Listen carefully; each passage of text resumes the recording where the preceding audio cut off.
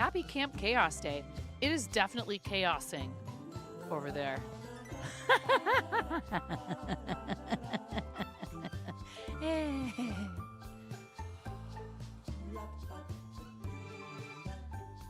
Much chaos.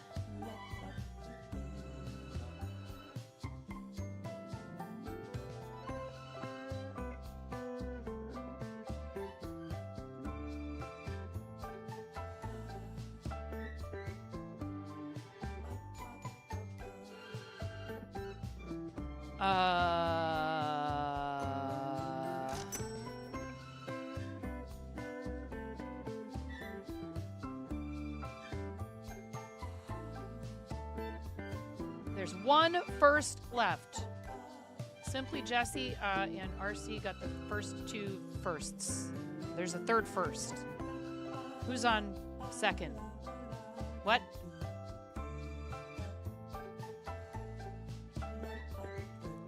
What?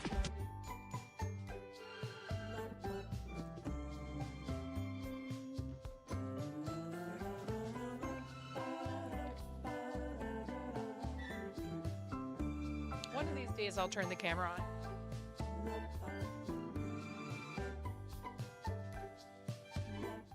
Hi. I did a little bit of tidying in here yesterday, which was really nice. I feel much better today because it's not going to be as hot. I was a mess yesterday after stream 2 for a while. The heat really gets to me. Not fond. Not fond of the heat. Hi, Miro. Welcome in. We have work to do on this shawl. I need to make more progress because the deadline to have it done is rapidly approaching.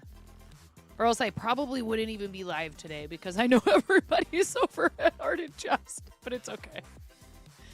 Never let someone else being live at the same time as you, people have come in, or they've told me privately before, well, I was going to stream, but then you were live. Don't do that. You go live when you want to, when you can, on your schedule. Don't worry about who else is doing what. But I am excited about Camp Chaos, and everybody's over there going completely bonkers, as to be expected. So please go visit with Brenda today because it is the opening ceremonies. And if I didn't have, if this wasn't,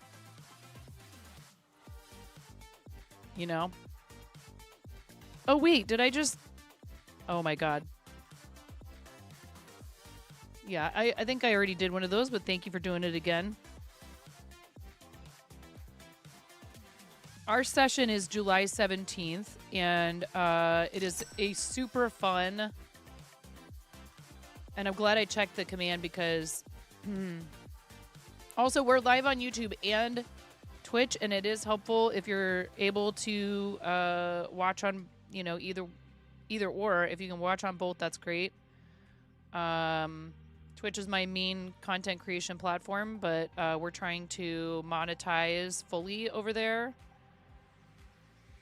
So if you have the means... Oh, wait. I biffed this.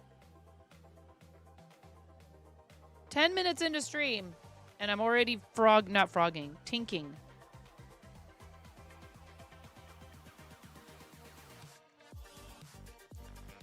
I have been productive today already, though. I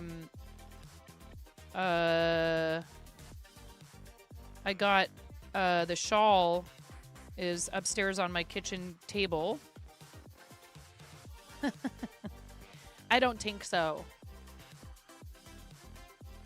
Cranston.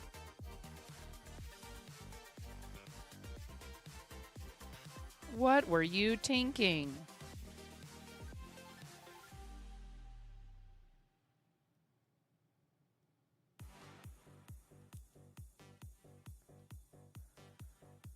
Yeah, mommy, don't play that. And don't forget to like the video on YouTube and give that bell some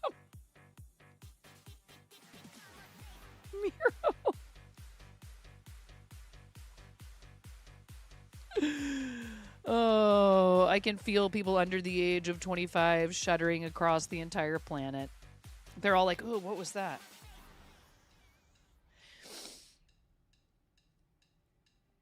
Okay, Danielle, let us know how it goes. We love you, best friend Danielle. I hope you have a good appointment and it goes smoothly. Love you so much. Miro.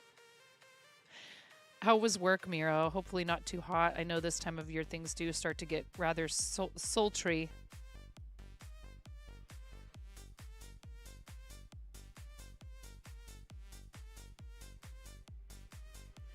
In case you guys didn't hear, yes, yesterday I did announce that we will be casually fundraising for St. Jude Children's Research Hospital with the MoCos. You know what?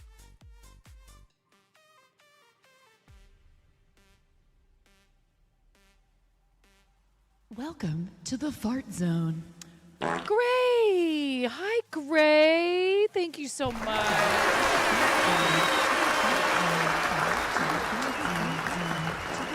Oh my goodness, Miro. I hope you're cooling off. Hi, everyone. Welcome to the Fart Zone. Gray, how was your stream? To the Fart Zone. Welcome to the Fart Zone. Welcome to the Fart Zone. I hope it was good, Gray. Tell me what you were up to. It's so lovely to see you. Thank you so much for the raid, Gray. I really appreciate it. How was your stream? Let me know what you were up to. If you have any links that you'd like to share, let us get you a permit so you don't get bought by the bot. But please let us know when you have a link or links that you want to share by saying link ready in the chat, and we will get you a link permit. Working on your submission to the St. Jude auction. Very cool. Gray is a very talented artist and fiber artist and other art as well. Traditional art, digital art. Am I correct in saying that? Do you do both? And member of the guilds and creator club and just an awesome friend of the stream. Please give Gray a follow if you're not already. And welcome in, readers. I'm 9.5 and I'm called that because I am missing half a finger on my right hand. Hello. Yeah. Colors, plural, Miro. Please pick a color for your raid egg to go into the bowl of Bachnificence. I appreciate you. Thank you so much. Hi, Mateo. Welcome in. We are live today on Twitch and YouTube. I'm simulcasting. I'm a full-time content creator, mom of 3. I live in the Pacific Northwest. And I am a member of Team MoCo Loco. And we are fundraising for St. Jude Children's Research Hospital with them. And this is my auction submission right now that I'm working on. It's a knitted shawl. It's my second. Actually, it's technically my third attempt at this piece. So we're hoping that we don't have any more issues. Here, to that end, let's... Here. There we go. It's casual. I'm not, don't want to overdo it. I don't want to overextend myself. If you would like to contribute, the link is there. We love St. Jude. We love the MoCos. We do a big fundraiser every May and every October for them. And I'm wearing my shirt from having done it in September. I multiple times a year we fundraise for St. Jude, and we love them. I've been to the campus. I love it. It's such an awesome opportunity if you ever get to visit there. It's so beautiful, and they do such a great job taking care of the kids. And they do all this research, and they share it freely. So I'm super proud to represent them. Yellow for your raid egg. Thank you so much. What is your auction piece? Tell us about it.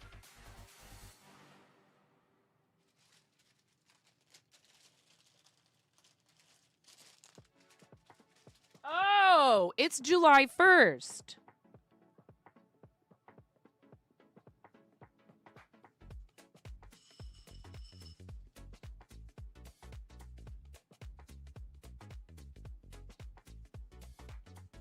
You're the first one in this bowl for July. Ready? 3, 2, 1. You're my first raid of July. Thank you so much. Thank you.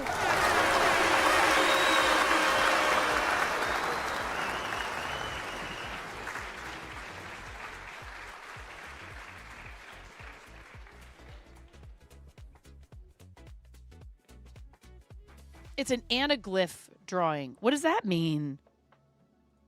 I'm sitting in front of a computer with access to the internet.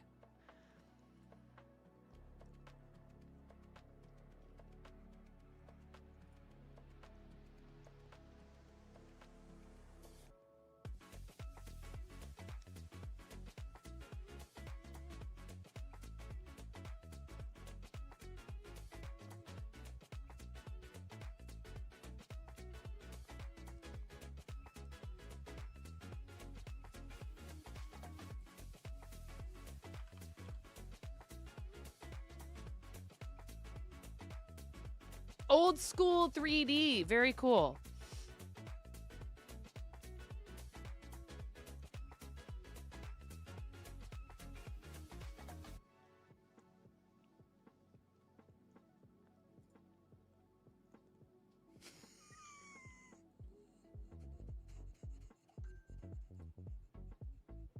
I couldn't help myself. I'm sorry. I'm sorry. I typically don't do this, but we all know it's the first day of Camp Chaos, and I'm going to tell you what I just did because I can't help myself because I really love to brag when I do things like this.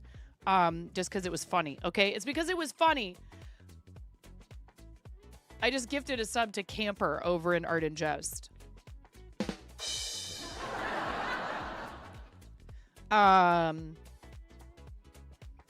Couldn't help myself.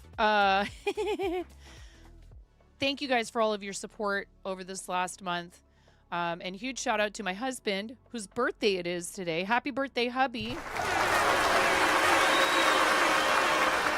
He's at our shop.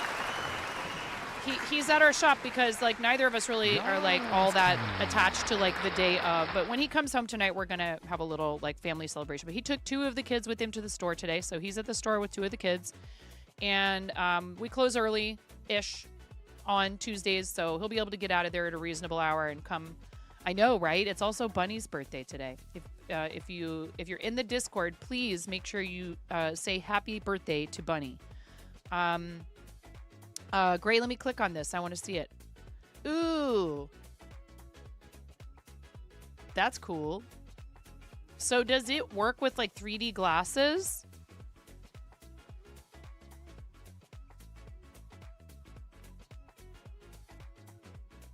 And Quados, that's right. Our friend Quados. Shout out to Quados. I did it! I did it! I think I did it. Did I beat you?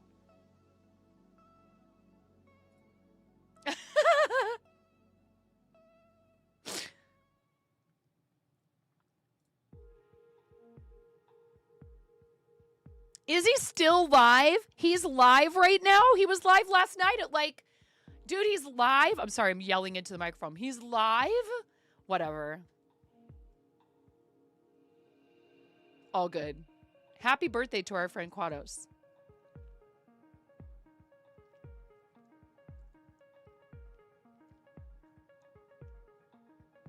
Hi, Crafting Bunny. How are you?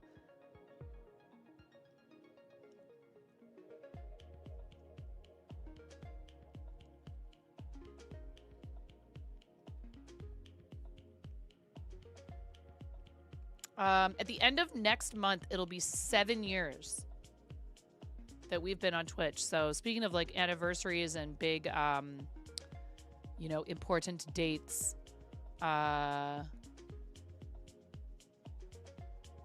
thank you so much, everybody, for almost 7 years on Twitch. That's crazy.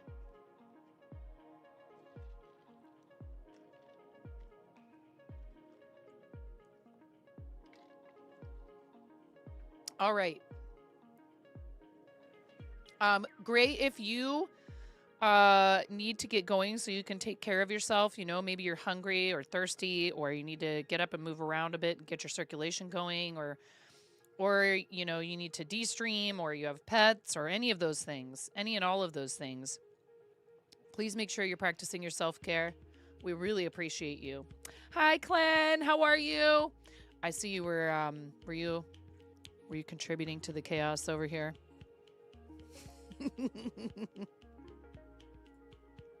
I couldn't help myself, and I just had to. It's What, me? I would never. Yeah, right. No, I'm so happy to see how many people are already over there, like, just absolutely partying it up. We love Brenda. We love the Jesters, and I'm super happy to be participating in Camp Chaos. When is your session, Clen?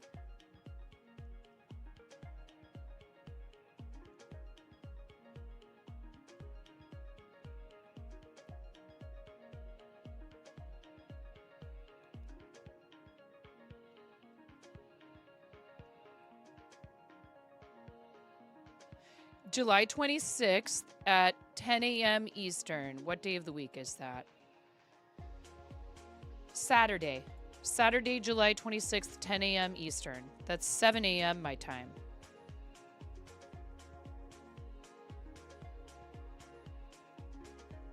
And what are you doing for your session?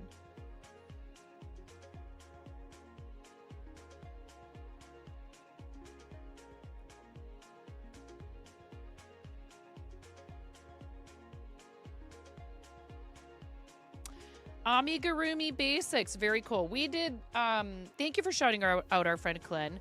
We did how to crochet finger puppets, which I think is a good, also a good place for people to start, where, like, you know, you're learning magic circle and then you're just going around in a circle and then, like, yeah. And I may or may not, my hand may or may not have slipped, and the giblet finger puppet may or may not. Don't ruin the surprise, because I don't know that she's gotten the package yet. If she has, no one's told me.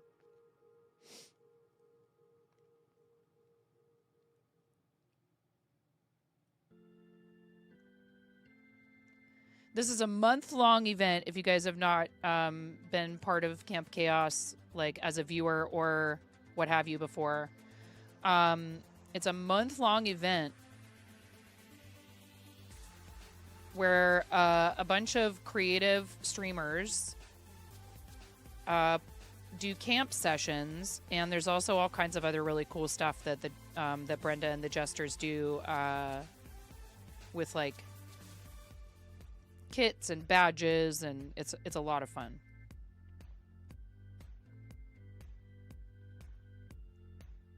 This is our 3rd year in a row participating in it.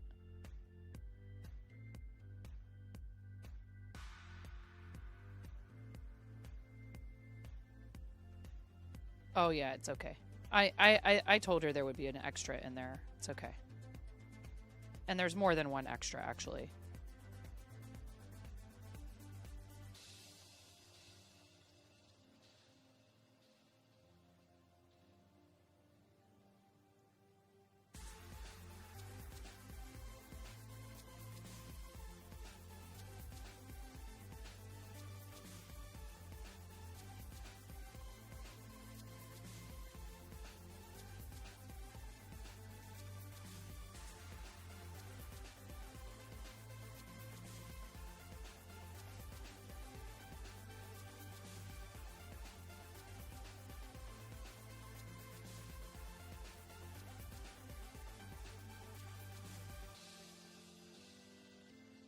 One nice thing about this pattern is you get to the end where you're supposed to do the 2 yarn overs, and there's a yarn over from the previous row that kind of, like, reminds me. I go, oh wait, I just knitted over a yarn over. That's right, I'm supposed to yarn over here. And then you knit over the next yarn over, and then you yarn over again. Thank you, Miro. We have ads incoming. If you're watching on Twitch, there's an ad break about to start in a little while.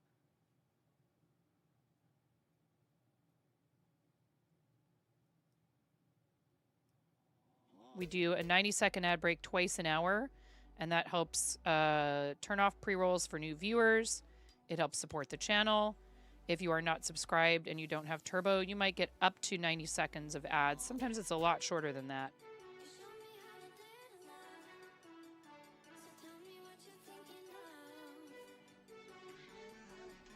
Oh, that's because... Okay, thank you. No, I got it right now. I know why that is. And what I need to do is make this socials thing It's easy. I just fixed it. Thank you. I didn't notice that it was...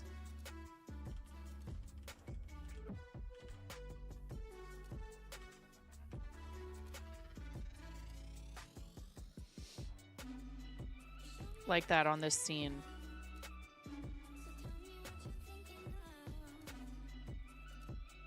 I should just have that bottom third the same on all my scenes. I was thinking about that. Actually, that would be the remind. Could you do that for me, please, Miro? Thank you. Remind, like, make a consistent bottom bar just across all of my scenes, except for the starting soon. This is why nested scenes are helpful, because I could just put that stuff in a separate nested scene, or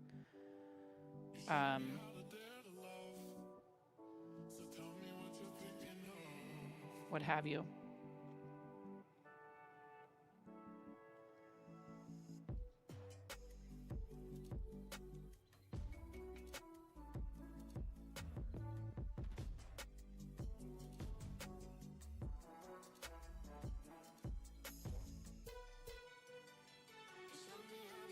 Sometimes I really do wish that there was a way that I could touch scenes and nested scenes to arrange them. I'm a tactile person.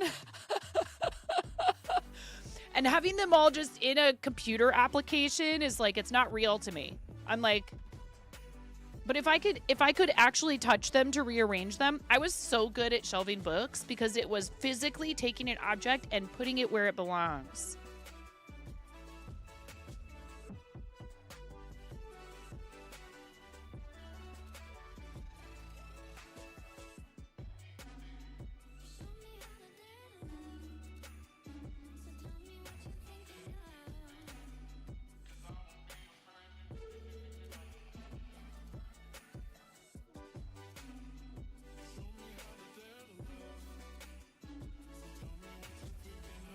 What is going on here? Oh my God. Clen, you knit. What's wrong with me? How am I managing to get this all tangled? Just buy a 50-inch touchscreen TV and arrange scenes like, yeah, right?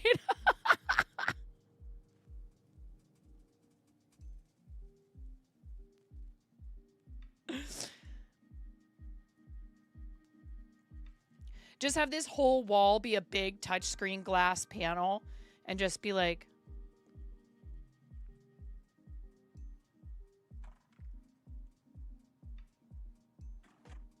that would be awesome, actually.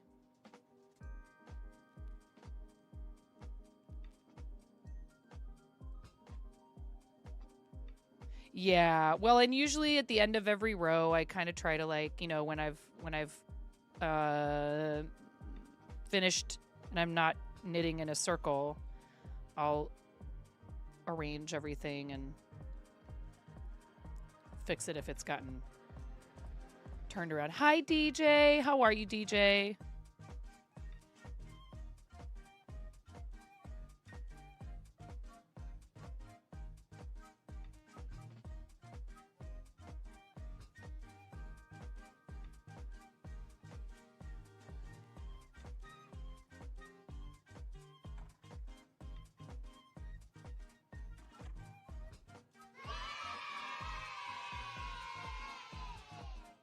Yes, Queen, slay. Lots of July birthdays.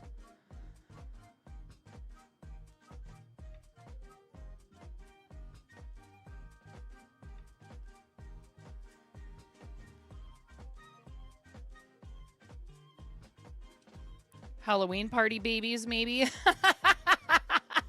Ooh, woo.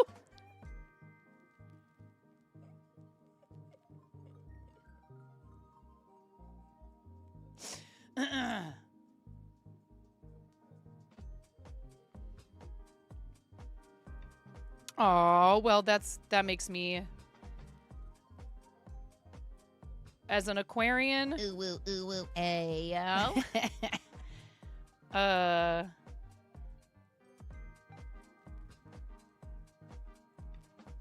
I may not always understand my water sign friends as best as I could.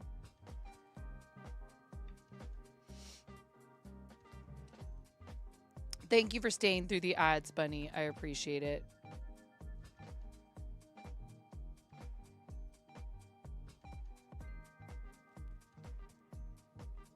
What day is your birthday? Obviously, it's in the first half of the month, but...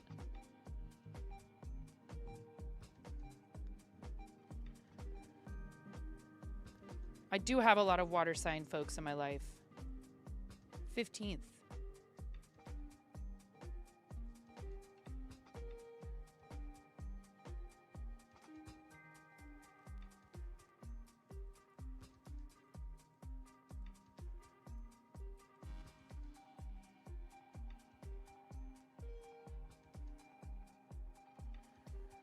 Oh, it's the name of the pattern, Crafting Bunny, from Expression Fiber Arts. It's a free pattern.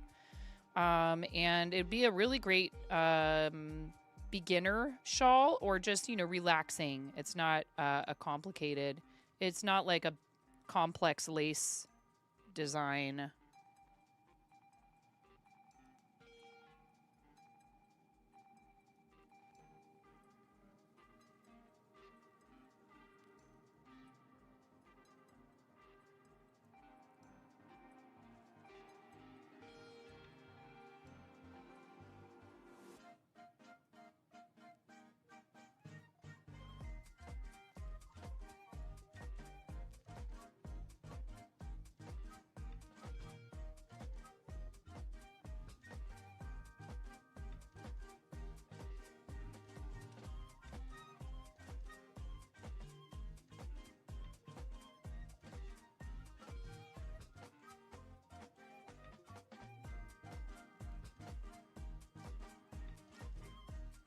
Oh my gosh, DJ. That would be so cool. And if you need any help, I'm here for you. But I also really firmly believe in waiting for someone to like let me know that they need help. Because, you know, depending on what it is, sometimes I want to fumble through figuring it out because that's how you learn.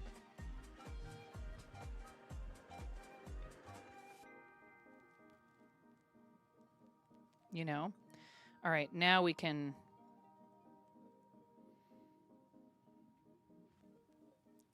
figure out this mess.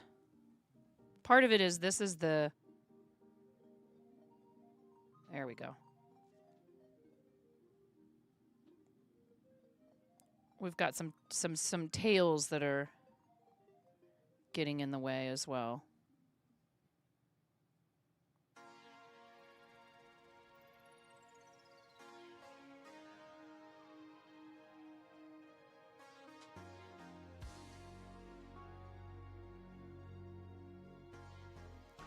You love hoodies, but during the day it's too hot. Yeah.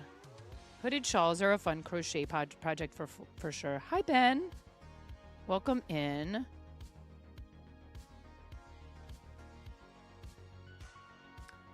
How's your day, Ben? Ben? How's your day, Ben? Ben?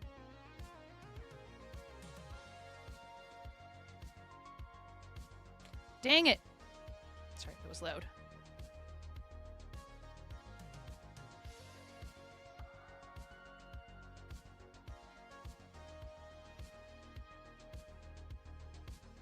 Get myself situated here before I start knitting this next row.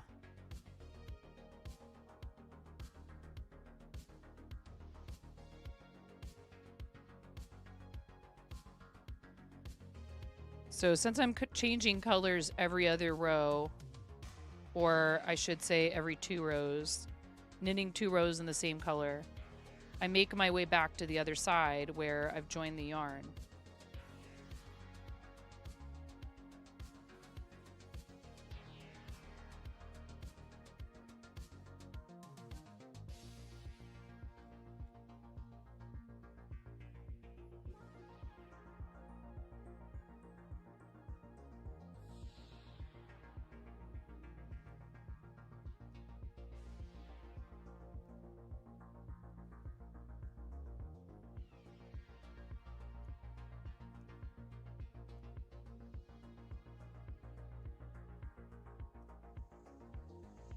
Figure you could layer with a tank underneath and still have that added drama. Yes. You're okay. Well, we'll accept that. Hi, Arlandria. How are you? Welcome in.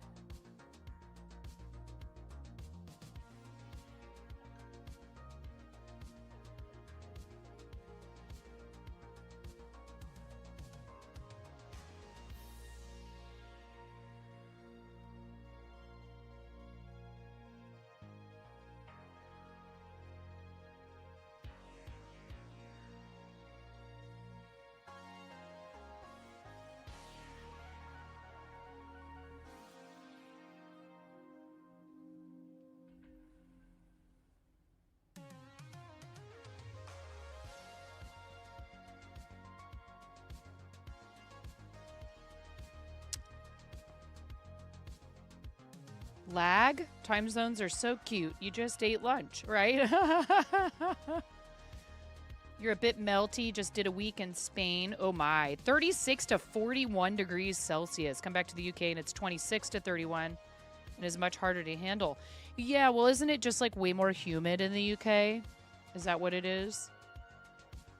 You just bought the dishwasher lower wash arm assembly item number 4454834 from Frigidaire.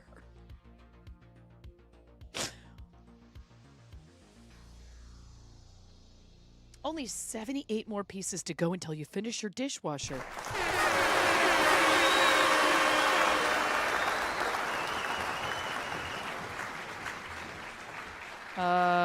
Just whatever you do, Squatched. Please don't cook salmon in there. Okay? Okay, thanks, bye. Reminds you of that Johnny Cash song, One Piece at a Time. It's much more humid, and it really does make a difference. You dislike it. Take me back. You didn't realize until after they sold them as a kit.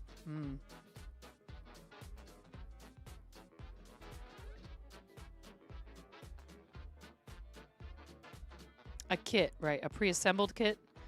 Like one that you hire somebody to come and install in your house? How's it going with the house stuff, Squatched?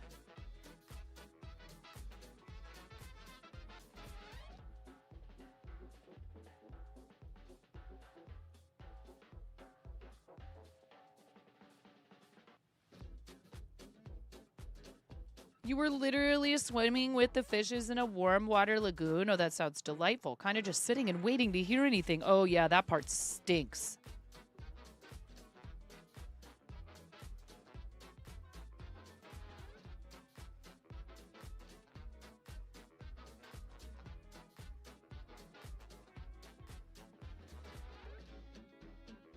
Arlandria, what's I know you posted some updates before about your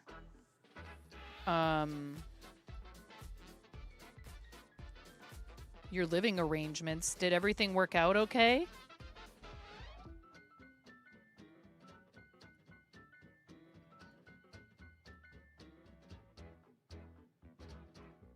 It seemed like it had, but I think you posted having keys and everything.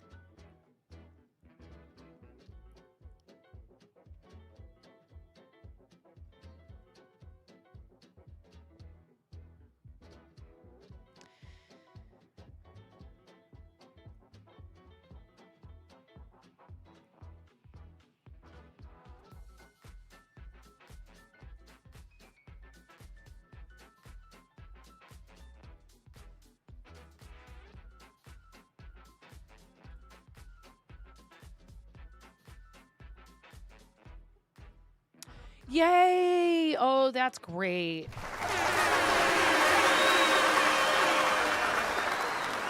I am so happy that there's actual progress. Like, that's really encouraging. I'm so happy. I know how stressful this has been, and you've held it together so well, and you've still persisted, and you've fought, and have not given up, and that is so important. The Goonies never say die. I read your article, by the way. The Goonies never say die. Just, keep fighting and saying no. This is real, and it's it's important that we take care of each other. And that means that sometimes you are working within the system and fighting to change the system itself. Sometimes it means you have to sidestep the system. Both are acceptable ways to continue that fight to get what you need and to take care of yourself and your loved ones. St. Jude circumvents the insurance system that's so broken in our country. It's heartbreaking to think about a family having to prioritize, like anything else besides helping their kid helping their kid live, and being able to show that child love and attention while they're fighting for their life. And it doesn't have to be that extreme for it to be a really big detriment to your life if you have to pour all of your resources into just making sure that somebody can exist. I love you. Hi, Mirror. I was thinking about you last night, Mirror. It's so important. And these humans are not, we're not made to exist all on our own. We need space sometimes, like as individuals.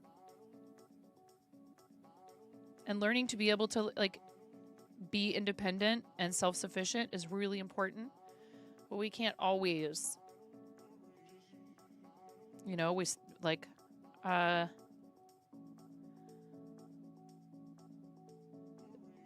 yeah.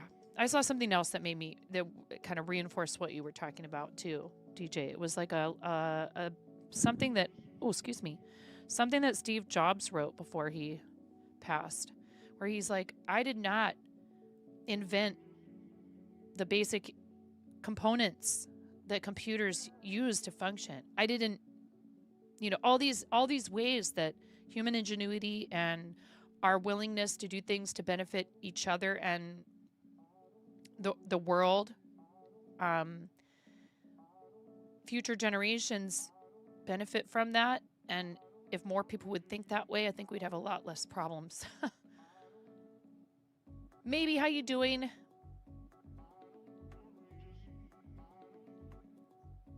It did. You have a house, but you're not done with the Tetris and downsizing yet. You've not been well. You have to go for treatment in a couple of days. Oh my gosh.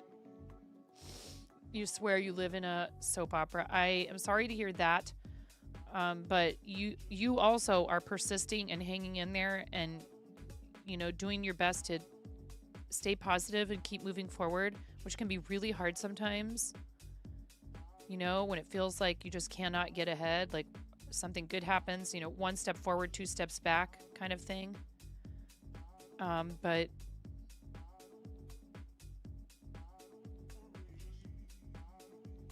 we're here for you. Speaking of soap operas, your favorite soap opera is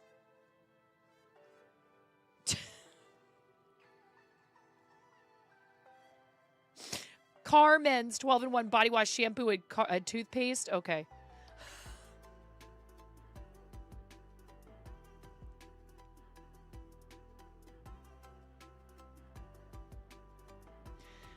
Yeah.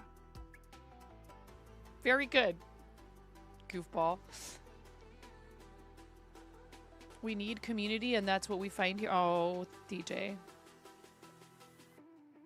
I'm good. Maybe I'm just, today is not supposed to be as hot as yesterday was. And again, we live in an older house. Thankfully, we have a window unit in our bedroom that helps keep it cooler in there. And the basement stays fairly cool. It's not completely an underground basement.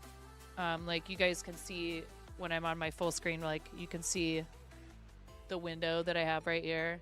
And Ramona has one in her room, but we're like half. But our living room has west-facing windows, so it just bakes in there in the afternoon. And those windows are old and they need to be redone. It'd be lovely to be able to have screens on them, because that room just gets pummeled. And we can't even put an air conditioner in there because no screen. So the front door has a screen door on it.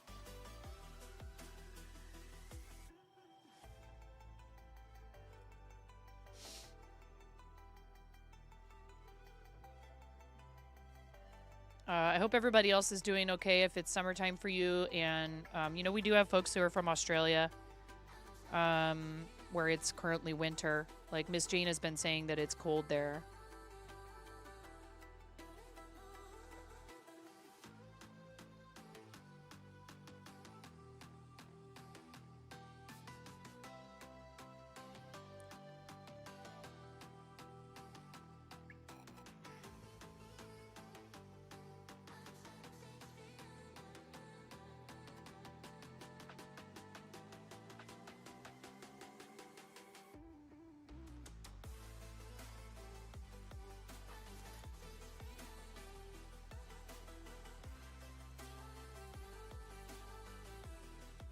Your second choice for soap operas was The Marriage of Figaro. You feel that? It's 95 with the Humidex. You live in a 1950s house, keeps the heat in the summer, keeps the cold in the winter. Lol. I know. We had one. Well, so they usually require like, the ones that we've bought in the past usually require at least part of a window to put like for like intake. But yeah, I don't know. I haven't seen one like that. I don't know how expensive something like that would be. I'd love to have central air. We don't need it very much of the year here, but it would be nice to have. Although that is changing. This year we've been pretty lucky. It has not been as hot, but 2021, the summer of 2021, I want to say, yeah. The first summer after we moved into the house, we had like really horrible heat wave. Heat dome. We had a heat dome that was really bad. And John was still working at the grocery store at that time, so it was really bad because it was like making it so all the refrigeration inside the store was like threatening to crap out. You're in a log cabin built hastily in all directions, so it's a chore keeping the entire house at temp, yeah. Good, Jiggy Fly Joe. Just, you know, just hanging out, just working on this shawl for the MoCo auction.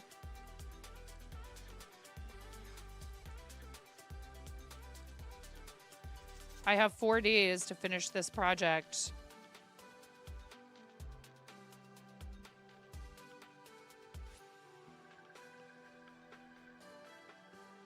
You know what oh, it's right in front of me. I was like, I don't know if I have my phone down here.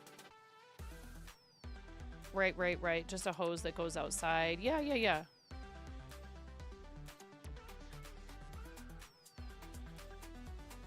Right. Yeah, maybe save it for when it's like unbearably hot and it will help you like not have heat stroke or whatever. Please be careful if you end up needing to be outside in the heat. You know, I jokingly and not so jokingly get crabby about people yelling at me to hydrate, but this is the time of year where like I actually have I have that zest stuff that has, cause like I couldn't even I had my one hot cup of coffee this morning. Even when it's hot out, I like a hot cup of coffee first thing in the morning.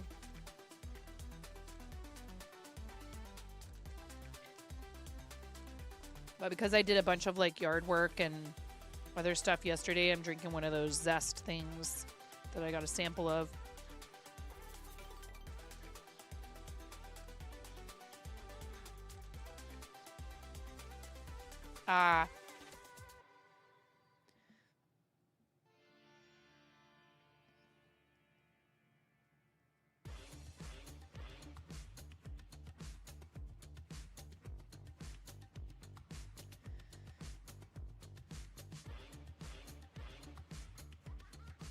Yeah, well, I hope you're finding ways to manage and to stay cool, Joe.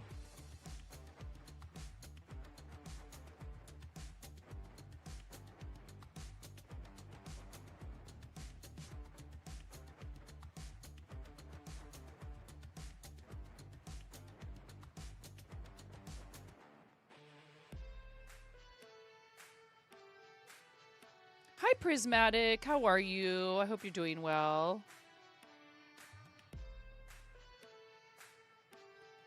What's new with you, Prismatic? How's Lucifer?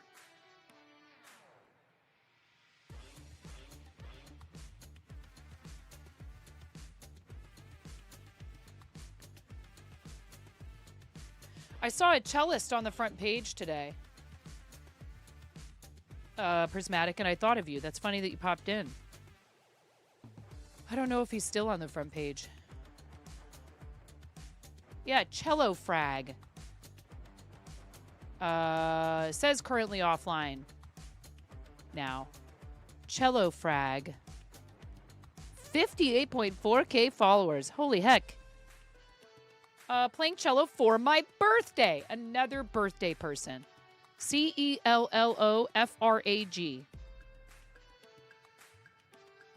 He's yelling at you for his breakfast, but it's still too early.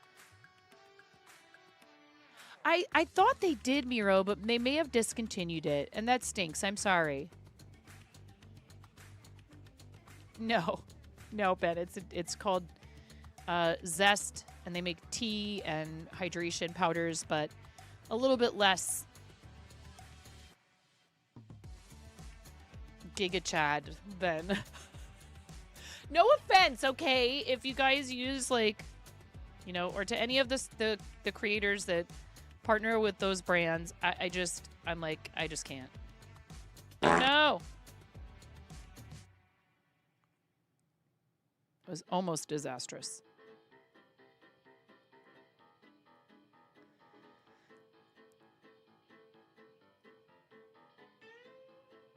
Like the stuff where they're trying to get you to like sell people shakers and all this stuff, I just don't know.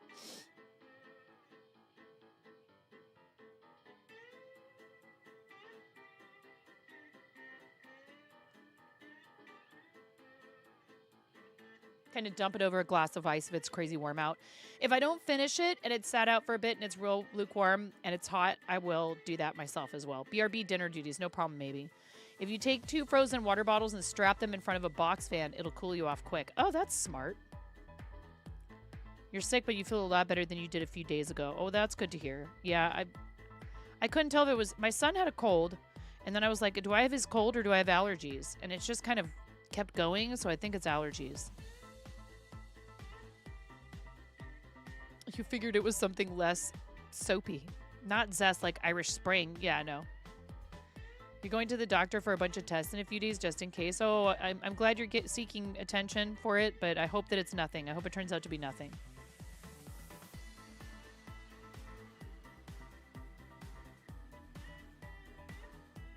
Your ex-girlfriend always used to get cellist when you would go out to bars. You were like, stop harping on me.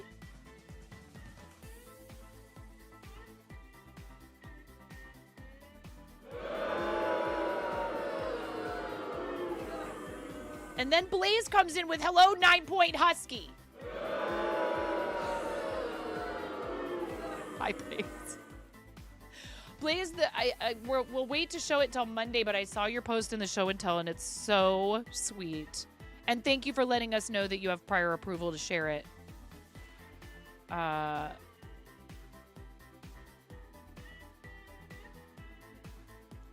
very cool. You're good. It's fine. I'm not getting a husky, though. I told you, $69 million for charity. Actually, that was supposed to be the 9-po-gasm emote.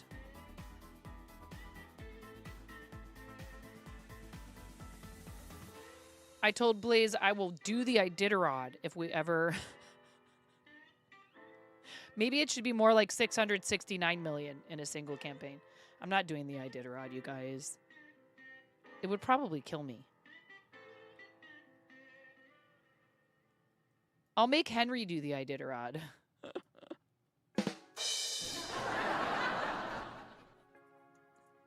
Actually, Finn would probably be the better candidate. Maybe Moni would be the better candidate. She's the one that wants a husky. Hopefully it's nothing, or at least something easily fixed. Whatever it is, at least you'll be able to afford it there. Oh, yeah. Thank you for the heads up about the ads, Muro. We've got a 3-minute warning for 90 seconds of ads. Thank you so much. You have one of those window mount swamp coolers that helps similarly, right? You made sure you asked Balint before you posted anything online. Always a good idea. Music puns are trebling you.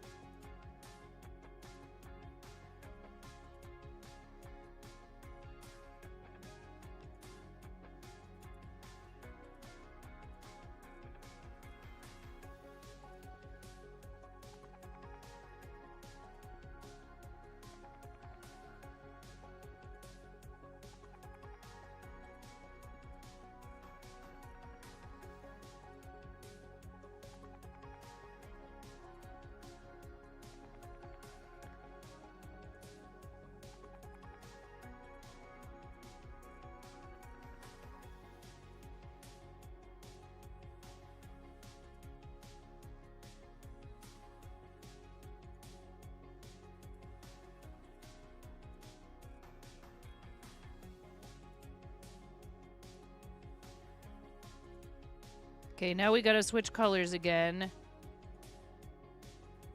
Which means I have to, like...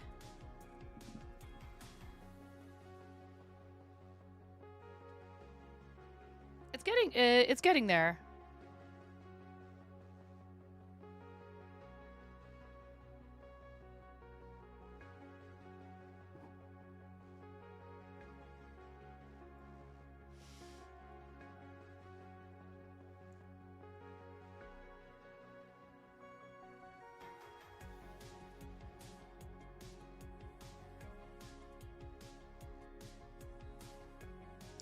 Oh my gosh, DJ. Time to give it a rest.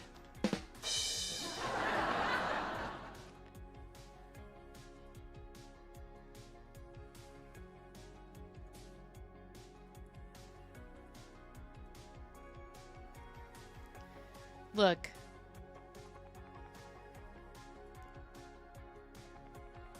Having a sense of humor is key in this channel. You're not the only ones, chat, that know how to make silly puns. Okay?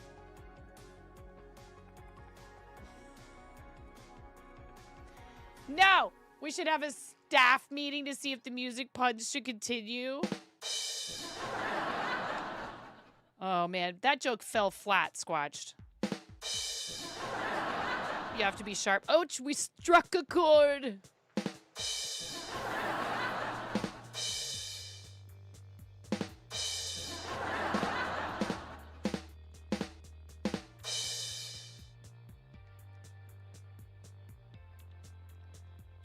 Oh, wait.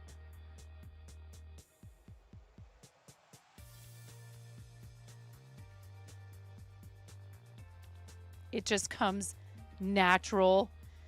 Oh, God.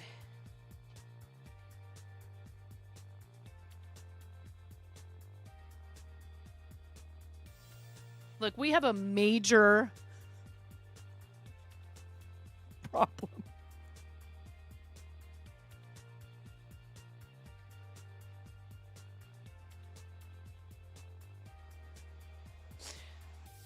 I just think we're not in tune with each other.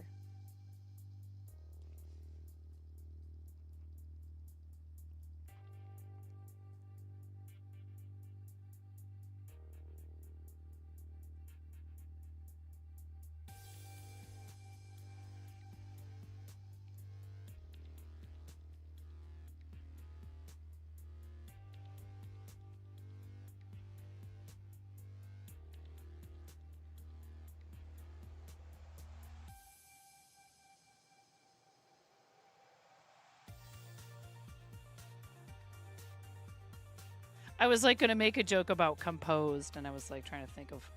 You beat me to it, please.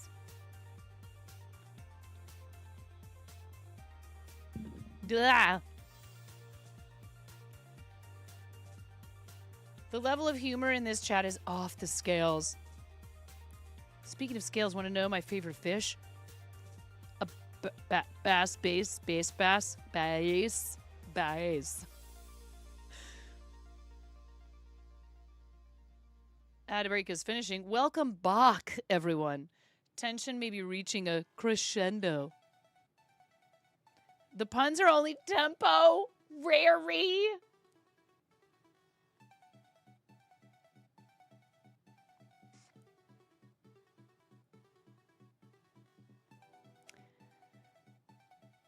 Look, we haven't had enough fart noises. Or else I'd make a joke about fartissimo.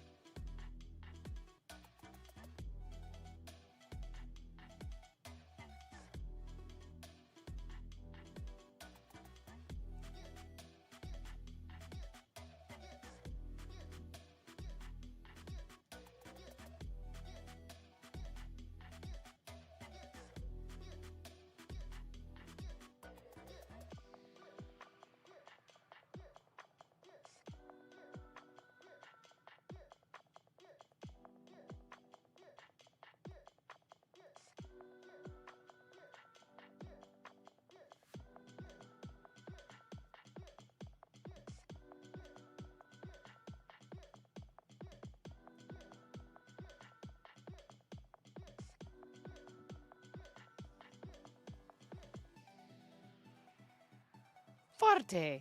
Such a dynamic exchange, but if you don't know music, it must seem like we're speaking in coda.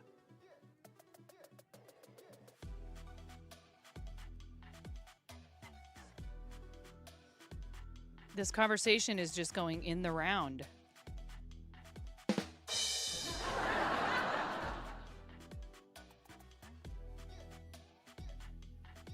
You just got a call from the current leader of England. They asked you if they stepped down, would you be PM?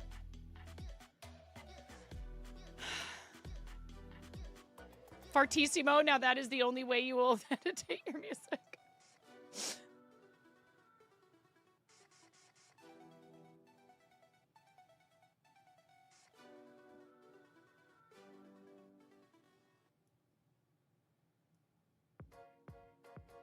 This feels very orchestrated. You're all banding together.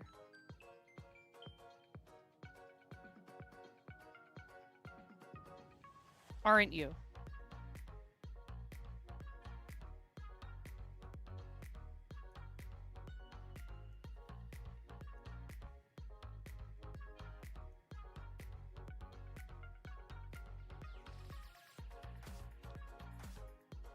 The timing is impeccable. We have the perfect arrangement. It might be time to legato.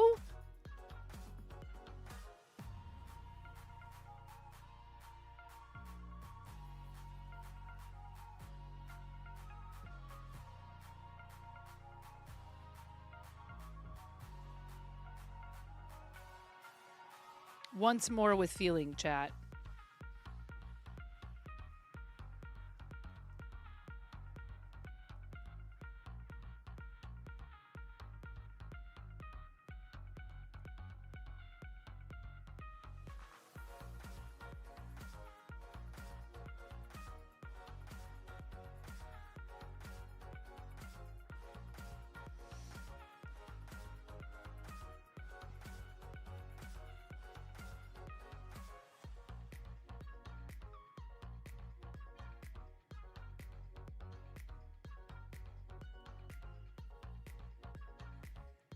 Who was in marching band in school?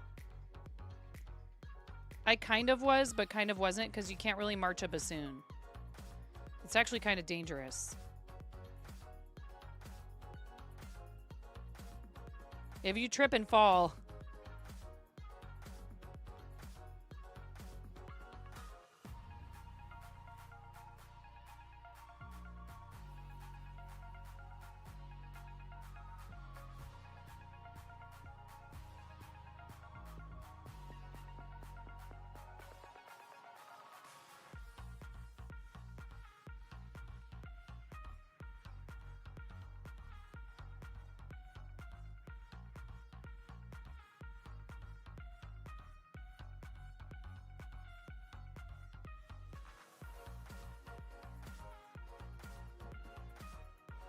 You can't march a cello either, so no marching orchestra, so not you, yeah. I mean, you can certainly walk around playing a violin or a viola. Like, look, dude, look, you could dance. Look at Lindsay Sterling, but...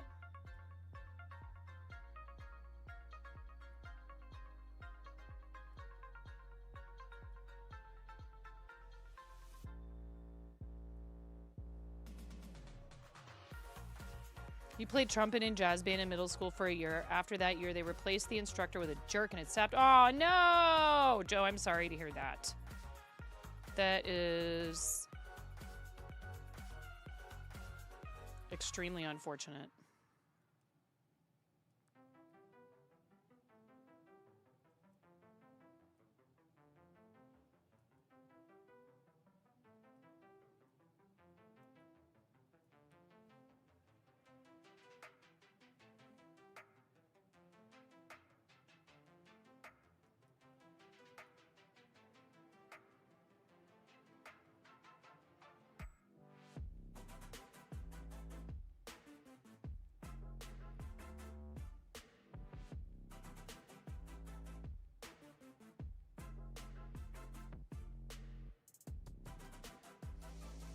Easier than marching a xylophone? Oh my goodness.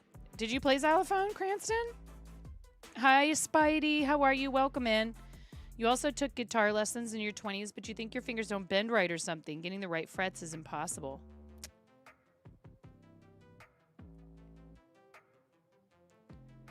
I saw your post too in the show and tell, Spidey. Looks really great. We'll share that on Monday.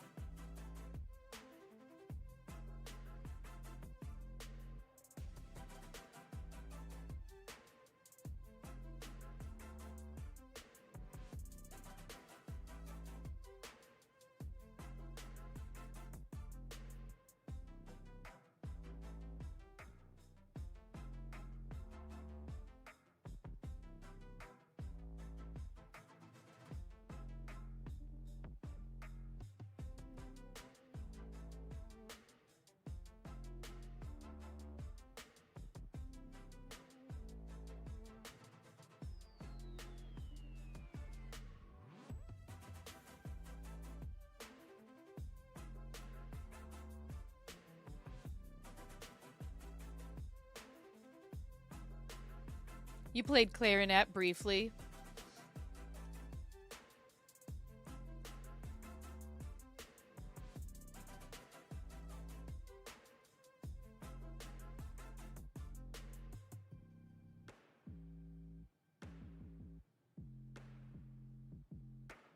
For a second, I was like, is this Squatched actually giving, like, useful advice without any kind of, like, a pun or sarcasm? And then I read Joe's message again, where he said getting the right frets is impossible. And then Squatched said, try bending left.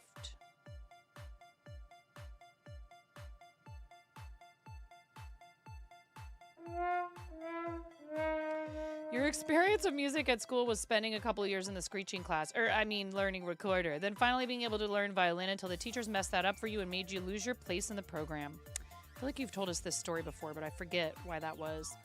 Then there was about a year of sitting in GCSE class with kids who still had trouble telling the difference between spaces and lines. Oh.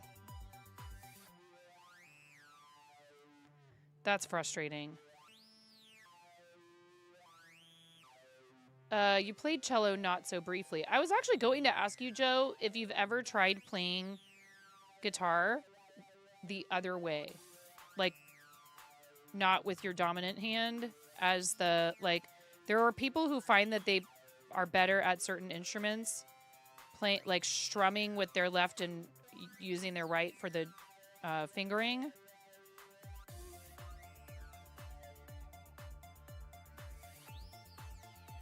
A lot more of us are at least somewhat ambidextrous than we realize. Yeah, that's what you're saying. What is the biggest...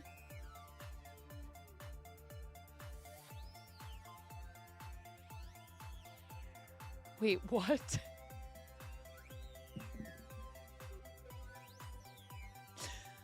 What is the biggest human crash you have experienced when several people were walking behind each other and someone suddenly stopped walking? None. I don't know if that's ever happened to me. And hello. I am still banned from the world. Domino stacking championships. Oh, good. So when I finally ban you, it won't be your first time.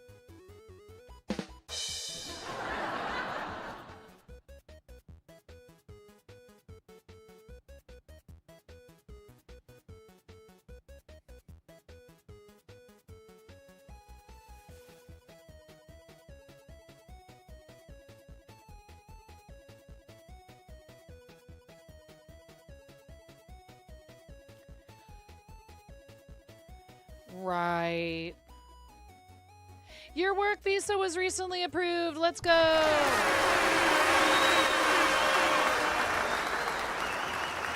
After you get a clear from the doctor, you'll be able to start playing in the orchestra and getting paychecks. Awesome. That's great news. I'm so happy for you.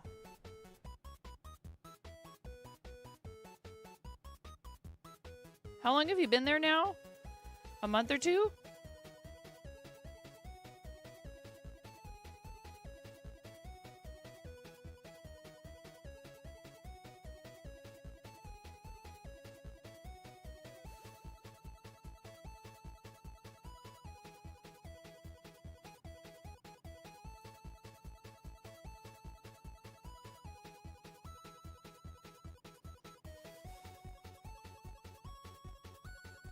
The challenge with this is going to be blocking it. I'll probably have to block it, like block one half and then the other half. I folded the cotton shawl over itself upstairs to be able to block it on my kitchen table.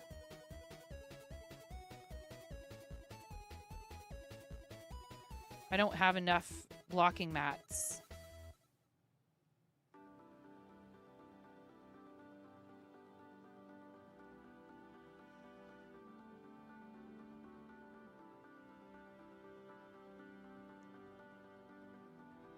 Don't lean over too far, RC, you might fall.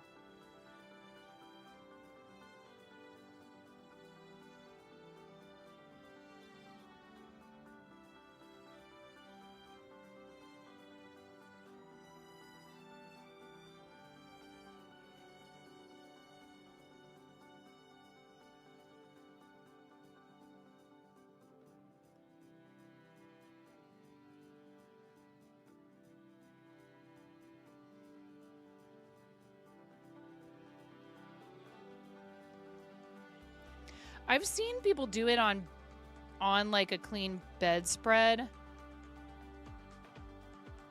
You know, you would need to make sure that there's enough airflow so you're not going to risk any kind of like mildew type stuff. Ah, it's the cats you have to worry about. Yeah. I'm really hoping I mean a Monster Energy shawl. Oh.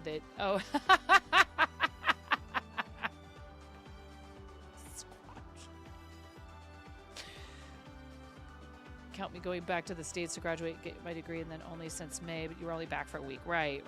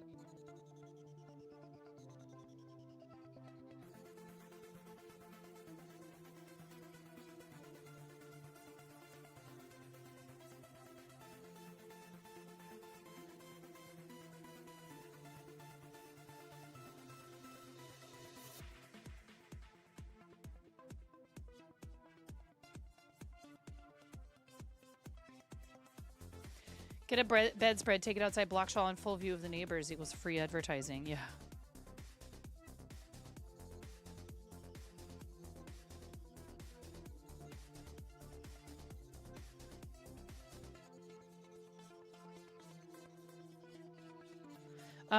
By the way, just an update on the YouTube stuff, since we're live over there as well. We are staying steady with the subscribers. We're staying above the 1,000 subscribers needed for level 2 of their partner program. What we need now is watch hours. We're at 3,032 valid public watch hours. We're 3/4 of the way there. We're very close to monetizing fully on YouTube.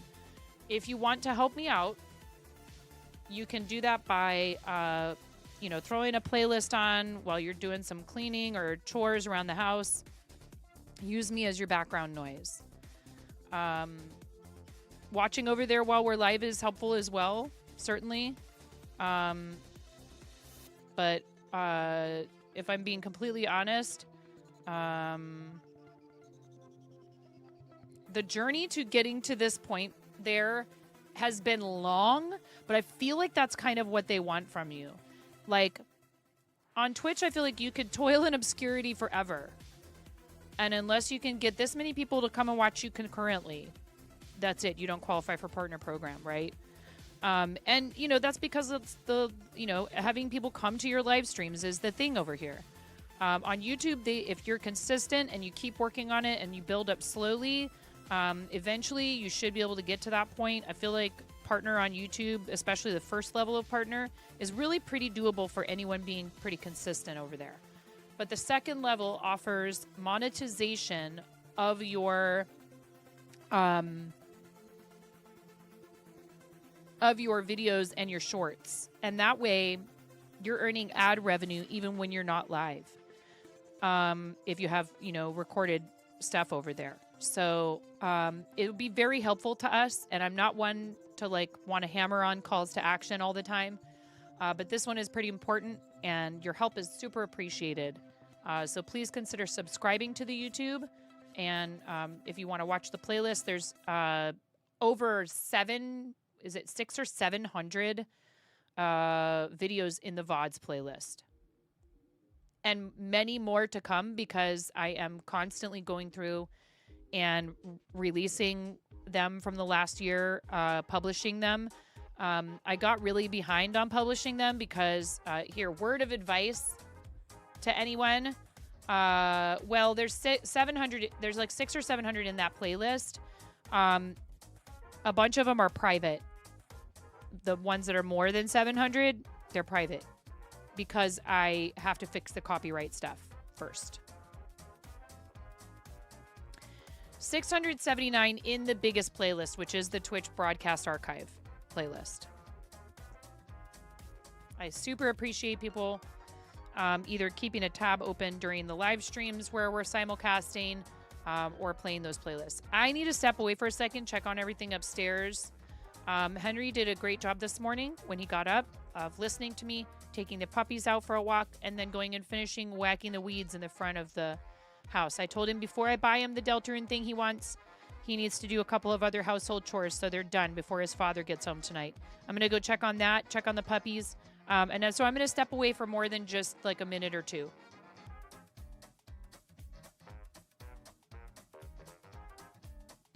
I forgot to do that while I was in there.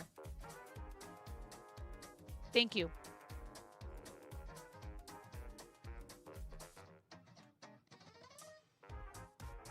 We haven't had any subs or resubs today, right?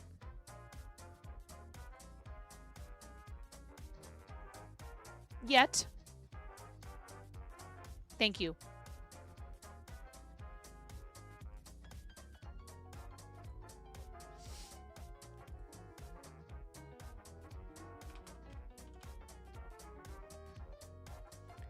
We are at 2 out of 300. I am going to start also, we're monetized here.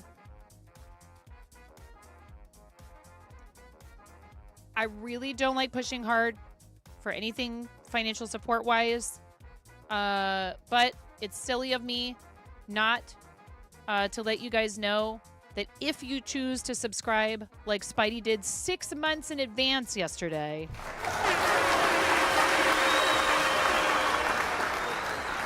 that's a guaranteed plus point for the next 6 months. That's a guaranteed plus point for the next 6 months. Even if you can only do that for 3 months in advance, you get a discount. Plus points stay stable. We continue to qualify for level 1. Maybe we can qualify for level 2, which would mean 70-30 split on all sub revenue, including gifted subs across the board for everything. Everything. I get 70-30 for tier 3s, so that's amazing. People capable of supporting at that level. It's wild. Your name goes on a thank you screen at the end of every stream. I have been thinking about some other ways that I could, reward our amazing superstar tier 3 subscribers because I want you to know how much I appreciate you supporting the channel like that. That's not even, like, it's so helpful if even you can only subscribe at tier 1 for like 3 months in advance, then it stays stable and you get a discount. It's something to consider. And I have a hard time putting asks like this out there for myself because I want you to feel like it's something you just want to do, so you do it. And we're already at 3 out of 300, by the way. We're at 3 now. We're at 3 out of 300. The number has gone up. The number has gone up. There is no widget in Stream Elements for tracking this independent of me just manually changing it. So if any of you notice that the plus point count on the screen is off, we might actually be able to do a command that could adjust it. I'll have to look into that. But right now it's just manual because I don't know why, but Twitch doesn't have a way for us to like display that info through like an API. At least as far as I'm aware. If someone knows any differently, please let me know. So it's at 3 out of 300. If we can get to 300 points 3 months in a row, then we qualify for level 2. We've qualified for level 1 ever since they introduced this current iteration of the program where 100 plus points qualifies you for level 1, which gives you 60-40 sub split instead of 50-50 on everything. Partners already get 70-30 on tier 3s and 60-40 on tier 2s. But this covers gifted and all of that. Regrettably, gifted subs and primes do not count toward your plus point total.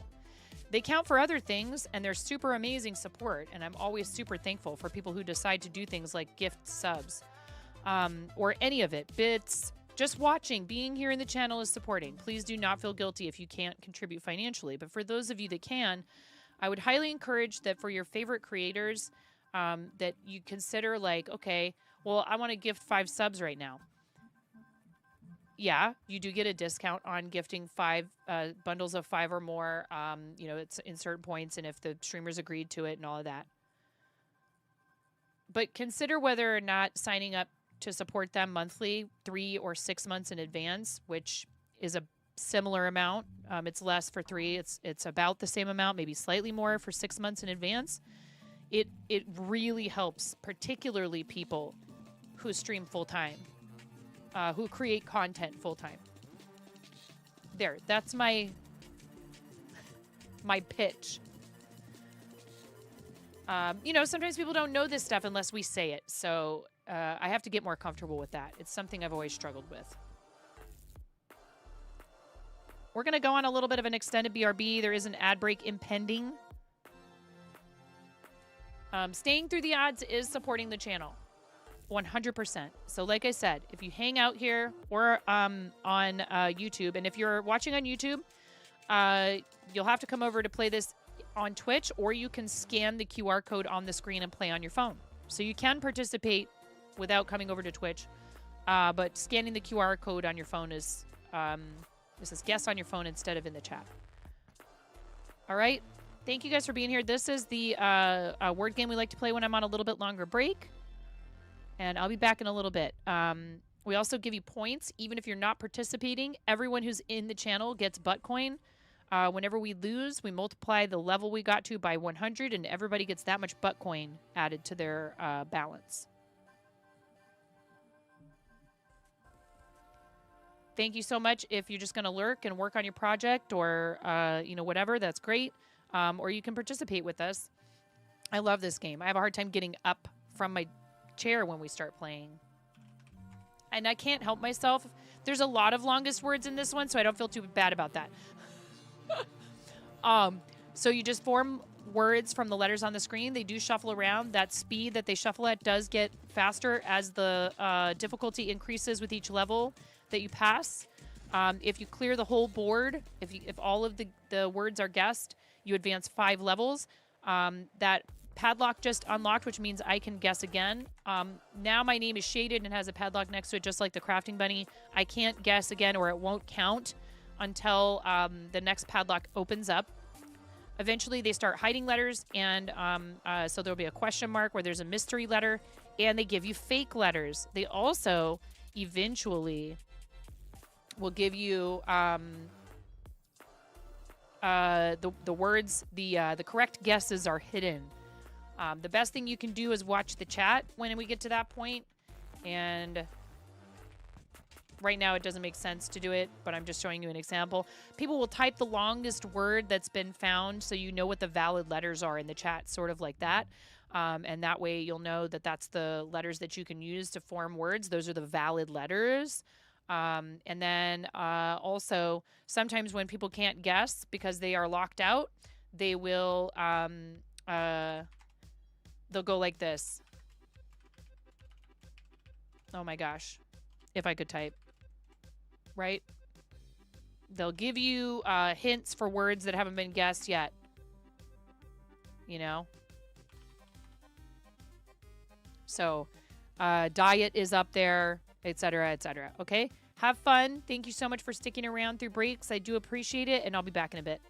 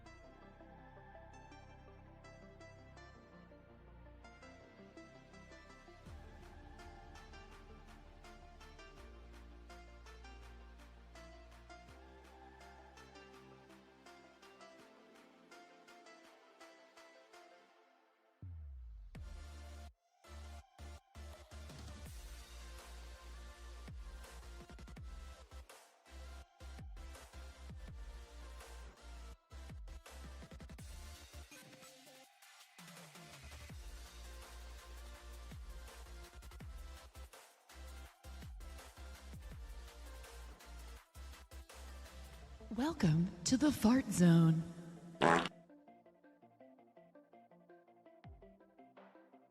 Welcome to the Fart Zone. Welcome to the Fart Zone. Welcome to the Fart Zone. To the Fart Zone. To the Fart Zone. Welcome to the Fart Zone. Welcome to the Fart Zone. Welcome to the Fart Zone. Welcome to the Fart Zone. Welcome to the Fart Zone. Welcome to the Fart Zone. Welcome to the Fart Zone. Welcome to the Fart Zone.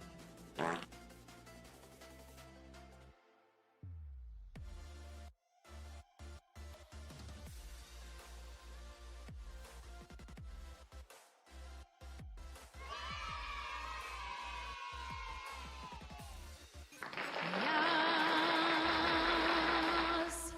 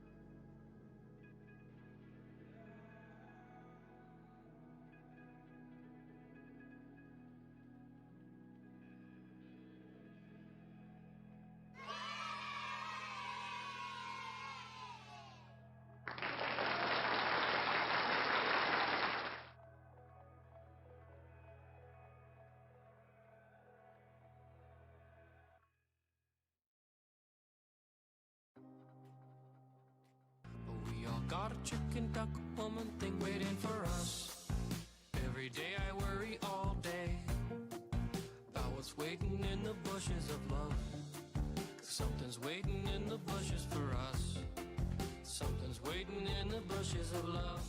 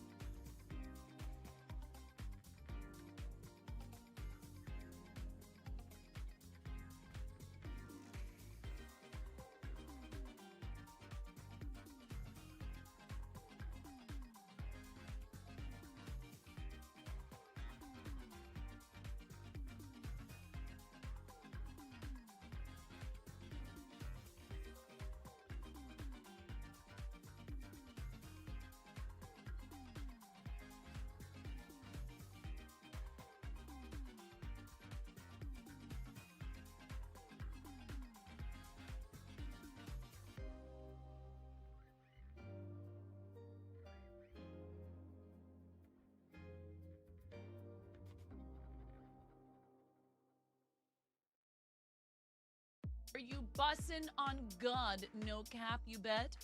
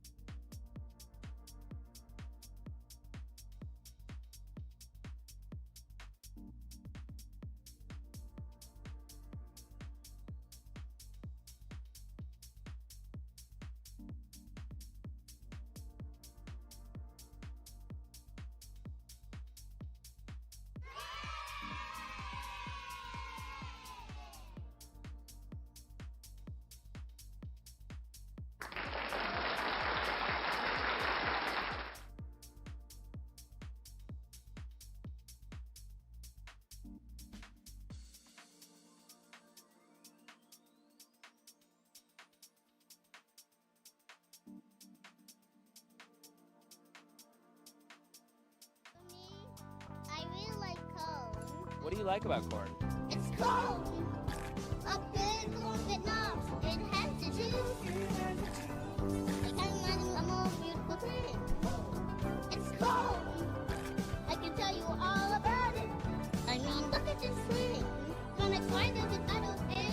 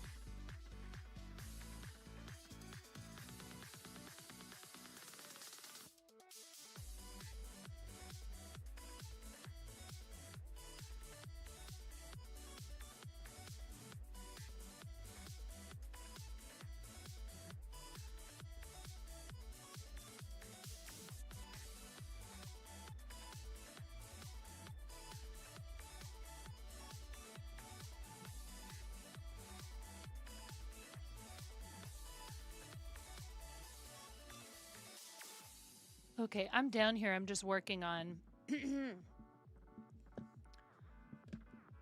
possibly a third color to add into this shawl. Question mark. And of course, the skein of yarn is tangled a little bit, so I'm just working on that while you guys play. T-Weasel, thank you for 53 months. If you're still here and listening, I love you so much. I don't know if you gave us a color for your chicken. I'll probably do green if we didn't get a color choice from T-Weasel. And Knit With Me, thank you for the follow.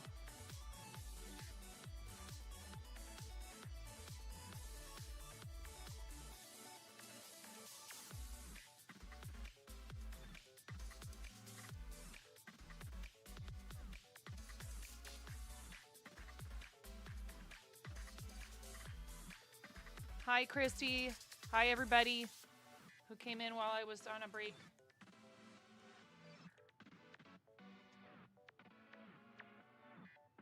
I remember this skein of yarn when I dyed it. Mistakes were made, and I did not properly secure it before dyeing it, so it's a bit of a mess.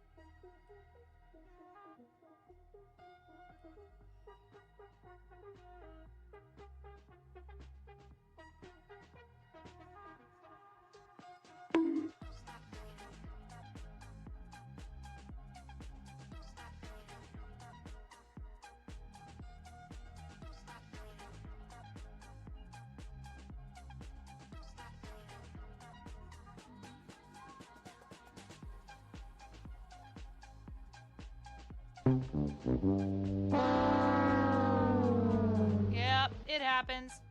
All right, you guys, thank you.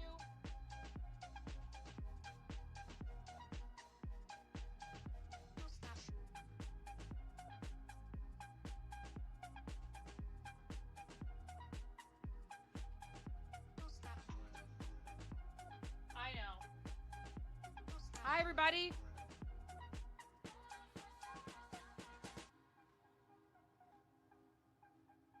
I know that the yarn is so thin that it probably looks like I'm doing nothing at all. It's probably almost invisible.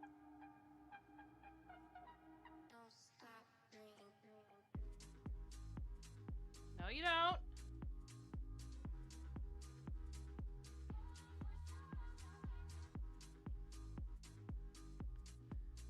I got going for a second there with a good stretch where I was able to. You going nice, Miro? Miro, thank you. I appreciate you. And Miro's on the early shift this week. Thank you for being here, friend. I appreciate you very much. We all do. So everybody give say nice to Miro. We have awesome moderators. And of course, Miro is absolutely no exception. Sweet dreams. Your son just finished his meeting, and they are hopeful he can be in a home by August. Oh my gosh, DJ. that is cause for celebration. I really am so happy. I hope that it's a good fit for him. And that's really got to be such a relief. I'm really glad.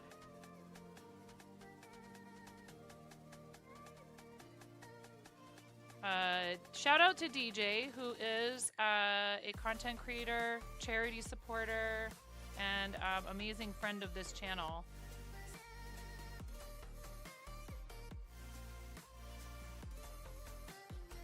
Has helped so much with a lot of things to do with fundraising for various charities, but in particular, Starlight Children's Foundation.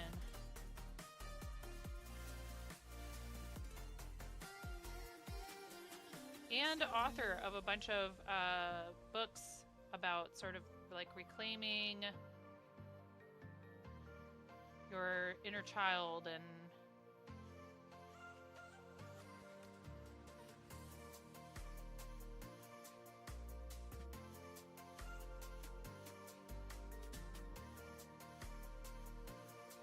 healing journey and all of that stuff. It's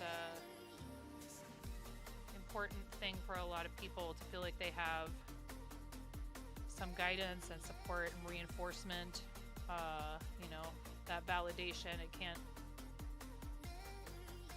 be undervalued for some people.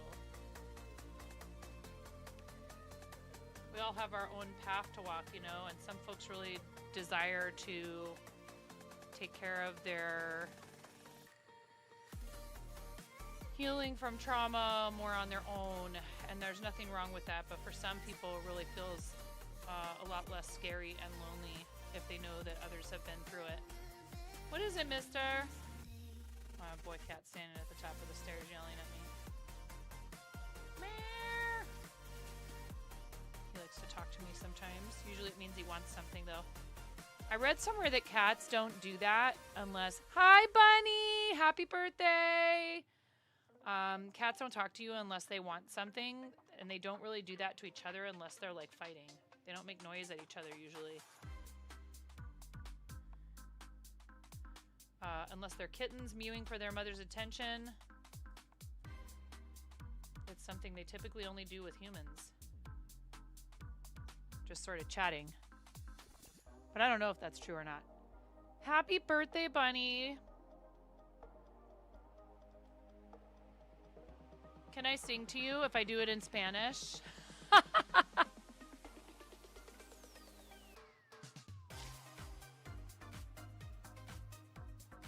We don't want to get Bunny too riled up. We love you, Bunny. Feliz cumpleaños.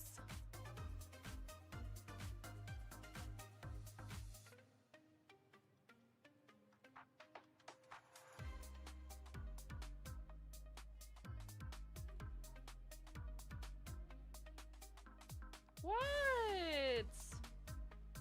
What do you want? I know you can't possibly be hungry.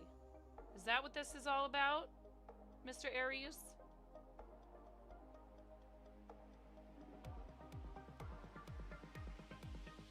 There's this point in the yarn that I need to get to where there's a loose strand that if I get past that, I know it'll be safe to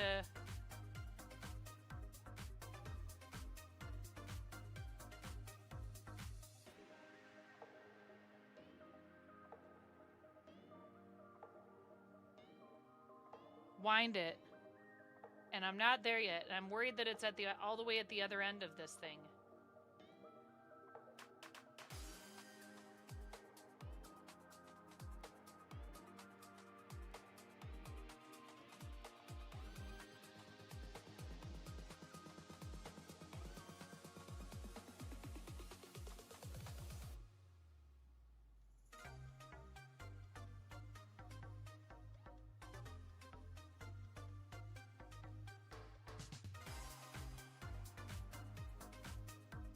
Do you want me to? I won't unless you want me to.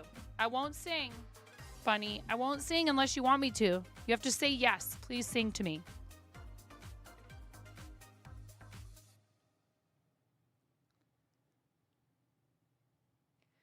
because I don't want, I mean, I am kind of putting you on the spot, but I don't want to put you on the spot.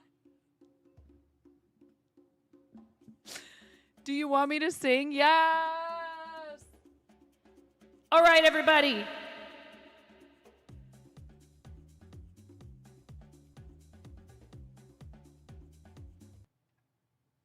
I beg you. Are you ready? Doesn't matter. Here we go. How loud can I yell into the microphone? Let's not test it. Okay? Are you ready? Feliz cumpleaños a ti. Feliz cumpleaños a ti. Feliz cumpleaños, dear Crochet Bunny. Querida Crochet Bunny, solamente en español, por favor. Feliz cumpleaños a ti.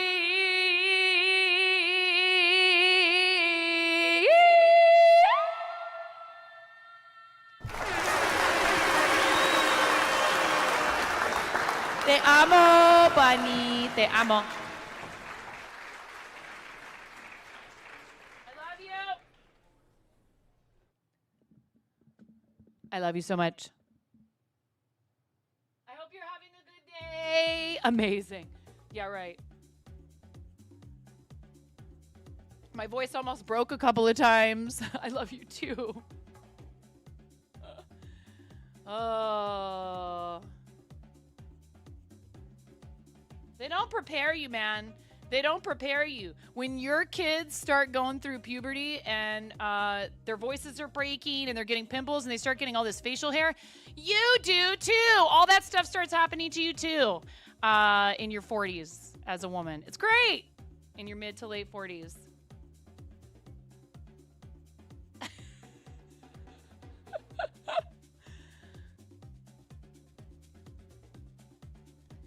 We'll teach each other to shave all of our chin hairs.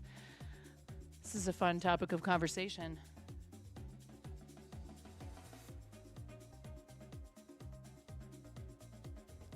I mean, it's not like I didn't have little stray hairs before I started going through perimenopause, but yeah, it sure ramps up. Are you doing anything special for your birthday?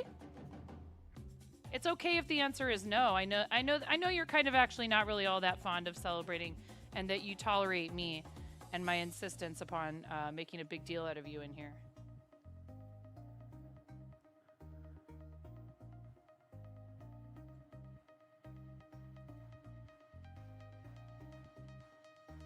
I do love my Cancerian friends, and my husband's birthday is also today. He is a ripe old 45 today.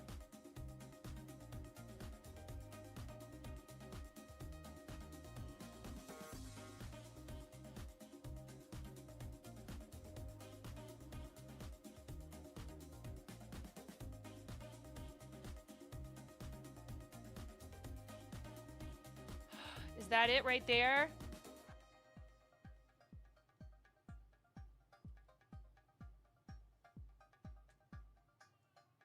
What?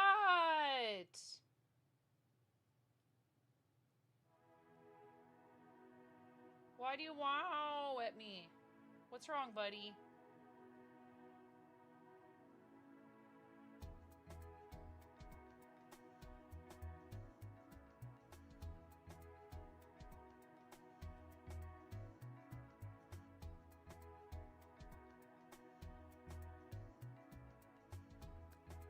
Hi, Tallish! Capybara skin secretes a substance that is thought to be a natural sunscreen. That must be nice for them.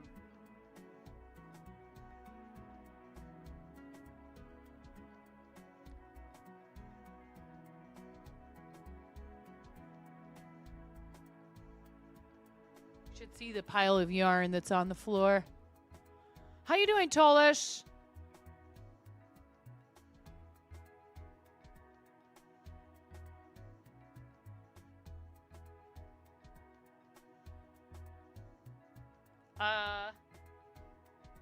Here.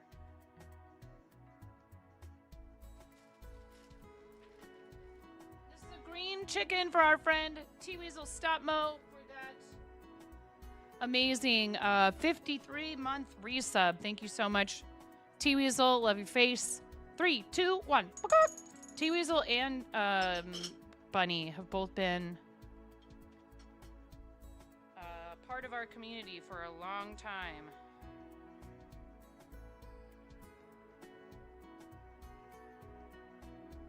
What flavor of ice cream you got? No. No, positive.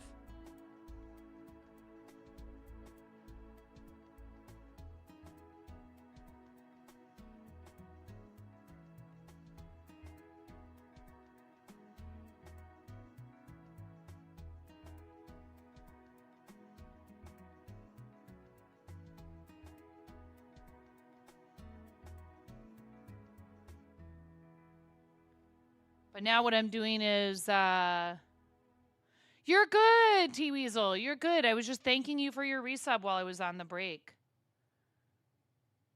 Those are some wild pants. Haha. Thank you.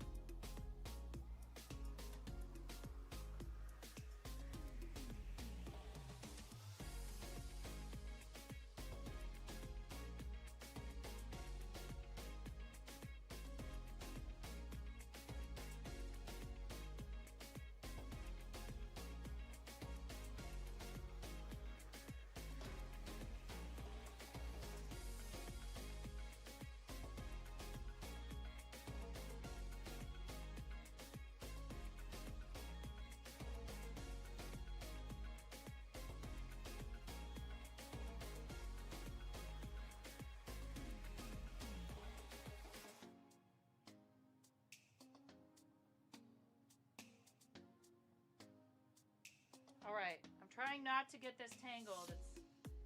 So far it's going okay, but that could change at any moment. Make it worse than it was before.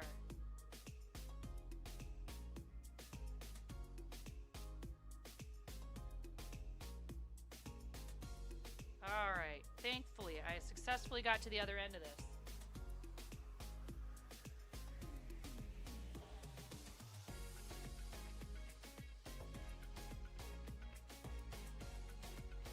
Try and adjust this computer.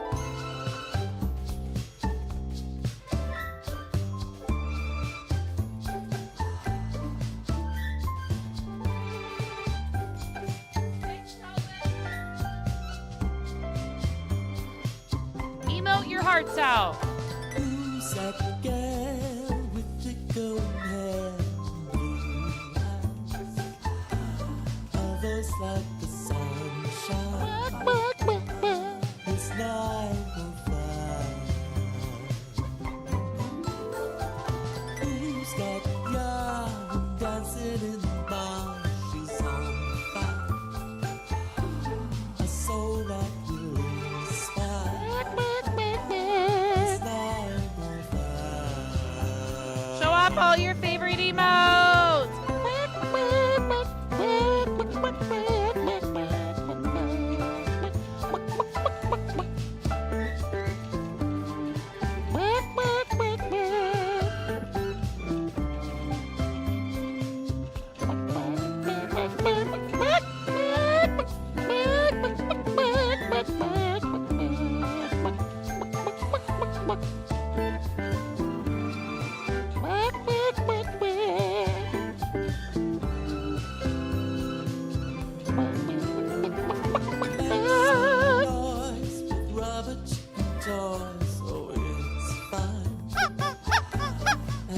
long as she's in town. It's not goodbye.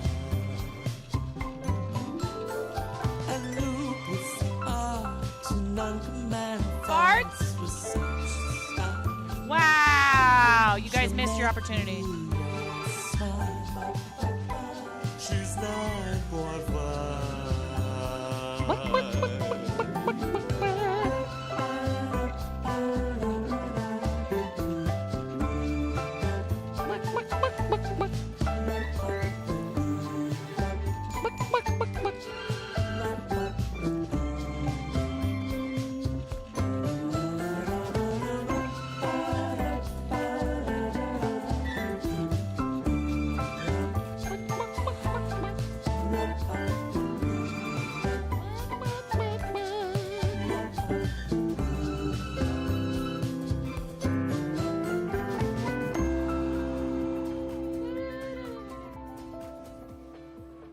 Yay! Thank you. Thanks, Polish.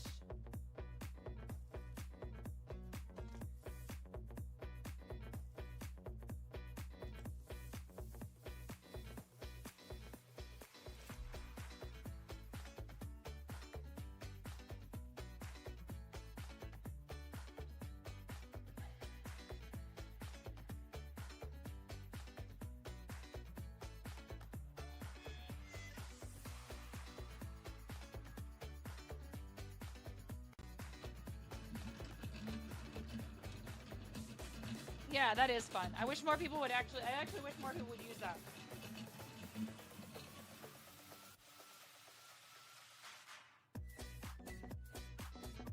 It's hard. I think the ones that are a little bit more expensive, it's not just that the channel points are a little harder to come by or whatever, that people might not have as many, but they're also further down in the list. So when people are looking, they see the ones at the top and they just go, oh, okay, I'll choose that.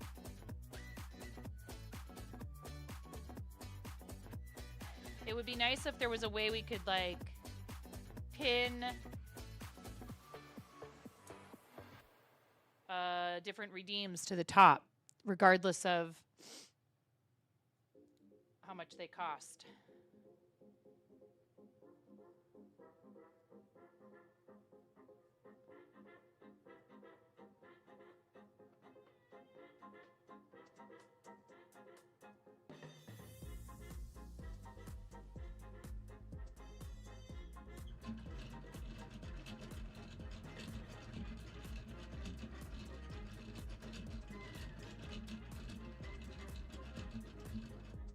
No!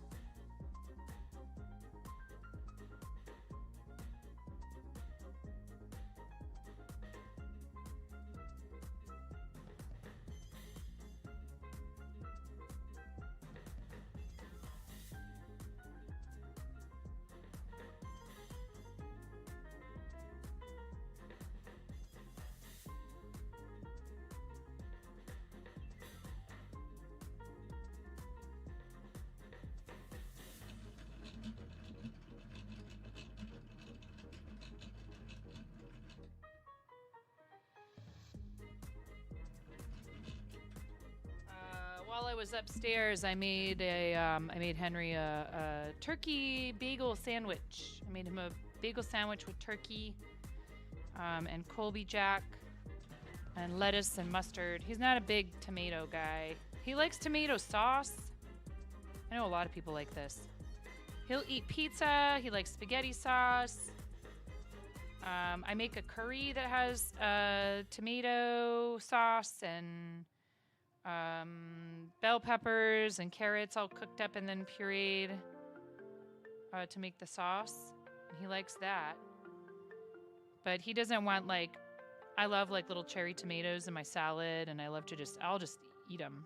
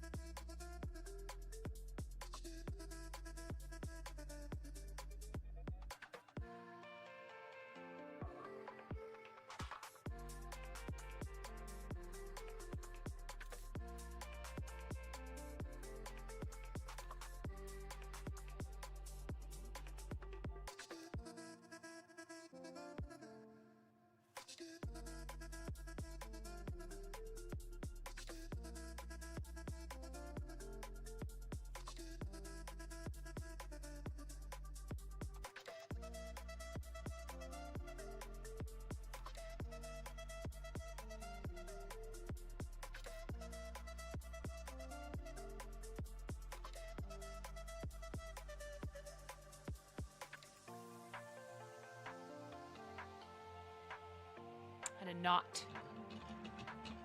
Got it.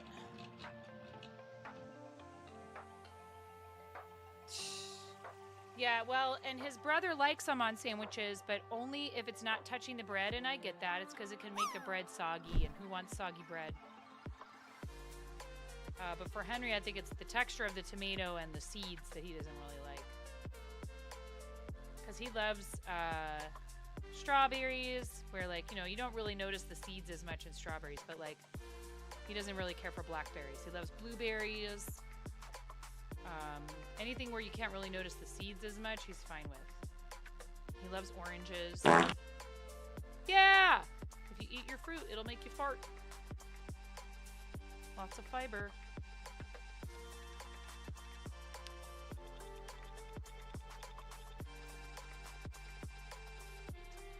Or, you know, you can eat your beans, which are the musical fruit.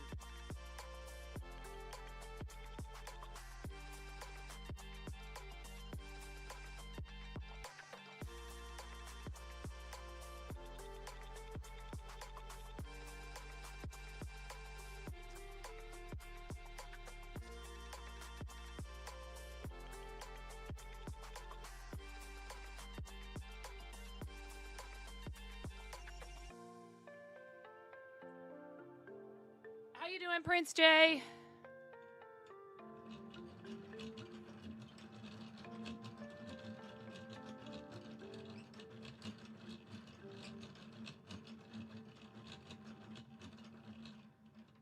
Shout out to our friend Prince J Crafts, awesome friend of the stream, also a fellow charity supporter. Please give Prince J a follow if you're not already. We're such an awesome, here comes a pun, tight-knit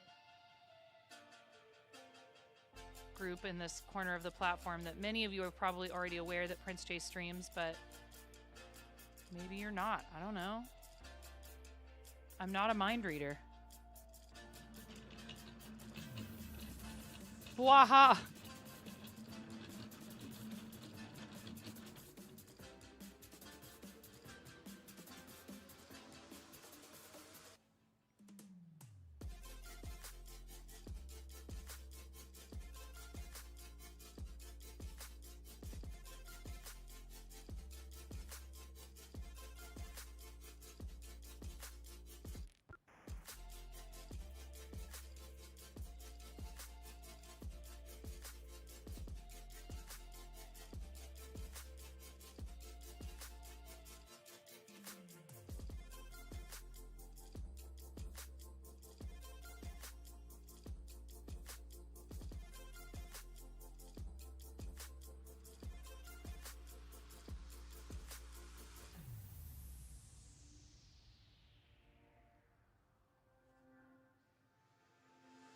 I'm having to do this partially like by hand, you know, like not just crank the ball winder and have it just, you know, automatically pull on the Swift.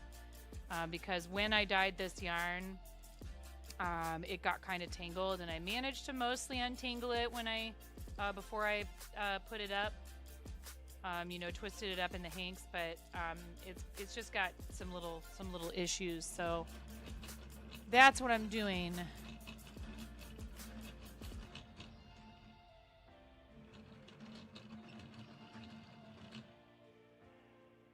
And then, of course, I'm letting it pile up a little too far on the floor, so it's threatening to tangle on itself. No, you don't. Sometimes gravity will be enough to have it, like, undo itself. Other times it needs a little coaxing.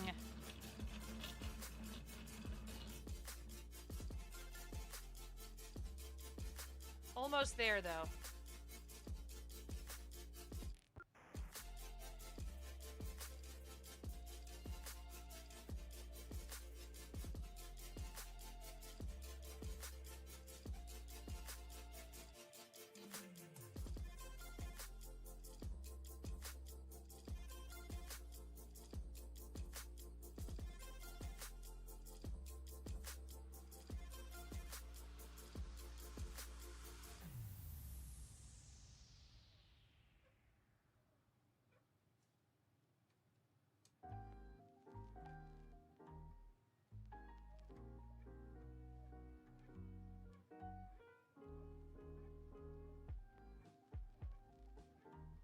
And this is how we learn painful lessons so we don't make the same mistake again. Oh yeah, I remember it took me a really long time to undo all that tangling. I better remember to zip tie my yarn properly before I dye it.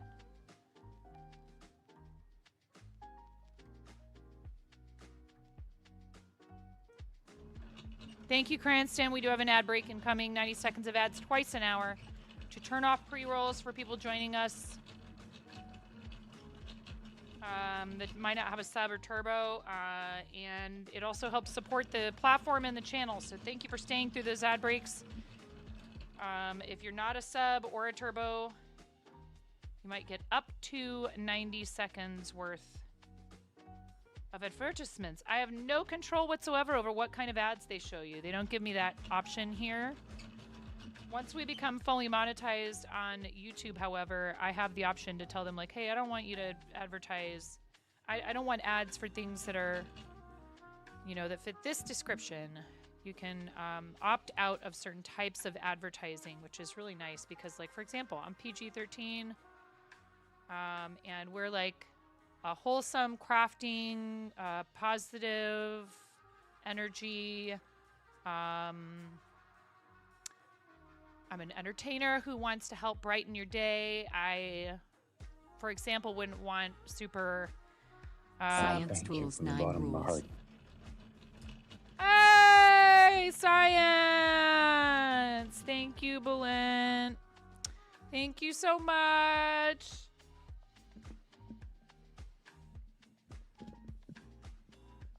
No, that's not true. That's lies and slander. Maybe we both drool. Sometimes I drool a little in my sleep. I don't know about you. Yay!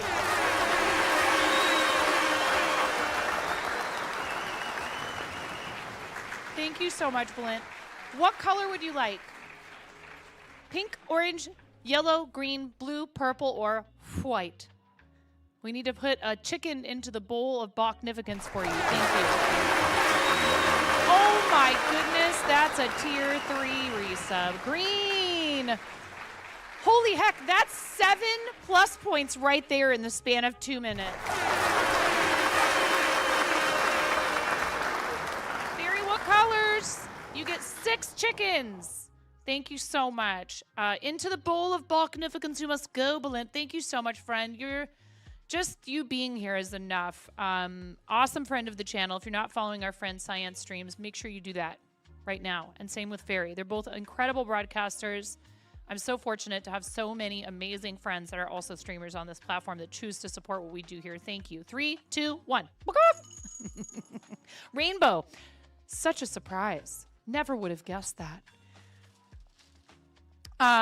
You know what? We don't have this because that was gift bot, but I do have this. Science By streams. one of the single greatest streamers of our generation. Hey, thank you for at least waiting until 9.5 says she likes trains. I love successfully Lent. wound this ball of trains. yarn to start these This is not shenanigans. a I do train, appreciate it's a that. lantern Thank you, that lit on Hogan. fire. You sweet bunch of nerds. We do have some support goal type things. And I was saying the other day that we've had a severe lack of chicken dancing around here as of late. So if you guys complete a level 5 hype train, I will do a chicken dance for you. Okay? Thank you so much. I really appreciate it. Fairy, your support really means the world to me. You were one of the first people that I hung out with who was like a partnered crafting streamer, partnered creative streamer, and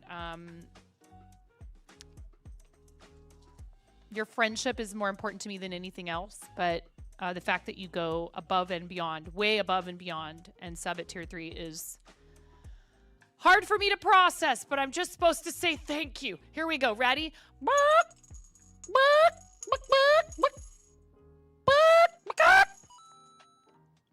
Oh, Bunny, thank you. Thank you for the 100 bits. You guys are so sweet. 88% of level 2.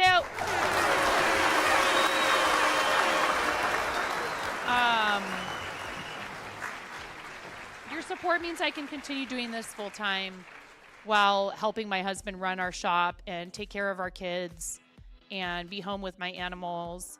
And, you know, I liked a lot of things about being in a customer-facing job because I really do love people.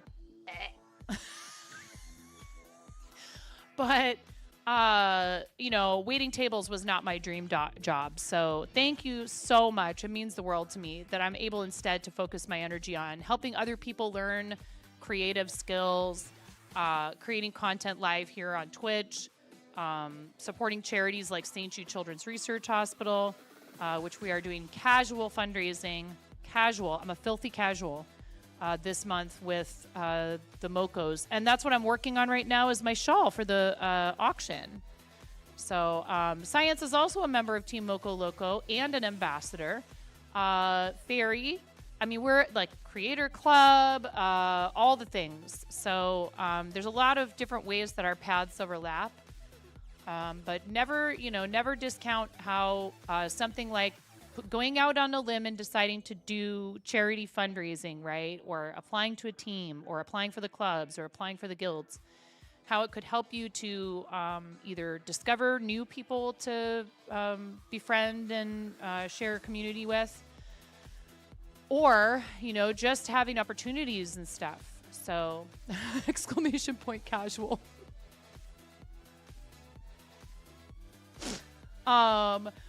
We are live on YouTube as well, and that's where that's kind of been my biggest project. Thank you from the bottom of my heart. Hogan, thank you so much. Hogan, thank you for 20 months.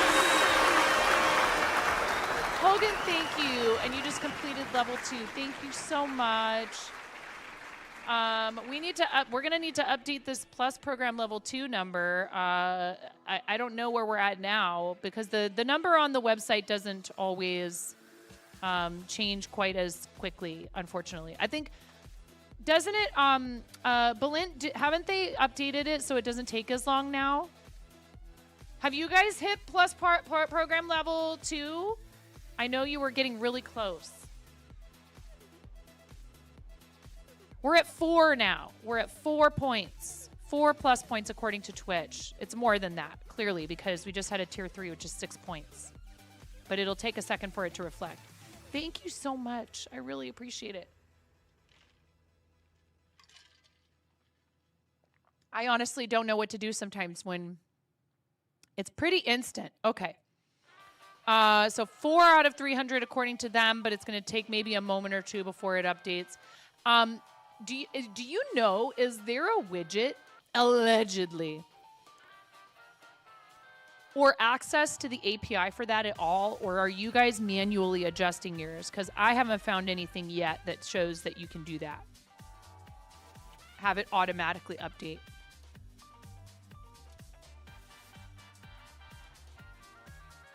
I just have a tab open with the Stream Elements overlay. You do it manually. There's one on Ko-fi, but it's meh. Tell us how you really feel. You have anything fun coming up on stream anytime soon, Bolin? Hogan, thank you so much. What color? What color? Sub hype for Hogan. Thank you so much for 20 months. What color do you want for your chicken? Please let me know which of those colors you'd like. You can also say dealer's choice if you want. We actually need to count everything that's in the basket of Bachnificence. Thank you so much, friend. I really appreciate it. That's so kind. Me, if humans lose the ability to hear high-frequency volumes as they get older, can my 4-week-old son hear a dog whistle? Doctor, no. Humans can never hear that high of a frequency, no matter what age they are. Me, trick question. Dogs can't whistle. Tomorrow, we have on 2 scientists, noon and 6 p.m. EDT. The first you're convinced will win the Nobel Prize. How cool is that? Science has a lot of awesome guests on, with the exception of me.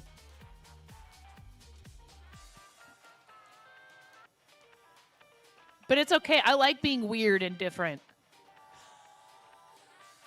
I was a guest on Belin's stream, and we looked at yarn. We looked at yarn under the microscope. It was really cool. It was super fun. All right, alrighty. 14% of level 3 on this hype train. You guys are at 4 out of 20 for a tarot raffle. If somebody wants a scuffed 3-card tarot reading, we raffle one off when we hit the sub goal every day, and that includes resubs. What? Who's comboing? The horse lol one is pretty funny, you guys. If you haven't seen it, it's pretty funny. They were pummeling Poop Witch with that horse lol last night. I mean, they're always pummeling Poop Witch. There's a phrase I'm not sure I thought I would ever say. You guys have a minute left on the hype train.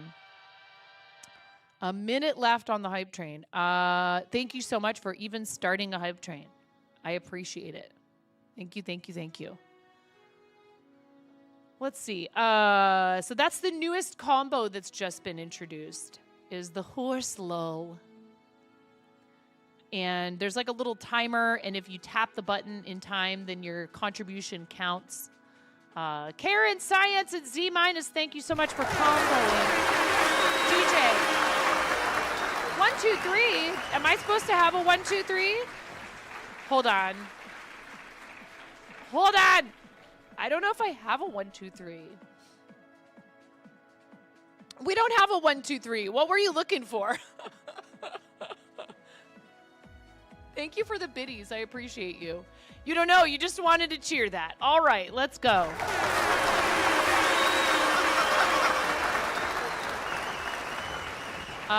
We have 101, 102, 111, 1225. Oh, it jumps to that because it starts with a 1. 101, 102, 111, 127, which may or may not feature our friend Amish Ace. 169, 195. Those are all the 100s. Thank you guys for the hype train. I really appreciate it. 20% of level 3. Thank you for the sub, the resub, the bits, the combos. I really appreciate you guys. And like I said, I can't do this. I couldn't. I be one-eye mooty.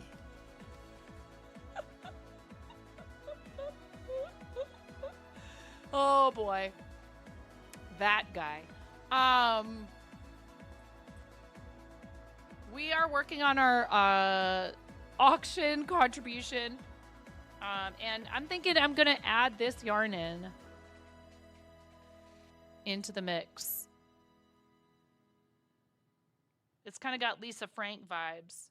It's like if Lisa Frank baked a funfetti birthday cake and we all ate too much and vomited up this shawl.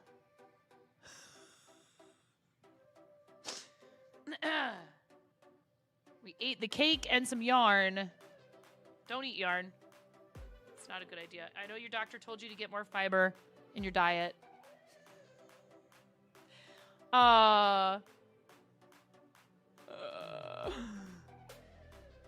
Yeah, thank you guys so much. I really do appreciate people choosing to invest in what we do here. Like, whether that's your time or your funds or both. I'm so honored. I'm flattered. I'm very grateful, and sometimes I just don't know why I am so fortunate.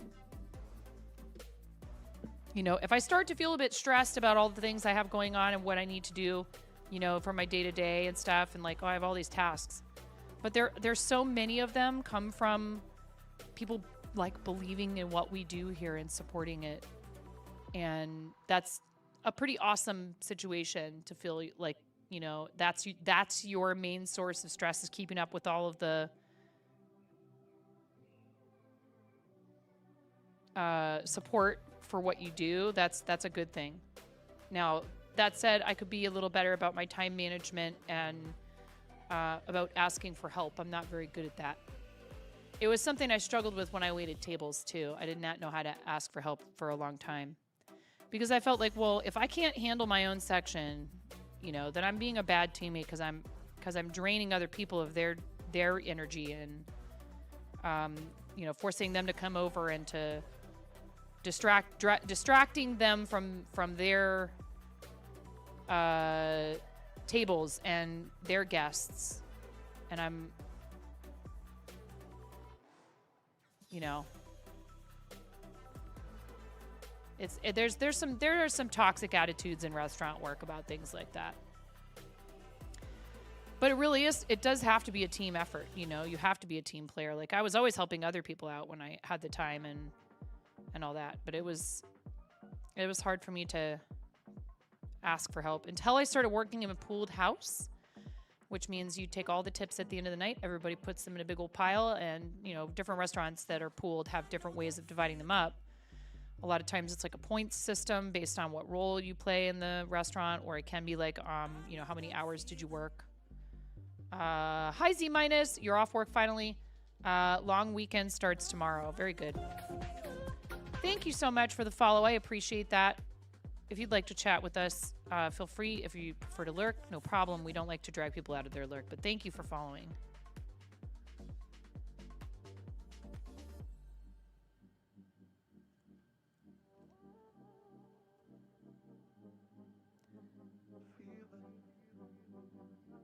For anyone who is new to the channel, I am a full-time broadcaster, mom of 3. I live in the Pacific Northwest with my husband, our 3 kids, 3 dogs, 2 cats. And I have been crocheting since I was 7 and knitting since my early 20s. And no, that was not just the other day. But thank you. Vacation day, then chemo, then the holiday. Well, I hope the chemo doesn't take it out of you too much. We are fundraising for St. Jude Children's Research Hospital with the MoCos. We're doing casual fundraising with them, which means I'm not going to put in a bunch of, you know, crazy redeems and incentives and milestones and stuff. But if you'd like to donate, you can. I've already made a contribution to get us started on behalf of chat from a sponsorship that we participated in. And I promised I would forward a percentage of that to charity. So we divided it up evenly into thirds. And I went ahead and I got 2 of our teammates on Team MoCo Loco a jump start on their fundraising with $25 donation to each campaign. We fundraise twice a year outside of the MoCo campaign with my team, which is Team Quirky Cluckers. So I didn't really want to do, you know, a full campaign because I was like worried that I was just like, well, you know, I don't know if I have, like, we have a lot of other stuff going on. I have projects I need to take care of this summer. We're fundraising for Stand Up to Cancer in August, and then we do creative season in October, and I need to be able to, like, have breathing space between those. And it's not fair to you guys either. Only 2 treatments left, you hope. I have all 19.5 of my digits crossed for you, C minus.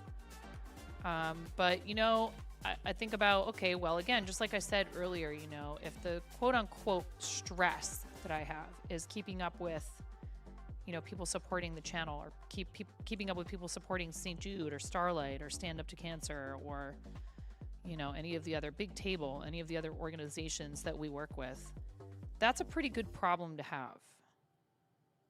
And you guys are pretty patient.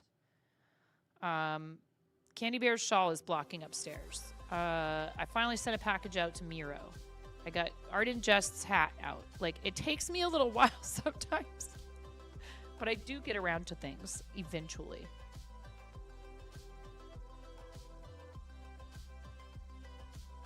Ah, I see. Well, and that's just it. It's a little hard because I understand that that's, you know, it's like when people wander in here and want to start that conversation immediately. And I know you're not doing that right now. I'm like, yeah, you know, there's places on the platform where people are more than happy to have these discussions. And maybe they share the same beliefs that you do, or maybe they're just willing to like debate and talk. And that's cool. I think that's great. I think it's important. And those people have decided that's what they want to do. And others of us can decide we don't want to do that, and that we don't want those discussions taking place in our space. And it doesn't mean that we have a problem at all with any of it. I've always tried to be very open-minded about that stuff. My parents were both raised with differing religions, but didn't practice them very much, if at all, when we were growing up. But I was always encouraged to go to services with my friends. And I did many times. And it was great. It was so cool to get to experience that part of their family's lives. I had one friend whose family would take me with them to Catholic Mass whenever I stayed over. And on certain nights, obviously. And another who took me to their non-denominational church that was... The people were super friendly, and no one ever pressured me or anything about, when are you coming back? Or like, they were friendly to me. They were kind. They fed me. They just treated me nicely. Like, I understand that, unfortunately, that is definitely not the case for a lot of people. And that's the reason why we typically avoid the topic here. Well, yeah, it's hard because, again, it can lead to some very impassioned discussions, and it can be hard to moderate those to be pleasant and friendly sometimes because people get really fired up. So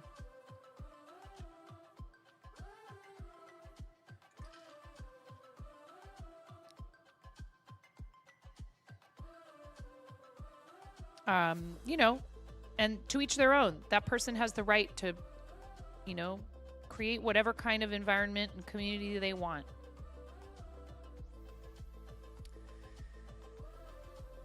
But I politely request that people not get into that here, you know, especially right off the bat, because that's usually someone who's attempting to proselytize, and I won't allow that behavior in here. Yeah, we have a wide gamut of cultures here, and globally distributed too, yes. But, you know, I mean, that's what I love about things like fiber arts and all that stuff. It transcends all of that. And you never know when, you know, you're going to meet somebody who you might end up discovering that you do have rather different beliefs. Like you might, you know, maybe spiritually or whatever. But you have enough in common otherwise to realize that, like, you know, hey, we're both humans and we enjoy each other's company, and there's nothing wrong with being different.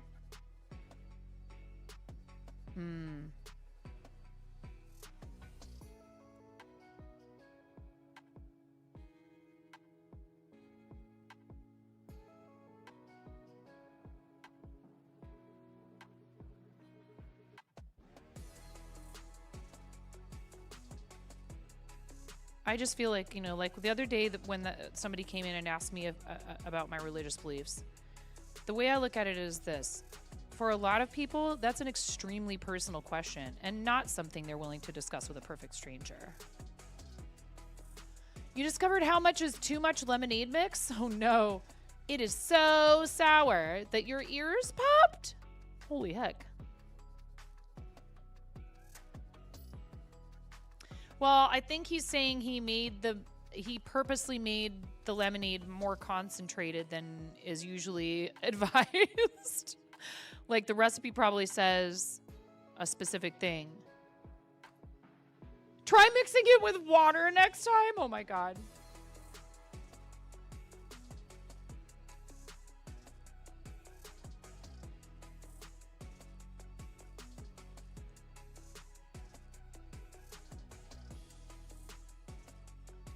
Usually those mixes have so much sugar.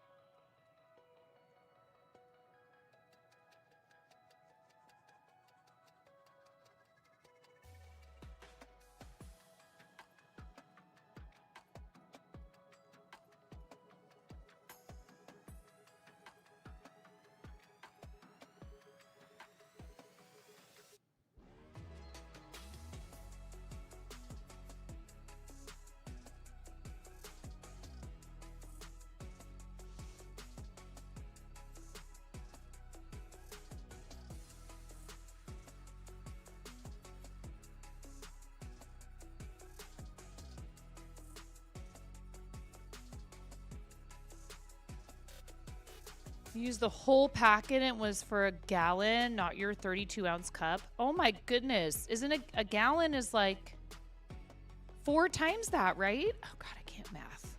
I can never remember how many ounces are in a gallon. Mateo.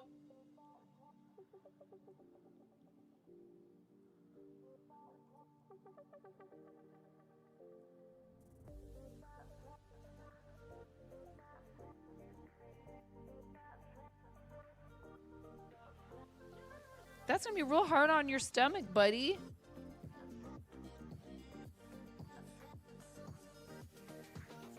Wait, 64 ounces in a gallon?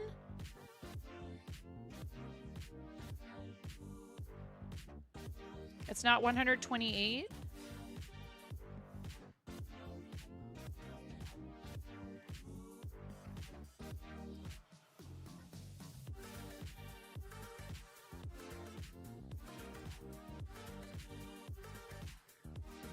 Yeah. 64 is a half gallon. I know. I used to want to say 64. That's why, well, I just can't ever remember. Like, okay, and it's also because it's freedom units. Which used to be not so freedom units. Because they came from the place that we are supposedly free of now.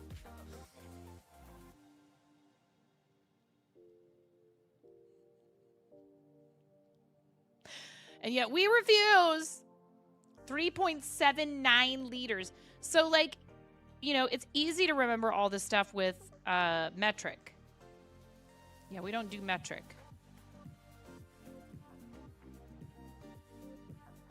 Like, if a gallon was 1,000 ounces or whatever, it would be easy to remember.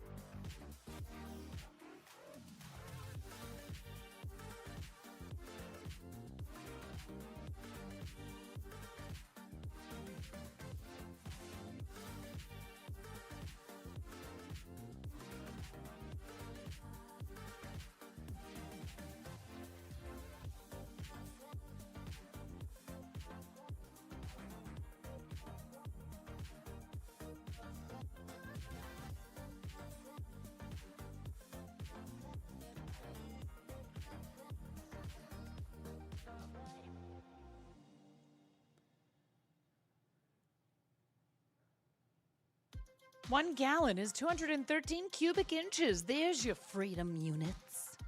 I want freedom from units. I don't want any units. I used to yell at you guys that I needed more units. And then Moni told me I can't be a unit.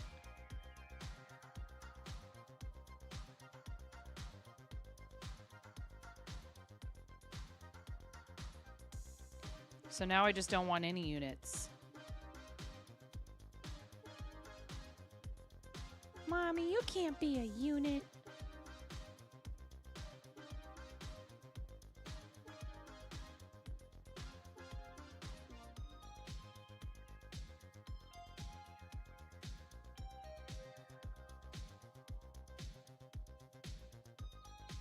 Yeah. There are no units. Only Zool.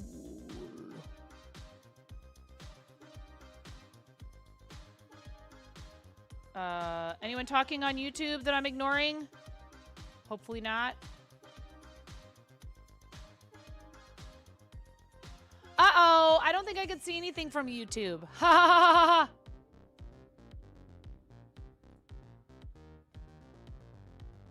Poopy!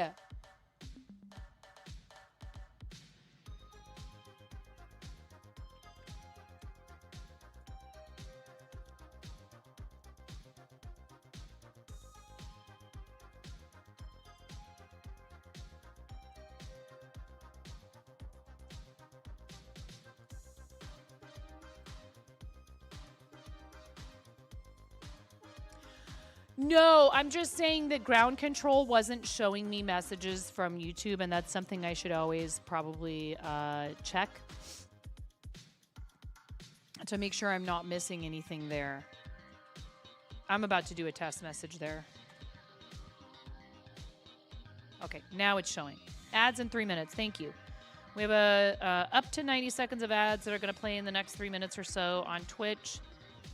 If you don't have a subscription or turbo, well, you know, I mean, that's a thing you could do. If you have the ducats. Ground control to Major 9. Ground control to Major 9. Take your caffeine pills and everything is fine.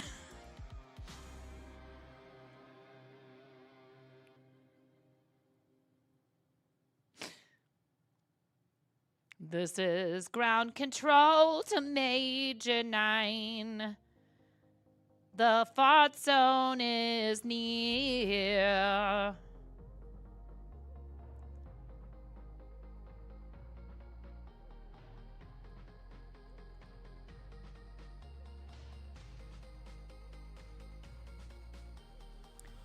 And I guess there's a steak in the dryer, it's clear. Lol. Bezos bucks.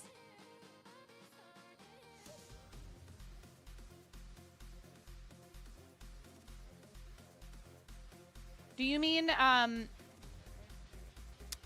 well, Mateo, did you see that the illustrious Nutty got bopped for having both chats on screen by Twitch?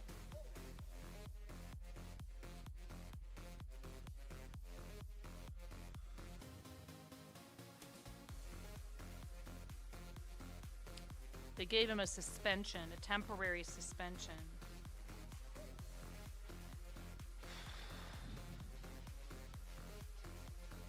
It's tough. You know, and he was like, yeah, I don't know. Am I that important? And I'm like, it's really funny. It's like, yeah, but not for the same reasons.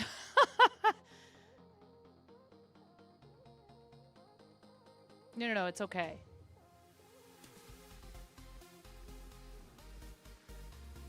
Unfortunately, I think they might be cracking down on that a little bit.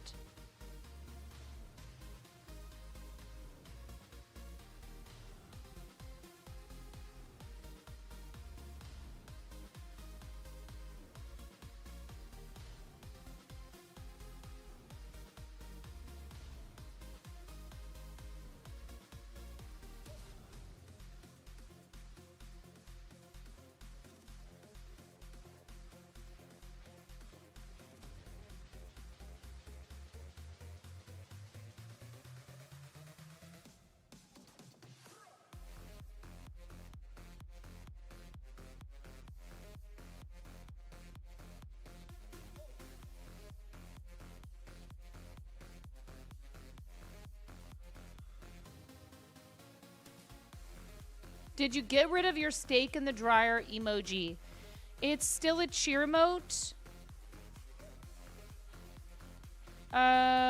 Z minus, it's still a cheer emote.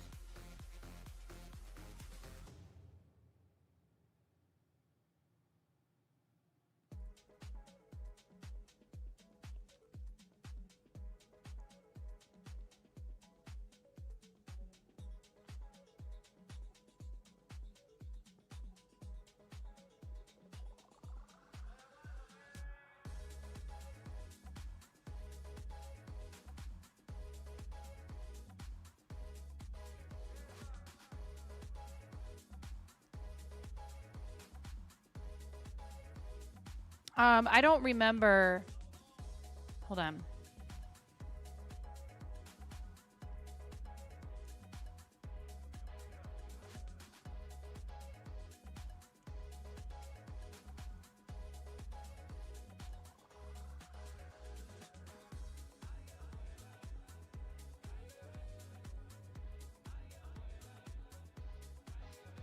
I think that one's a tier 3.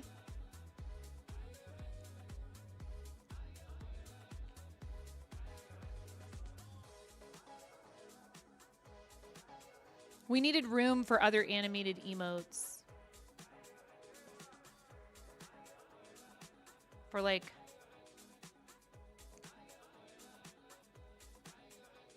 charity and junk.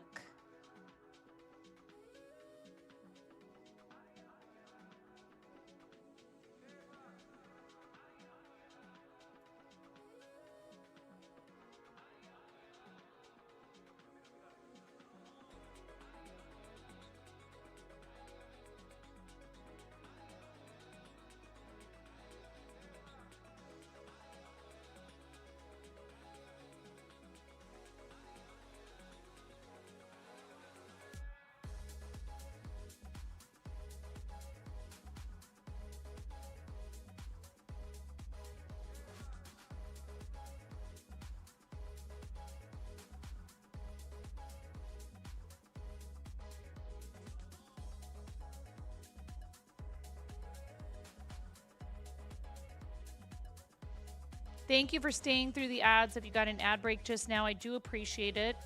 If you're a Turbo sub, you don't see the ads, but you still count as ad impression credit. However, we are going to start trying to push for Plus program level 2. So you can turn the ads off and support the channel all in one fell swoop. And the best deal for you is to commit upfront to 3 or 6 months. You get a discount if you sign up for 3 months in advance or 6 months in advance. And that helps us maintain those plus points through that amount of time.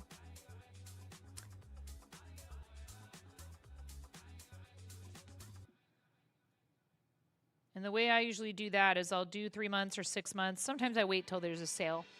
And then you can continue a gifted sub that way, and you'll still be charged the sale price when your gifted sub runs out. So I've even had it where, like, I've got a 6-month gift sub because somebody was super generous to me in another person's channel, right?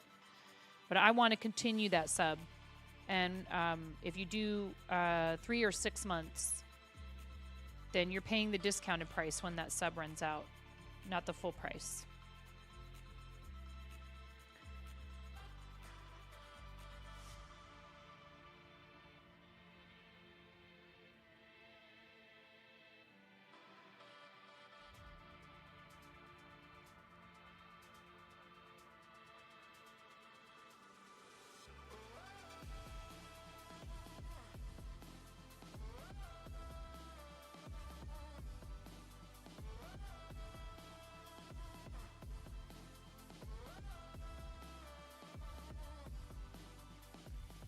You know, something I just thought of with the plus points is people don't always announce their resub.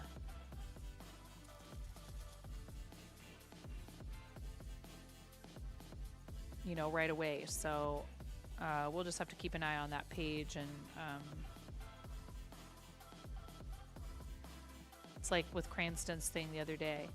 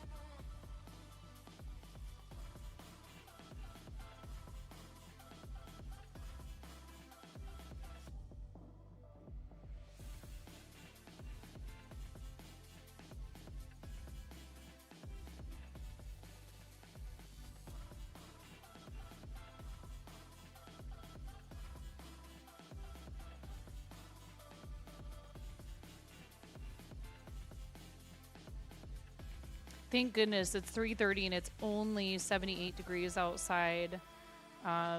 Even though it was about, I don't know, I want to say 10 degrees warmer yesterday. It was just miserable in my house upstairs. So I'm thankful that it's a bit cooler today. I'm quite comfortable down here. I could stand to have a fan on me, maybe. And I have a window fan. I just need to remember where I put it.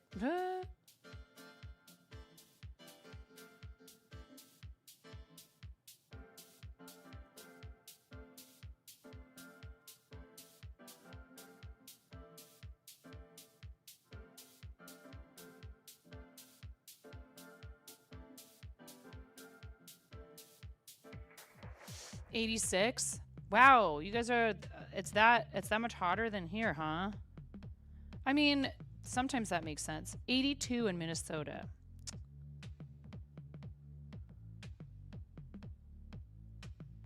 Yes, that is this Monday, the 7th. We will be on Yapping Points, episode 6. That's going to be a lot of fun with Ms. Ash Rocks, who is a Twitch ambassador. Nimbly, who's a fellow Creator Club founder. And Blue Satire, and I believe, I'm not sure, I think all three of them might also be guild members, which is awesome. Over at Lights Camera Seek at 4:30 p.m. Pacific, 7:30 p.m. Eastern, twitch.tv/Lights Camera Seek. Our Camp Chaos session is the 17th. I'll be showing you guys how to... I'll be doing a tutorial on, apparently, you have a thermometer on your porch, right? On how to dye yarn using food coloring. So very basic beginner yarn dyeing at home technique.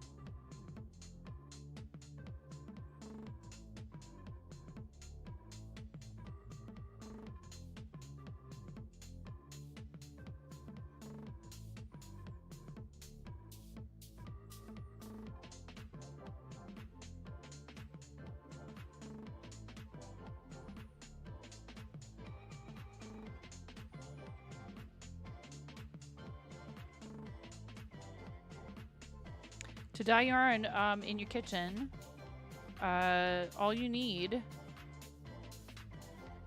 to dye animal-based fibers. So at least 70% is ideal. 70% animal fiber, like a 75-25 wool nylon blend works great. You need yarn, a stock pot, or a big deep pan, water, heat, acid in the form of white vinegar or citric acid crystals, and food coloring, and that's it. And you don't need... What happens if the yarn gets wet? So just like when you dye Easter eggs, Hogan,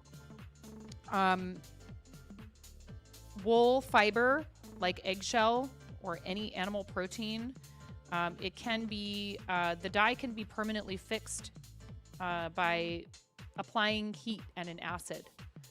So first you soak the yarn, then you put it in a dye bath. It will soak up some of the dye before you even apply the acid. But you heat the yarn with the dye and then mix the acid in. So whether that's, like I said, vinegar or citric acid crystals. That will complete the process of the yarn absorbing the dye, and it will fix it to it with the heat and the acid combined. If you just do it with acid, it might fix itself to it, but it may not take up all the dye. Not all of the dye may be absorbed. And it may not stick quite as well as you want it to. So both processes are necessary for it to be absorbed and to be fixed to the fiber. Once you've done that, when you rinse it, there shouldn't be a whole bunch of dye that comes out. If you rinse your yarn and a bunch of extra dye comes out, then the process may not have worked properly. You might have a yarn that's too high in man-made fibers. You may not have applied enough heat or enough acid. But you do have to be cautious with certain types of yarn, not to manipulate them too much in the yarn bath, because they can felt, if it's not a superwash yarn especially. So like this pink yarn that I'm working with is not a superwash. This shawl will come with very specific instructions to only hand wash. I love the color and I have it, so I'm using it, but it's not the same process as the other yarn, this yarn.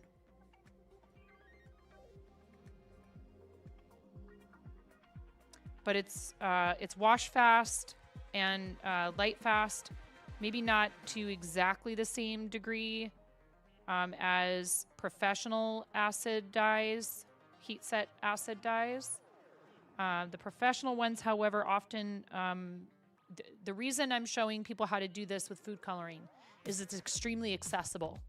The yarn is going to be the most expensive part, most likely, because you're going to need something with animal fiber, but there are affordable places to purchase single skeins if you want to try it out. You know, you're not ready to like commit to like $150 worth of, you know, fancy yarn to dye. So you can get one-off single skeins of various types of yarn from a bunch of different places, but Knit Picks and We Crochet often have them. So you can buy a single skein of merino nylon blend, right? Like maybe you want to dye yarn to make yourself a pair of socks or a little cowl or a shawlette. Or you could go bonkers and get 2 of them. Or, you know, if they have a deal going on and you feel like splurging and getting like a half dozen. You can also purchase roving. I was just going to say that. T-Weasel's talking about getting raw fiber. You can purchase roving and dye that and then spin it if you have a drop spindle or an e-spinner or a spinning wheel. So a lot of people will dye the yarn before it's even been made into yarn. They'll dye the fiber before it's made into yarn. And the reason that I want to show people how to do it this way is, like, you can certainly order all of the supplies to dye yarn professionally using the professional dyes at home, but then you have to have a respirator, you have to have safety glasses, you absolutely need to wear gloves while you're doing it. You're probably not going to want your kids to help you, depending on their age and their maturity level and all that. Some kids might be capable of it, but others wouldn't. And you would also need a respirator for the child and you know, other PPE, because the powders that are used to dye, the professional powders are extremely fine, so they are an irritant to the lungs. And some of the manufacturers use heavy metals in them, so they need to be handled with a lot of caution. And then any equipment that you've used to use the professional powdered dyes can no longer be used for food. It has to be separate. So I have separate equipment over here that's all completely off limits for cooking. So it's a little bit less accessible to do it with the professional stuff. This way people can try it out. I've had my daughter help me with dyeing yarn like this, and she loves it. They can try it out. They can have their kids help them. Maybe they have a budding fiber artist in their house and they want to have their, you know, have a project for their kid to be able to dye their own custom colorway of yarn. I've also made knitted blanks on a knitting machine and then dyed the yarn that way. So there's all kinds of fun ways that you can you can do your own custom dyed yarn at home, and it doesn't have to be like, I'm running a yarn business, you know, because all that other stuff I just described requires not just, you know, space to store it and all of that, but it also requires funds. You know, it's dedicated equipment. Like if you have extra food coloring in your house from having, you know, dyed eggs or, you know, made birthday cakes, all that stuff, then that dye can be used. You can use Easter egg dye. People dye yarn with Kool-Aid. There's some natural plant sources of pigment that you can use to dye using this process. I've done it with avocado. I've done it with spent coffee grounds and turmeric. There's a few other plants. One of the parents who was also volunteering for the music department at our kids' school showed me a cross-stitch project that they had dyed their own Ada with blueberries, onion skins, tea, tons of different berries and flowers. It's pretty cool. Oh, I didn't know you could do it with spinach.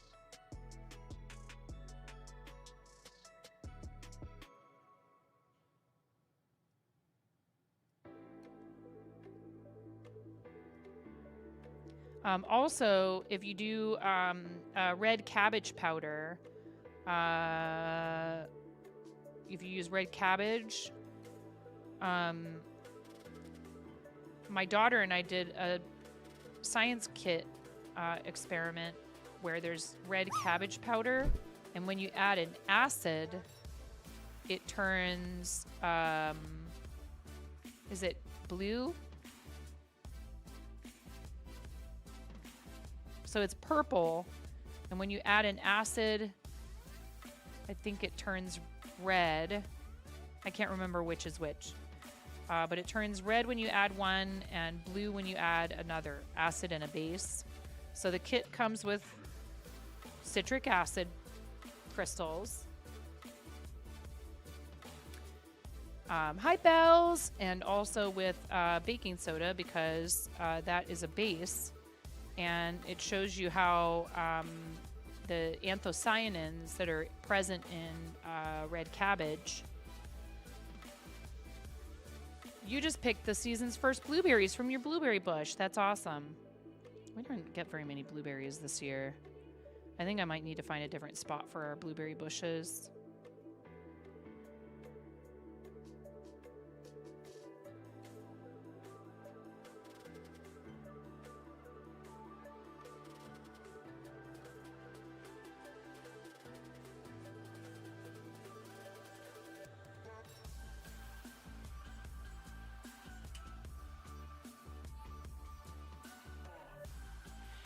Is there a farmer's market in your neck of the woods?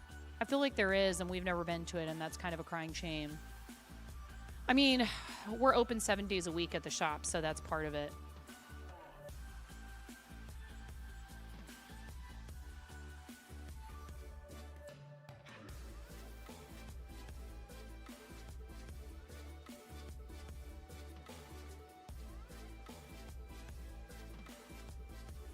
Well, I'm gearing up, no pun intended, to get myself finally in possession of a driver's license. So as soon as that happens, you'll be the first to know. We can...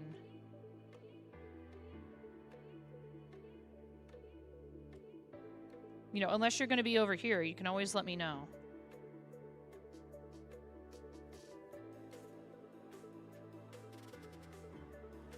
Z minus, we've talked about it, actually. We've talked about it. It's the main issue is currently we have, let's see, Mondays, Wednesdays, Fridays, and Saturdays we are open later to accommodate like gameplay and stuff. So on Monday nights, it's Warhammer. On Wednesdays, it's All Day Commander. On Fridays and Saturdays, it's Commander. and what have you. And then Sundays during the day, sometimes we get people to come in and paint or play Warhammer or D&D. We had someone in for D&D this past Sunday, a group in.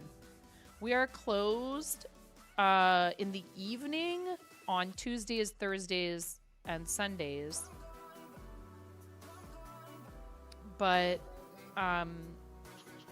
you know, it's tough because weekends are when people have time to shop.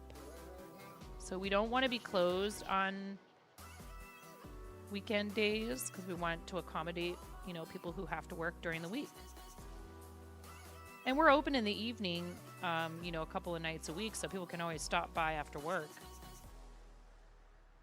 But, you know, some people also need to get off work, go pick up their kid from daycare, go home and let their dog out, all of the above, you know what I mean?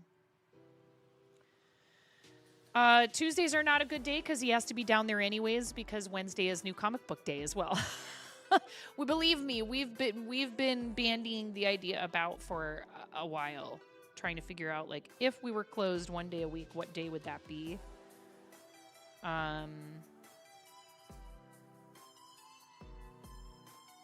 It's hard because there's not really a day that really would make sense for it.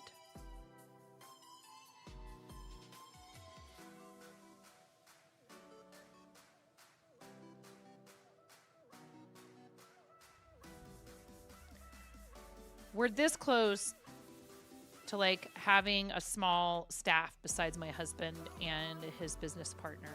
We already have one person who's working there part-time.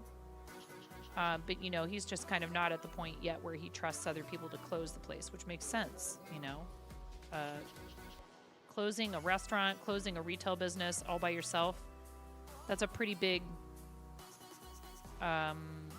you know, you need to know that that person they have to have a proven track record of being trustworthy and reliable and capable and not making huge, you know, like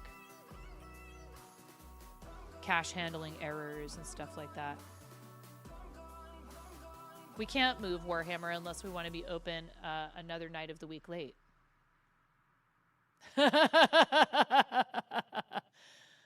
You know what I mean?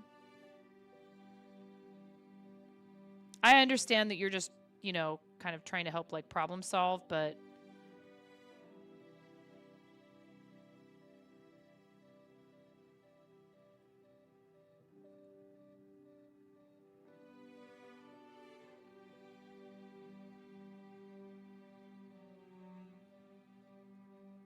what we want is to not be open an additional evening, for sure, because that means it's harder for him, you know, to just be home with us in the evening and, like, be here for dinner and stuff like that.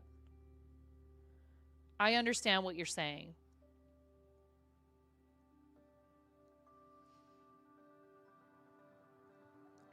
What night do we move Warhammer to?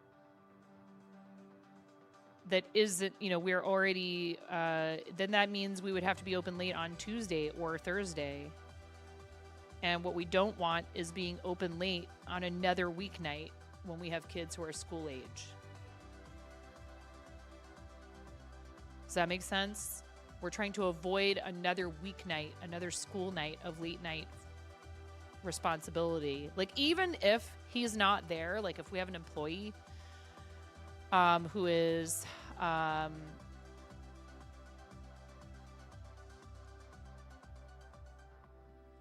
trustworthy and all that stuff, he still would have to like be available to run down there if something's needed. You know what I mean?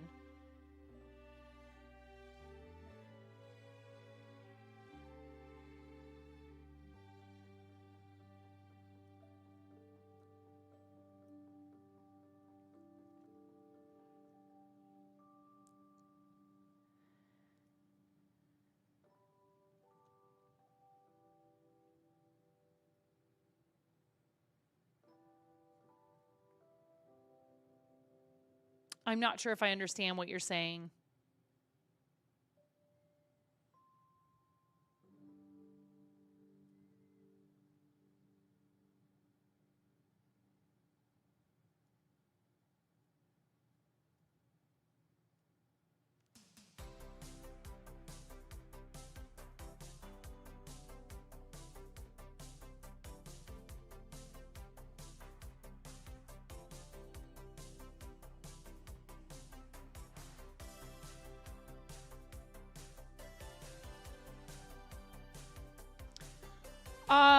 Again, I'm not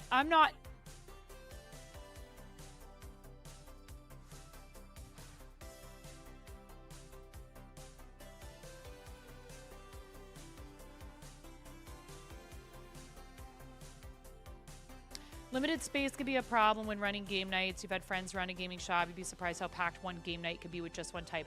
Warhammer takes up almost the entire back room because they need a lot of space for the terrain and stuff.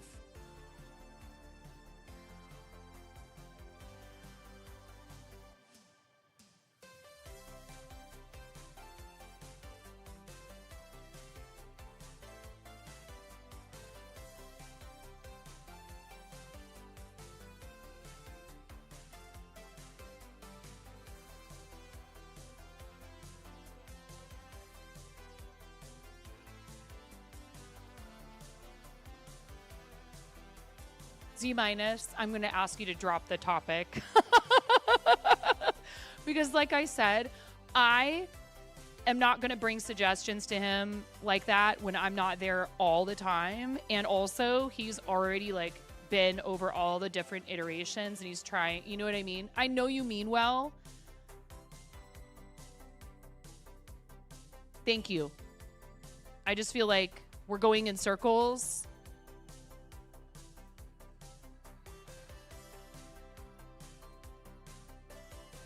And let's not make references to stuff that is like insanely not PG-13, please. Thank you.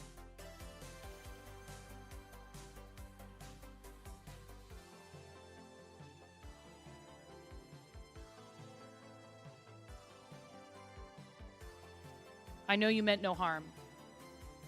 Yeah, I mean, and I help at the shop as much as I'm capable, right? But I defer to him because he's there all the time. You know what I'm saying? Just like and I'll make suggestions to him sometimes. I'm not afraid to do that. But we have been talking about this a bunch. And then, no, it's all right. It's okay. It's just, you know, I know that there wasn't an explanation attached, but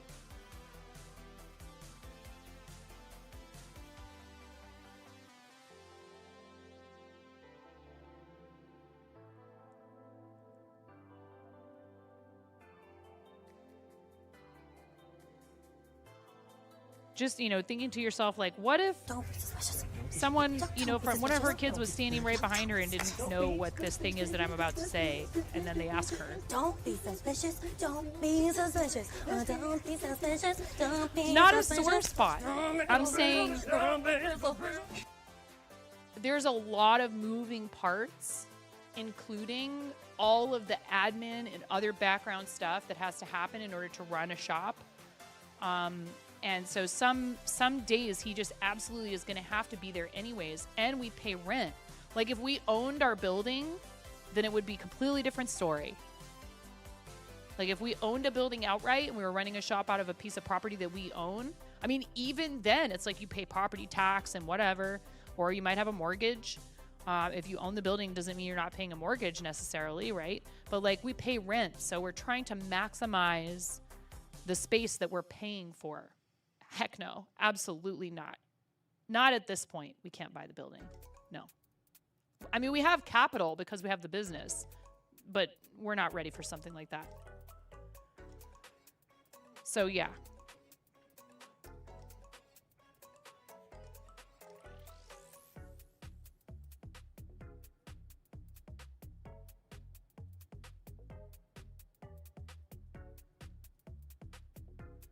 I really try not to backseat him, if you will. He's doing a great job. The business is growing and steadily. You know, it's not like we have massive spikes and then crazy valleys. Like, yes, some months are better than others, but he's doing a fabulous job running the place and it's successful so far. And that's no small feat when it comes, like, ask Cranston. It's no small feat when it comes to retail, and in particular when it comes to things that are like non-essential. So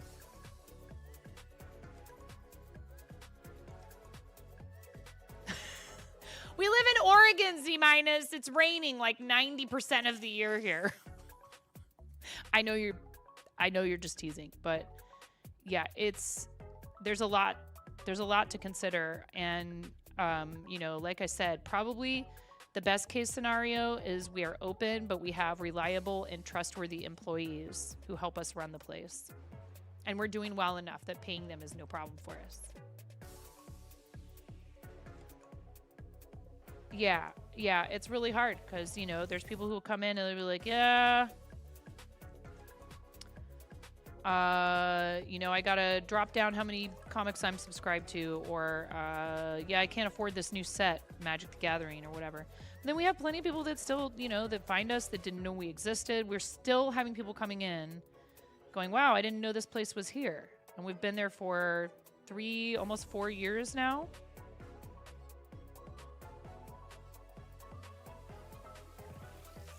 It'll be 4 years very soon. Yeah, rain plus cardboard? Collectible cardboard? Probably not the best recipe. Yeah, I know, right, T-Weasel? The friends you mentioned ended up having to sell their business, and that was, gosh, 10 years ago. You're in the weird position of having customers who want to support you but don't want to buy stuff, so you're looking at starting a Patreon. It's also, yes.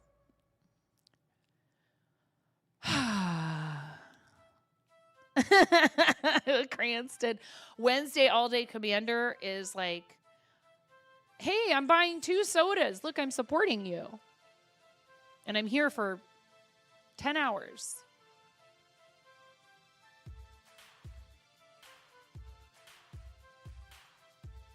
Like, would you ever go to a restaurant and sit there for 10 hours and only buy 2 sodas? I mean, it happens, but very infrequently, you know? Like,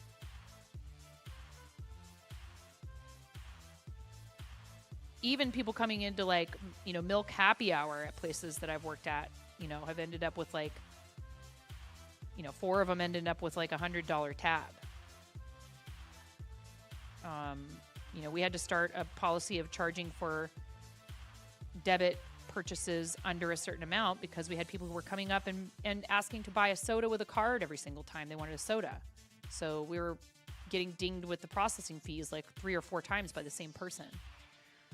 And it's unfortunate, but that's just the way it is. We have snacks.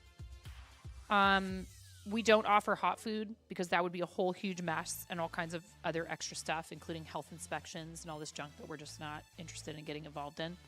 We briefly considered a small amount of beer and wine because that's a specific type of license that does not require that you have hot food.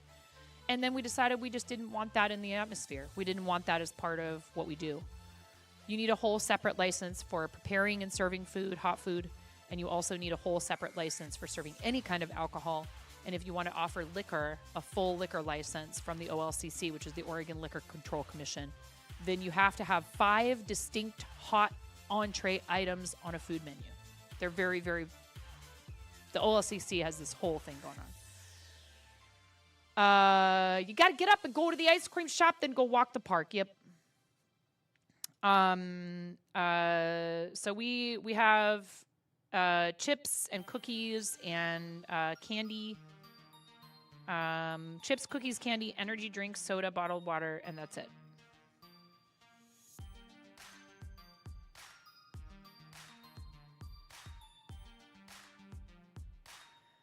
Like, one time I had somebody come in and they're like, hey, I'm going to leave this card here. And can I give you this? I'm not kidding. Can I give you this cash? And can you hold on to my collectible card, my Magic the Gathering card, and my cash? And someone else who I know is going to come in and pick both of these things up for a trade that we're doing with each other. Can you do that? And I said no. And he was like, why? I said, first of all, I'm not holding on to your cash and being responsible for your cash. I have no idea what the actual arrangement was between you two. I don't know how much money you agreed to give to him. What if this isn't what you agreed to? And also then I'm like responsible for it in here. What if it gets lost, etc. And also you guys need to do that stuff. If there's cash being exchanged, it happens off of our property. If you guys want to make a straight trade, we have no problem with that. Cash cannot be exchanged in here. Sorry, we just don't get into that. Like, if you want to trade cards, that's fine. No cash exchanges. And people will like be like, but why?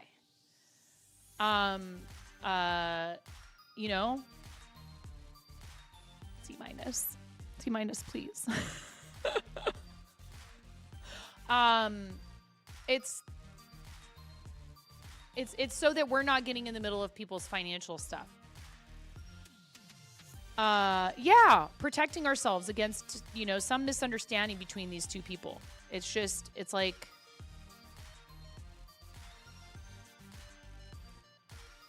you need to, innuendo is your friendo. Sure. Get your own place of business. Sell your cards online. Meet up at your house. Go to the guy's work. He comes to yours, whatever. Because he's like, well, he doesn't get off work until this time. And I'm like, yeah, I know, but I'm not holding on to your cash for you for another person. We sell cards here, by the way. So, like, we also don't want to encourage people doing business, the same business that we do. Meet at the picnic tables. Mail it to them. PayPal, Venmo, Cash App.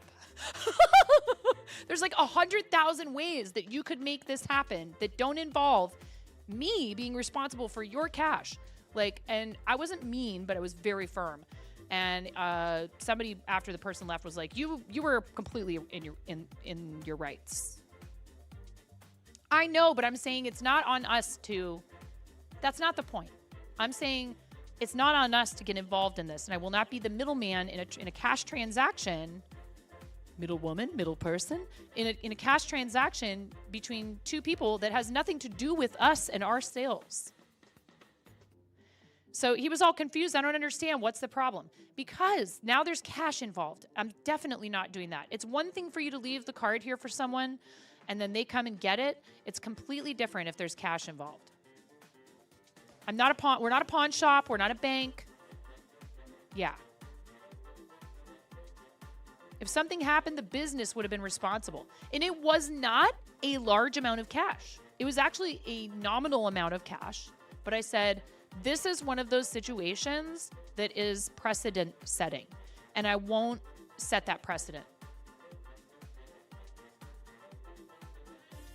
Sorry. I handed everything back to him. I said, you guys need to figure this out. If there's cash being exchanged, that is entirely on you to figure that out off of our premises. I'm sorry. And my husband was like, I'm going to talk to that guy. I was like, well, don't be mean, please. Because when he has to, he knows how to be mean. I'm like, yeah, I was very firm. I told him that's not something we are interested in or capable of doing. That's not something we will do. Sorry, not sorry. So, you know, the problem is people want the space to be like, you know, a community center or whatever. And like, you know, it's like we're really generous in that we allow people to bring in outside food. We've considered stopping that because people abuse it. They come in, they eat their food, and then not only do they sometimes bring in stuff that has quite the aroma, so then everyone is stuck sitting there smelling their food, which, you know, depending on what it is not so bad. I mean, did you bring in fresh cinnamon rolls? Heck yeah. But like if it's something really pungent, there's a Popeye's chicken not far from us, and sometimes people bring that in, and it's just very pervasive. Just the whole place ends up smelling like fryer oil. And then they dump their boxes in our tiny little trash cans, and we have an itty-bitty trash can outside of the business, and we do not have space for everyone's to-go food garbage. Or, yeah, like fish or something. And we used to have a microwave that people could use, and we had to take that away because people abused it. It's just like, hey, look, this is not a community center, and we want you to feel comfortable here when you're gaming, but there's a certain set of rules you have to be able to follow to share the space with other people and make it comfortable for everyone, not just for you. Risk to ruin merch. We've had people have spills back there where it's like, oh my God, everyone needs to like scramble to like not have their stuff ruined.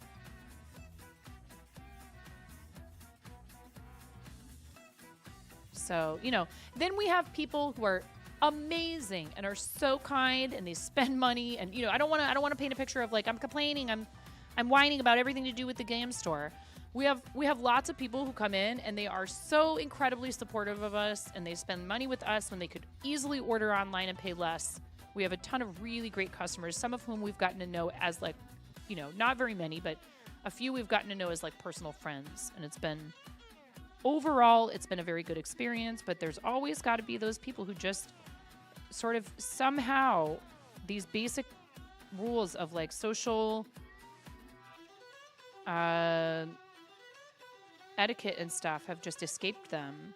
And it's hard because, you know, we understand that for some people, having a place to gather in person and connect over a hobby is a very powerful, positive influence. Right? We want to continue doing that, but without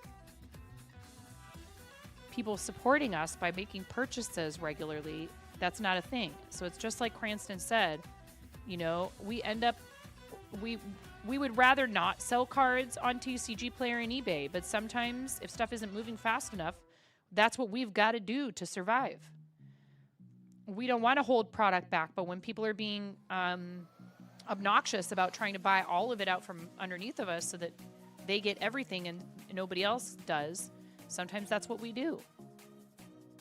That's okay, T-Weasel. Please don't feel bad. This is, if any of you are somewhat local, please don't feel like this is me saying like, you have to come out and support the shop. Because it's not. If you come, that's great, and we will be so thankful. And some of you have, and that's been really awesome. And I very much appreciate it.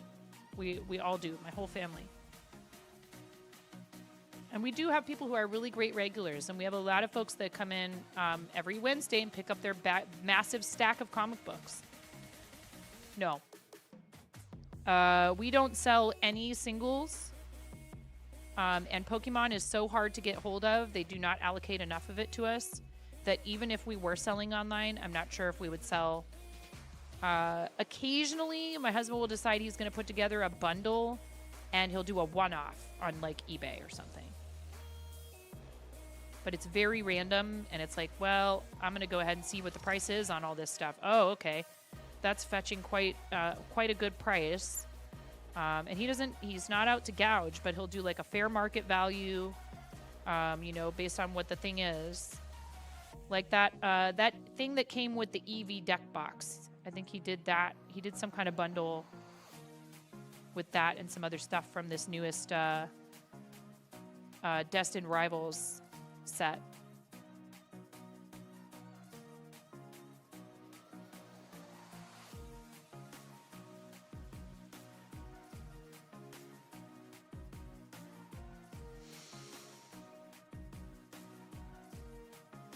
You only got 90% of your pre-orders for the Final Fantasy MTG set and nothing else, so you had nothing to sell on the shelves.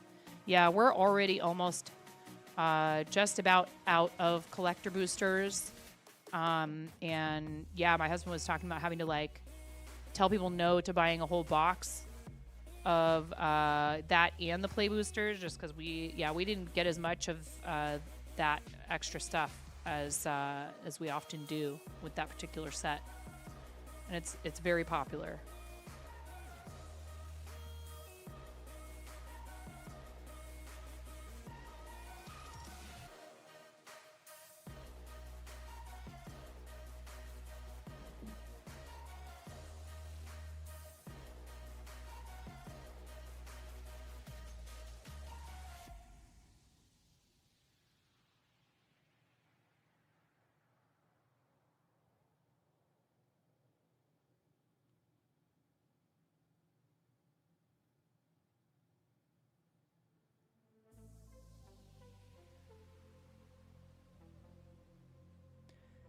So this yarn that I'm joining in is a yarn I dyed a while back. That's a variegated kind of teal sort of color, and it's a 75-25 superwash merino nylon sock weight yarn. And I believe the base was Knit Picks Felici.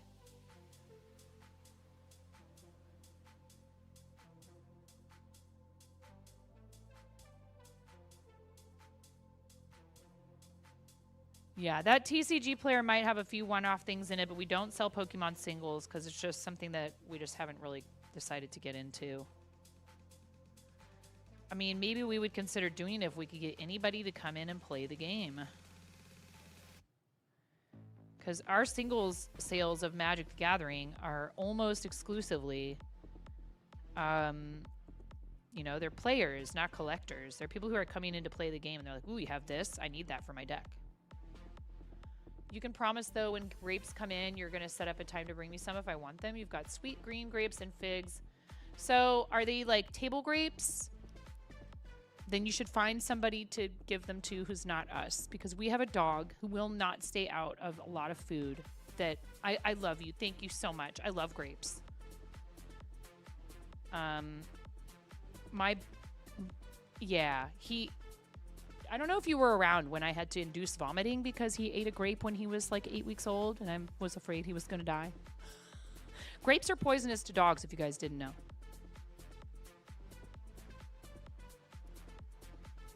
Figs, on the other hand, apples, pears, all of that stuff, I will totally take from you, and I will make jam or preserves or apple butter or pear butter or whatever, and I will hand a couple of jars of it back to you.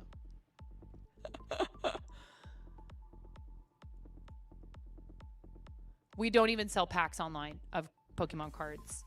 We don't get enough of it. It's hard enough for us to keep some on the shelves where people come and shop in the store. And then, you know, when you're shipping stuff, if you decide you're going to do online sales, like, you know, in general, like do them all the time, then you need to have like basically a person whose whole job is your online fulfillment, if not more than one. Any part of the grape, actually, from my understanding. Okay, I just like to offer because I know for some people they're like, wow, what do I do with all this fruit? I don't want to process it all, and they're happy to have, you know, you take a bunch of it off their hands so it gets used and or processed.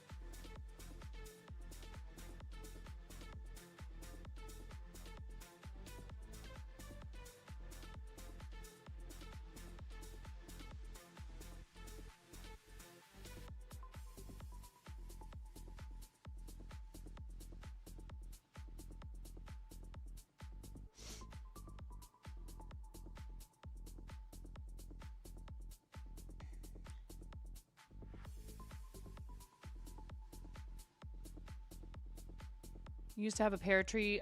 Wait, you will tell me honestly, there will be a time when you can't keep up with the harvest and say, come get what you want. You used to have a pear tree in Eugene. No matter how hard you tried, you couldn't keep up with it. You had some tipsy squirrels a few years. Oh my gosh. The seeds are the worst part of the grape for a dog, but one grape for a full-grown dog should do no more than a tummy upset. Yep, you found that out by your own dog stealing grapes, but it's all bad. Yeah, and these are little dogs. They're the little guys. And they're dumb. And they're sweet, and I love them. And they need to be protected from themselves. Little idiots.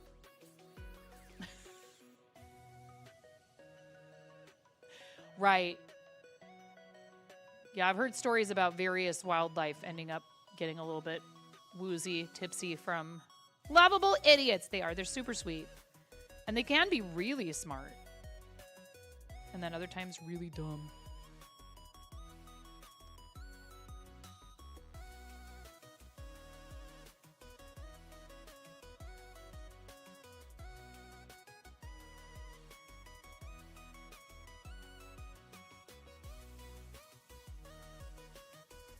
You had drunk raccoons last year? God. Oh my God. And there's a mule deer buck out there that keeps stealing your neighbor's blueberries. Yep. My husband wanted to plant a fig tree we have in a container on our back deck out in the front yard. And I was like, are you going to build a fence that deer can't get past around said tree? And he's like, what do you mean? I'm like, they will totally eat the figs. They might just kill the tree, dude. It may not be their very favorite food, but they'll eat it. Oh, I'm sorry. Sorry, Z-Minus.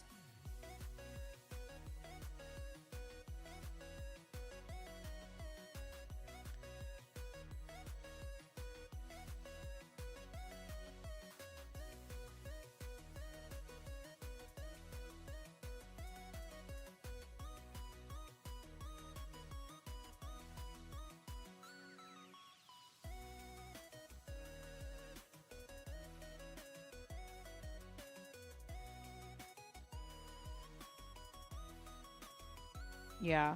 I wish they would get to work on the Canada thistles in our back area, like up behind our fence.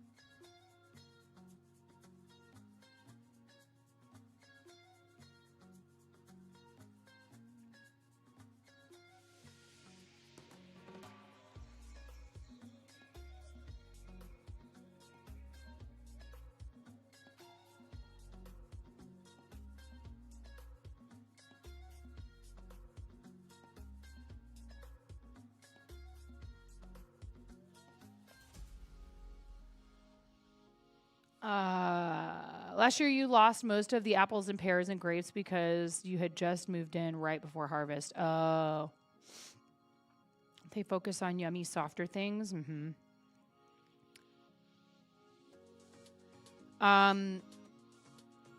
There are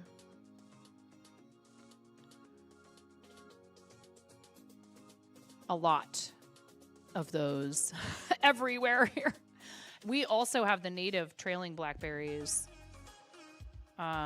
which are quite delicious and less seedy than those Himalayan blackberries that are the ones that are invasive, that form these like really huge, really, really like thick, sturdy canes. The native ones are easy enough to rip out, but they do keep coming back pretty persistently. You've not had that problem since moving to Beaverton. You're in a townhouse with no planting space. Yeah. They're everywhere here. It's really hard to get rid of them and to keep them away.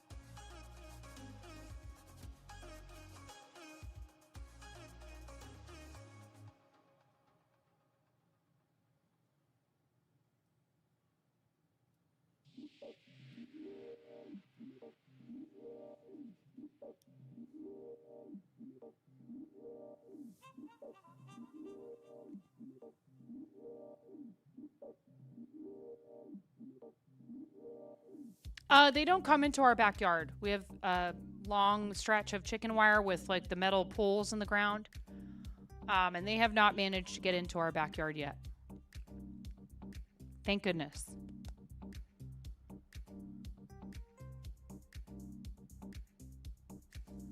Yeah, the fence around the rest of the yard is vinyl and it's probably about 8 feet.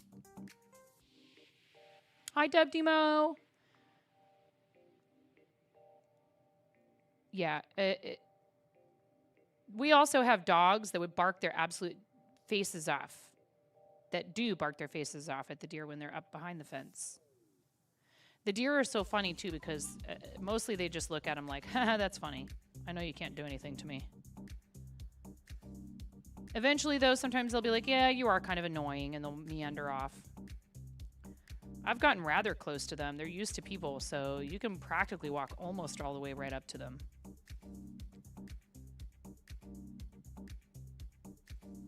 Can we have a shout out for Dub Demo? And thank you, Cranston, for the heads up about the ads. We are going to have an ad break pretty soon. So if you don't have a sub or turbo, you might get up to 90 seconds of ads. If you're monetized on Twitch, there's going to be ads at some point or another during your broadcast. So we just announced them. I do them twice an hour, 90 seconds apiece. Turns off pre-rolls, supports the channel. Thank you for staying through them.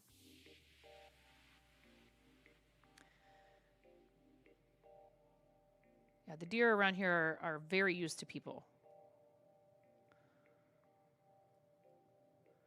So if you're not yelling and running towards them, they'll mostly just hang out for a little bit. Eventually, they'll probably decide to take off. But they take their sweet time. They just sort of like go, yeah, probably should move along. Dang.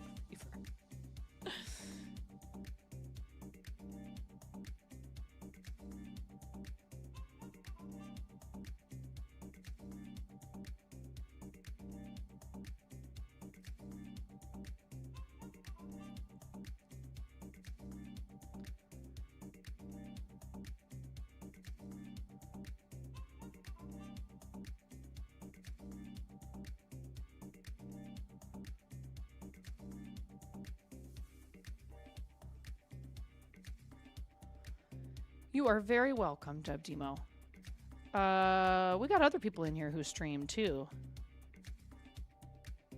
including Bells. T-Weasel, I know you're, kind of whenever you can. But I still enjoy, shouting out my friends and trying to throw support their way. Or if you'd rather we posted your TikTok link, I'm happy to do that. Wherever you're most active.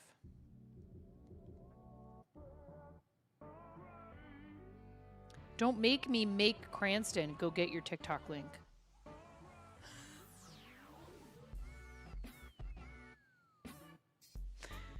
Ooh, you're going to stream this weekend doing stop motion puppets? That's so cool.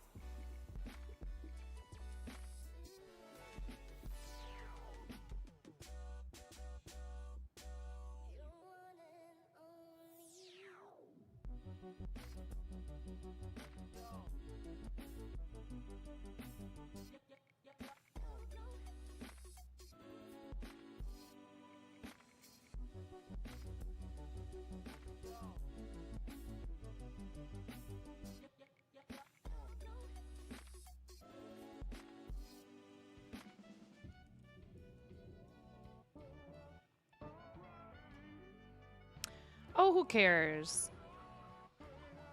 If it's random and chaotic.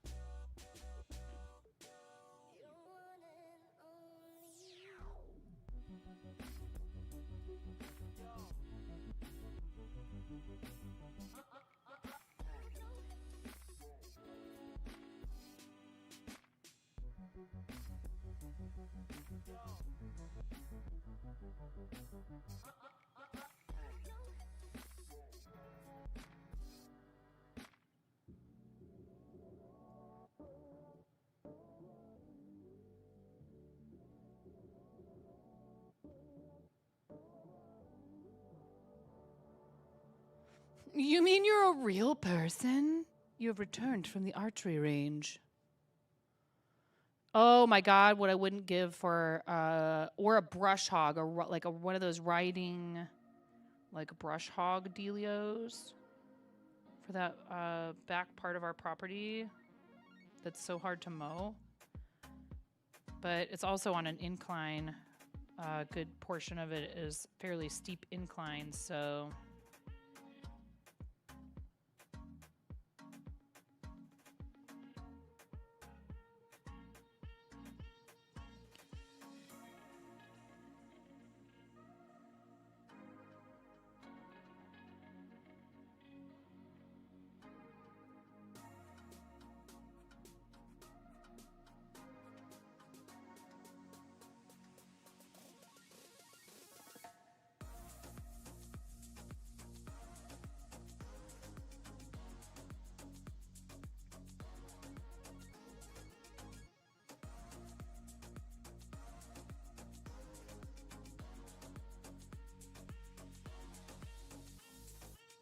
You have a second TikTok that's just stop motion. You haven't posted there for a while.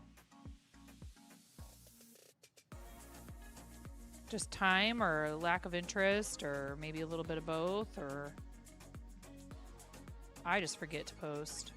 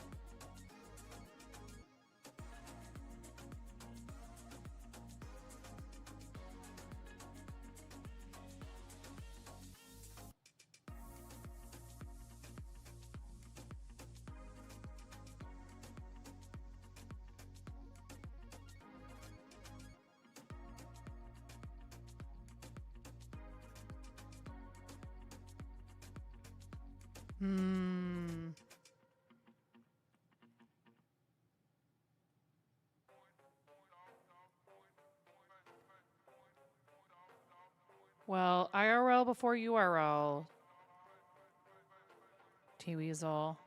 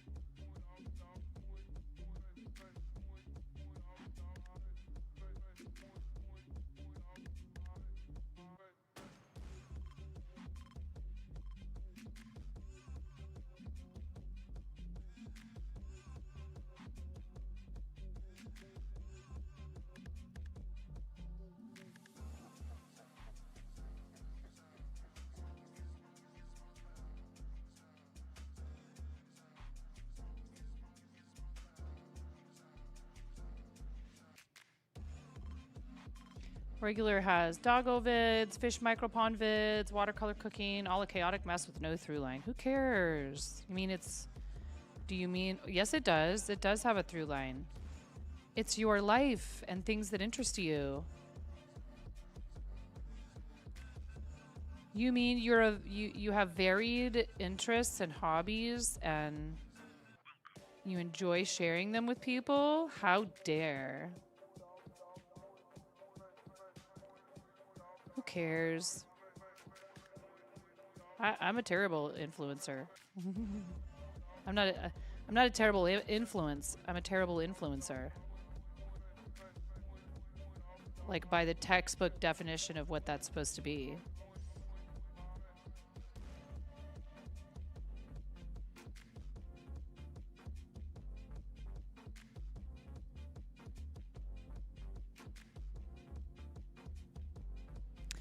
Got to dash and do more of the never-ending work in the backyard. By the way, you're planning on getting chickens. Oh, yay. I would love to, but I just don't know if we have the time. I would love to. It'd be so much fun. Ramona loved when they had chickens in her class, baby chicks. Yeah, I'm a terrible influence.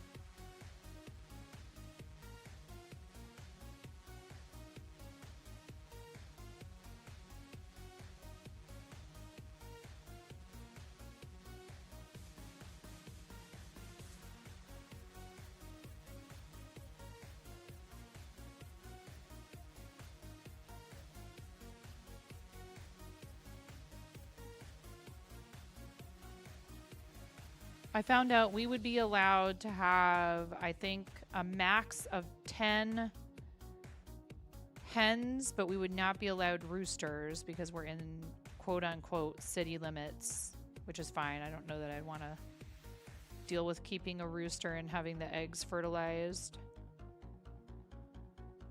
I would just get chickens for eggs.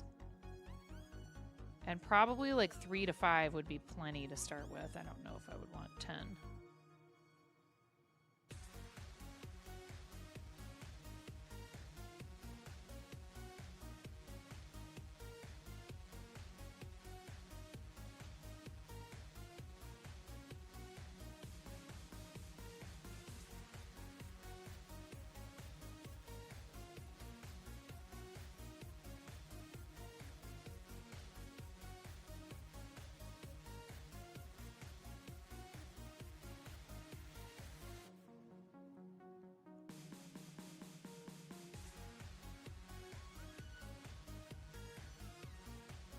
Oh, really? Wow, that's a lot.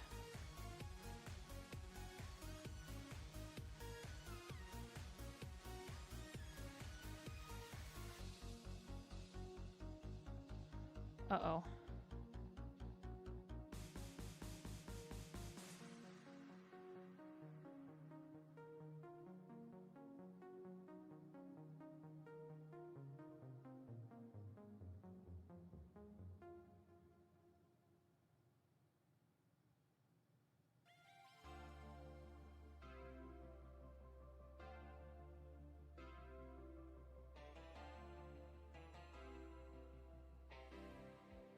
What is going on?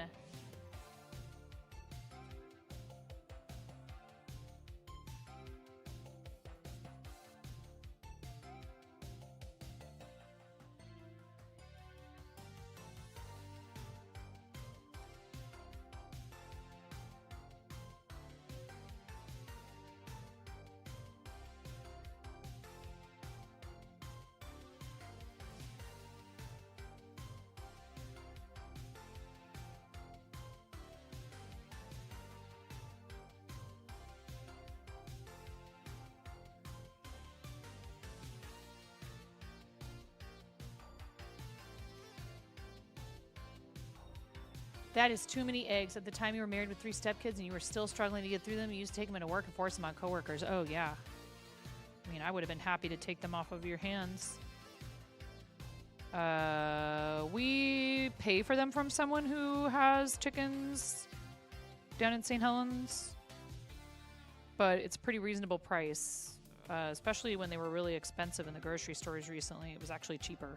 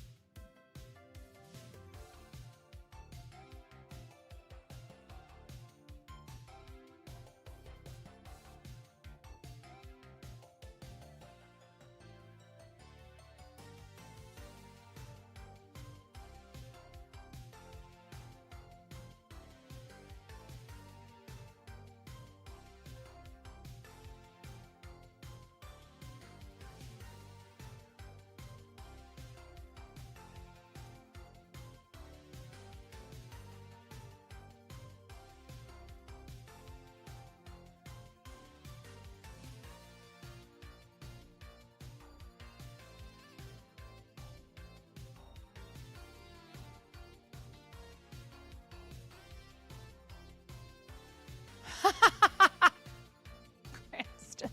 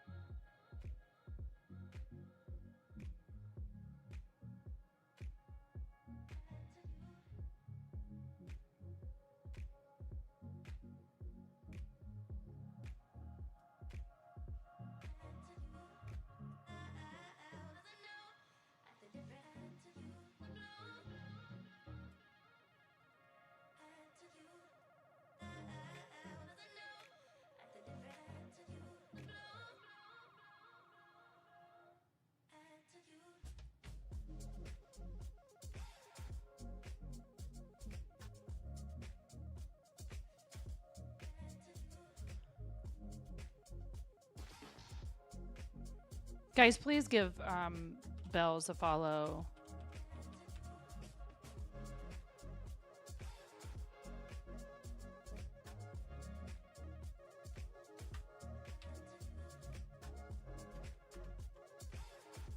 I can't type.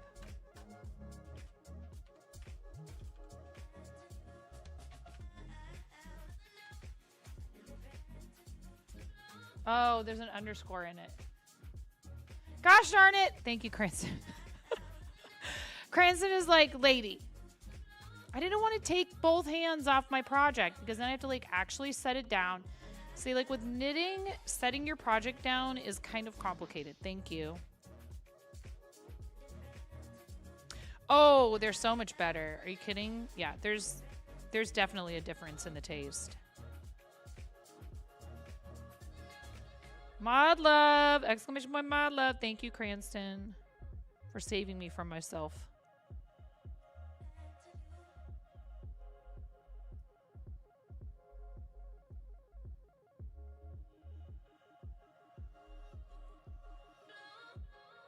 I know, but I don't expect you to do it either.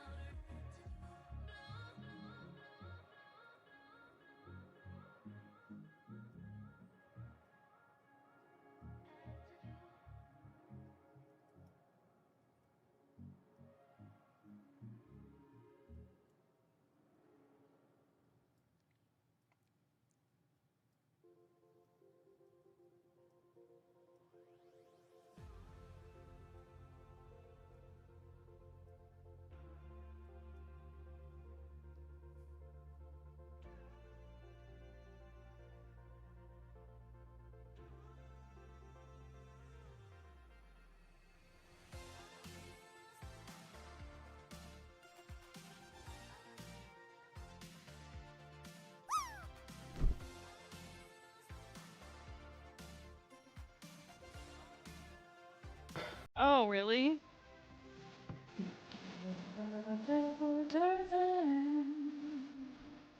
In case he comes to town.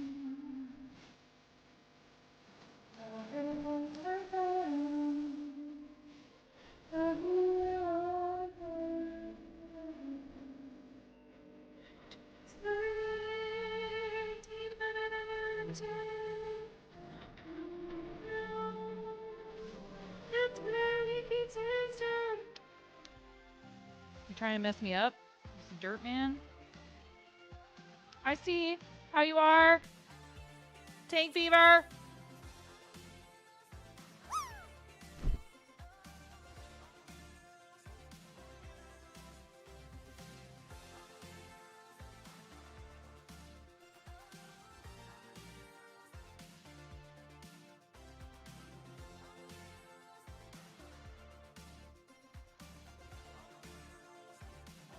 Oh my god.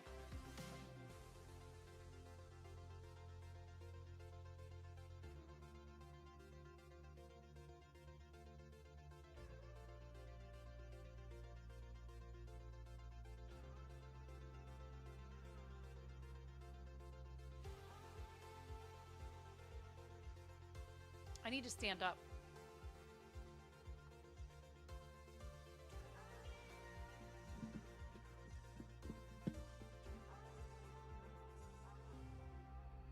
Here's what it looks like.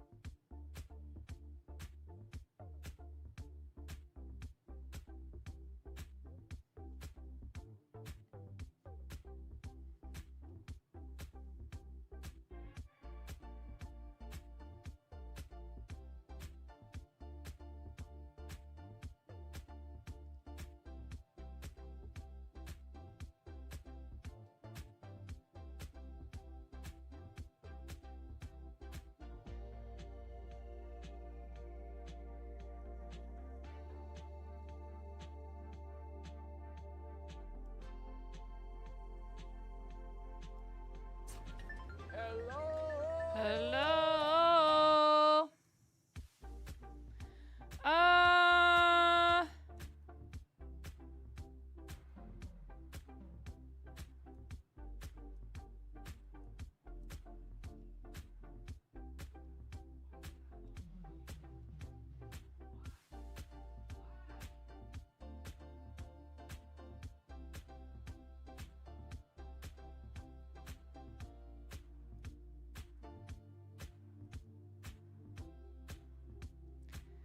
I'm not really sure.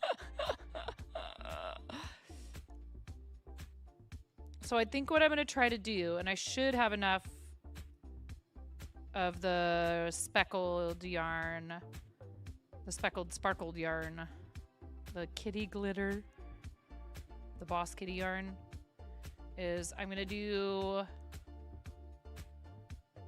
so I did 8,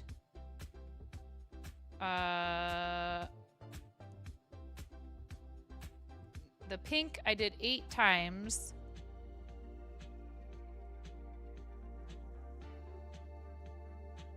Now I'm doing a second set of 2 rows of the teal. So I'll do alternating with the speckled yarn the same number of times. And then I'll take a look at where I'm at with the speckled yarn. And hopefully should be able to do another repeat with the pink and then another repeat with the teal at least. Because this pattern does not dictate a specific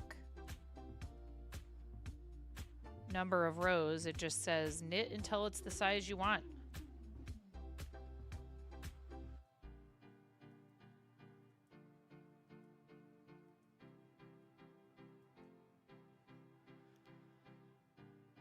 The new interface says you have no points, but you do.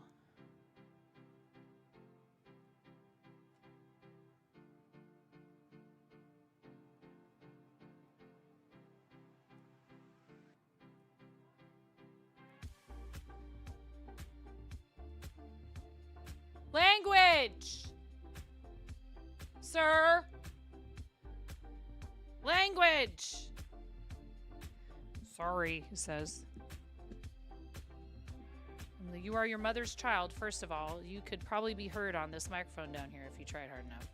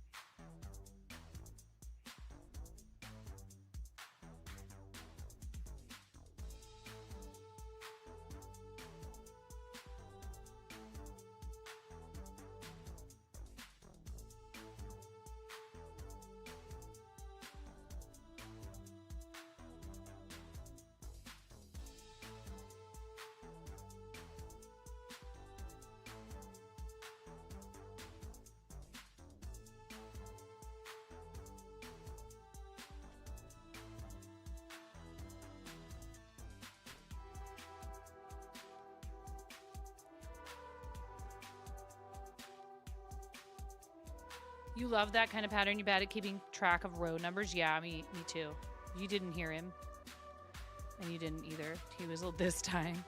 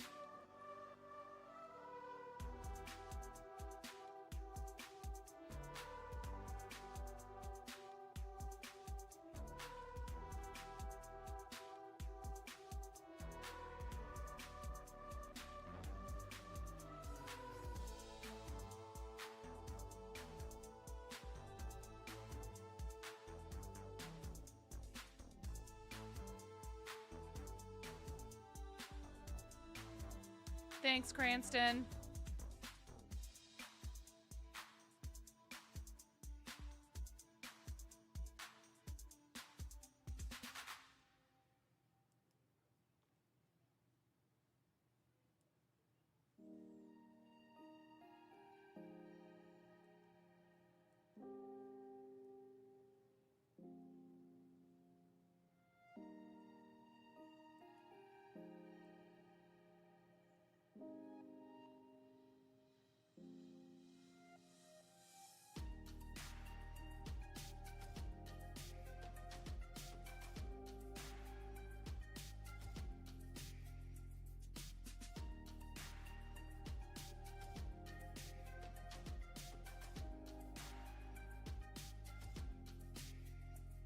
Only problem with doing this, standing up like this, is the work does start to kind of pull a bit. You got to be careful that you don't end up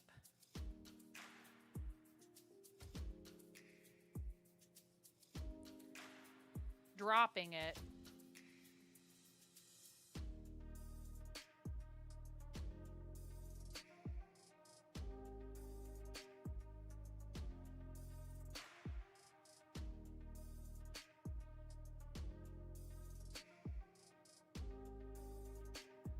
Like right here at the beginning of this next row, I have to kind of concentrate for a second and really hold on to everything so I can get past this first part and get enough stitches on the right hand needle to not worry about just like having the whole thing, a bunch of stitches come sliding off. Yeah.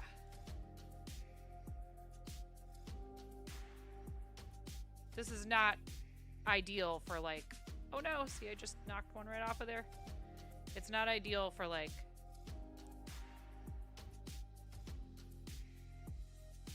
you know, doing this for like the whole project. I just really needed to like stand up and stretch my legs, move them around a little bit. And I don't want to stop knitting.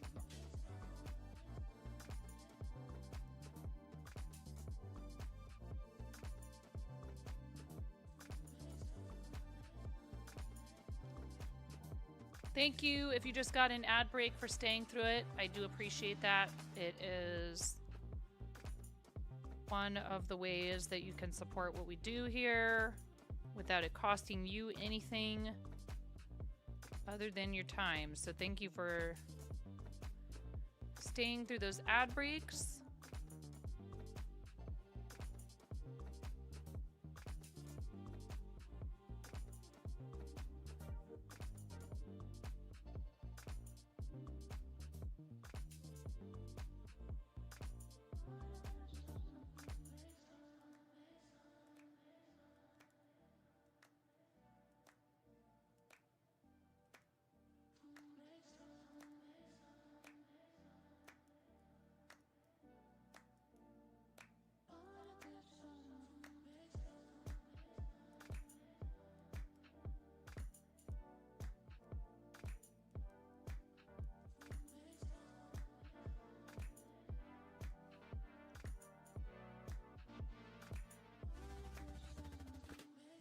Your housemate made a Sonder recently. He made a pattern in it with alternate stitching. It was gorgeous. I was thinking about that, actually, Orange, you glad?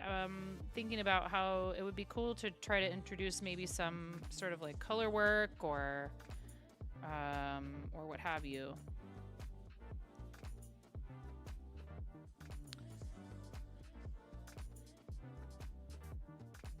I'm just using hand-dyed yarn from another dyer, hand-dyed yarn from me, and organic wool yarn that I got with points from Hobie.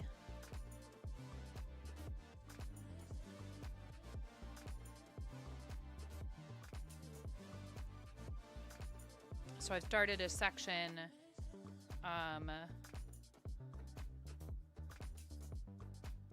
that is like the variegated teal yarn that I dyed. It was one color, but it was dark gray, and the pattern stood out really well. So probably did like some purl stitches or something to like make like a. So the stitches were what made the pattern. That's cool. Like you said, alternate stitching. That's really neat.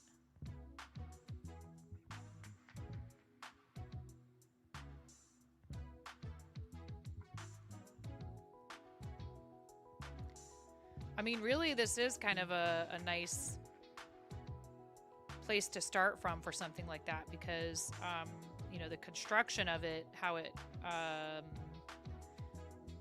increases in size is really simple. It's just 2 increases on one end on one row, and then on the next row,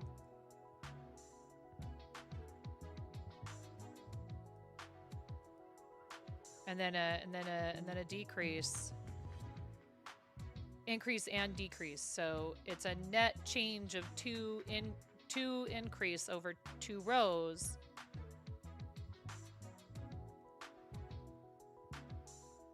But it the way that you work the stitches means that's how it helps it shape.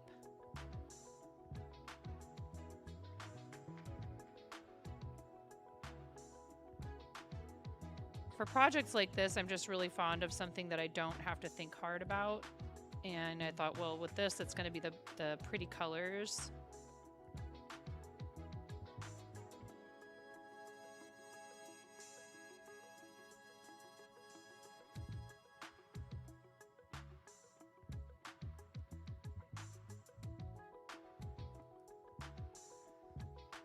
And I started one of these before trying to use Hobie Azalea, which is one of the yarns that's just like 4 strands held together, and it's not, they're not twisted.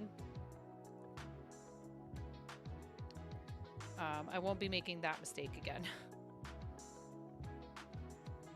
Knitting with that yarn is rather difficult because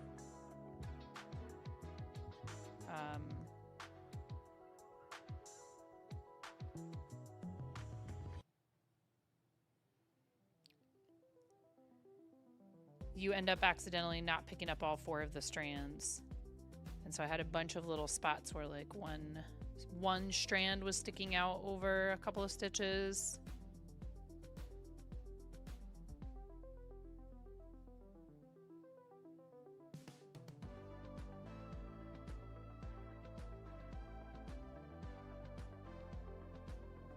I get nervous about cutting the yarn even when I'm done using a color because I'm like, what if I decide I'm going to rip it out? So I really don't like to cut the yarn until I know for sure that I'm happy with how it's turning out.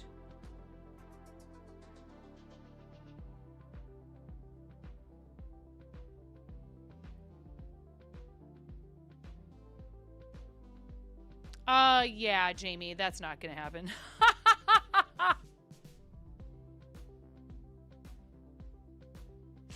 I would try it at some point, but I should say it wasn't gonna happen for this project. But that's a good idea. So they actually also have a brand. Yeah, no, I know. That's a great suggestion for another time when I have time to play around with something like that. I mean, I don't know, maybe it wouldn't take that long. I do have an e-spinner.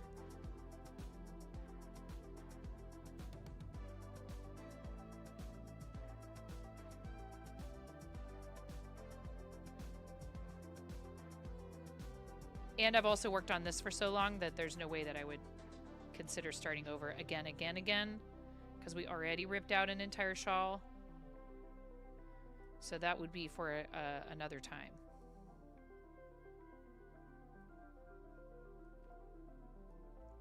And as soon as this is done, it's back to trying to stock my shop and maybe see if I can't finally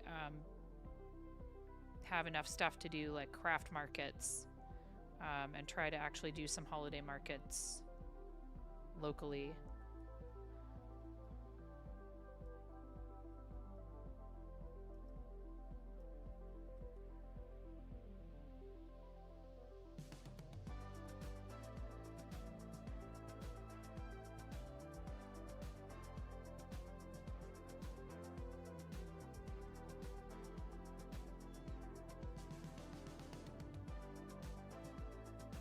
You're making a 4-ply yarn to make your sweater. Like a cotton or wool or...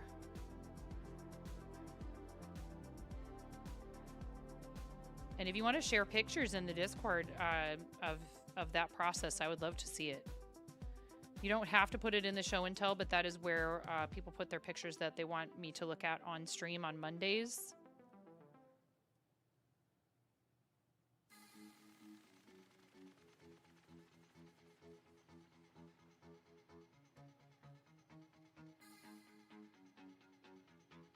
Wool. You bought a Rambouillet fleece? Oh, nice. Your farmer's market is like a combo craft market, from your understanding. And oh, yeah, that would be cool. Did I tell you, Bells, that I looked into Spirit of Halloween Town, and it's like you have to do every single day of it? Like, there's no signing up for just weekends. There's no signing up for, like, 1 week. You have to do the entirety. Well, it is mostly weekends, I think, but...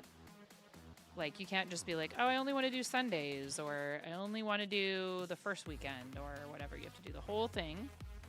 Which, like, I've never done any of this stuff, so that's probably pretty standard. Probably all this is standard. I'm the noob. But yeah. Ha ha ha ha ha ha ha! I was gonna say, are you done with your mowing already? Good for you, but hey, you will catch no heat from me. Bells. You gotta eat.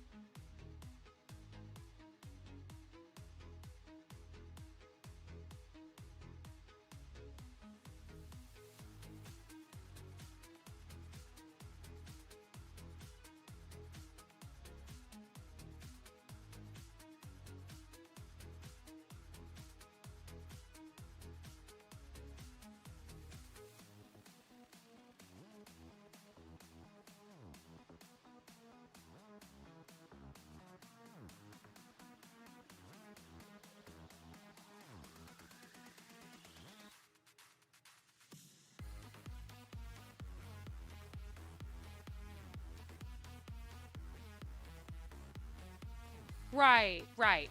I could see it being a logistical nightmare. You know?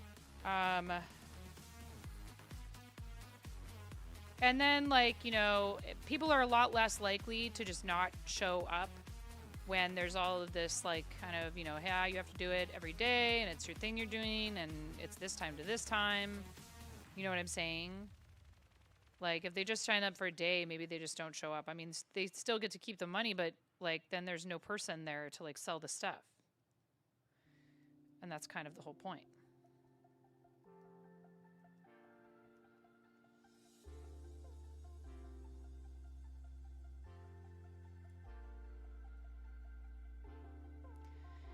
And the fee is pretty hefty, but when you consider how many days it is that you get to sell for, it's not that bad per day. It's just, you know, that's such a commitment. And so there's basically two groups of people who this works for. And that's people for whom that is their whole business model, is they do craft fairs, they do markets. You know, they're signing up various points in the year to do, you know, in-person selling events, right? And maybe they're a small team and they do their own events, but that's all that they do, right? They don't,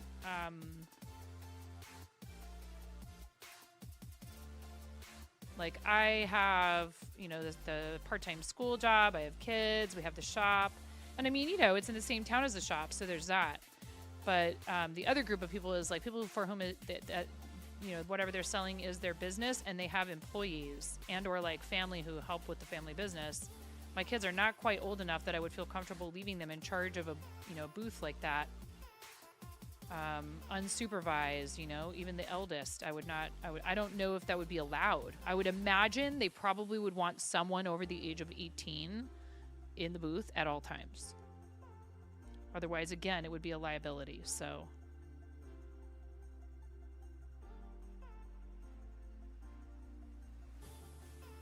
Like, maybe would be one thing if you're walking away to go to the bathroom and coming straight back, but not like having your kid run it for like a whole day. And, you know, maybe that's not what they want to do with their time, and we do have them help out, and they get paid. And our kids are old enough to work and get paid.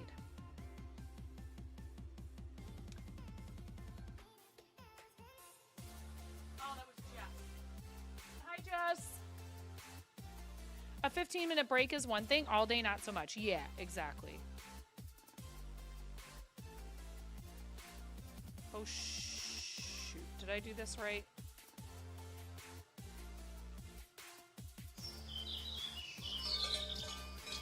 Yours is one of the few that I've actually brought over.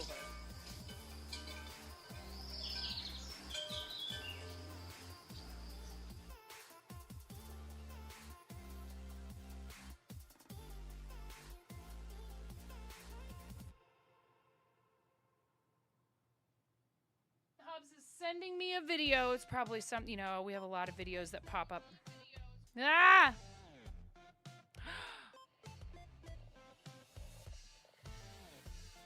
It's baby Heracles chewing on his feet.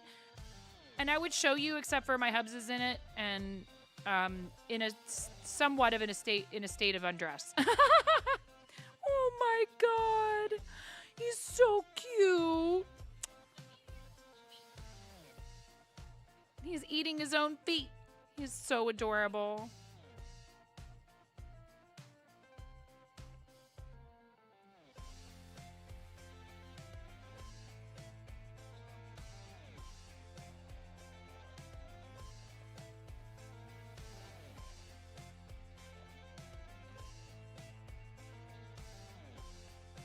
Little baby puppy.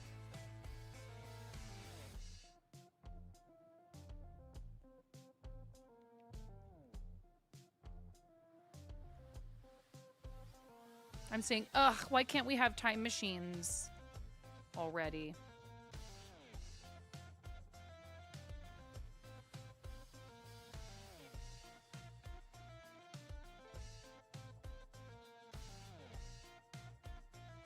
Hi, Ezra.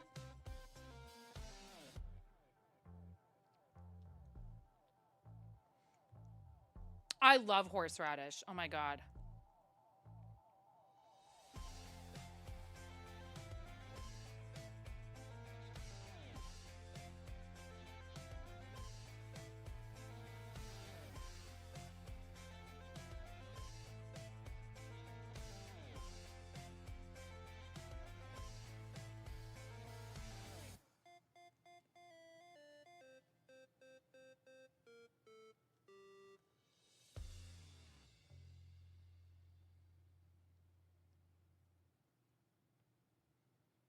You just put biscuits in the oven. Now you don't feel like making anything to go with them. Oh no.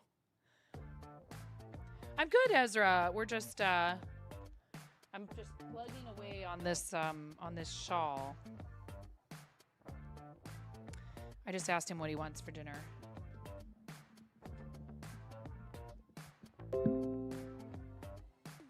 Aw, he said whatever isn't as hot for you to cook. He's being so nice to me. What's the deal?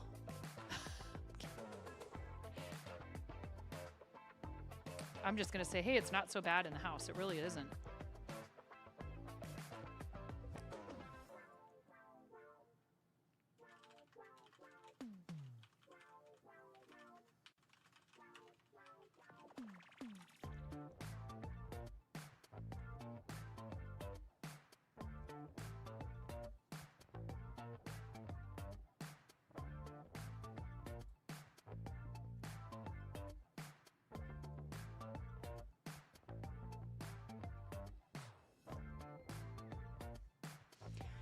I'm not a big mayo fan. I like aioli on things sometimes.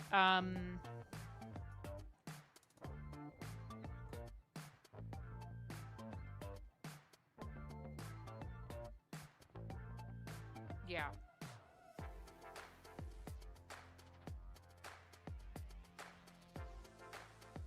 I know that aioli is basically mayonnaise. I am fully aware of that. But like, especially like a good garlicky, like real aioli is just different than like store-bought mayo.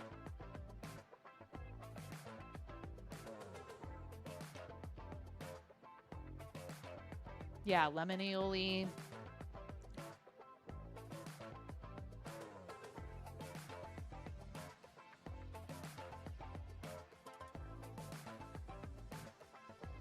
I love mustard, and I'll have mustard on absolutely any sandwich, pretty much. Like, even on sandwiches, it probably doesn't really belong on. Not on a peanut butter jelly before somebody asks. That's insane. I do not care for honey mustard, though. Not a big fan of sweet dressings.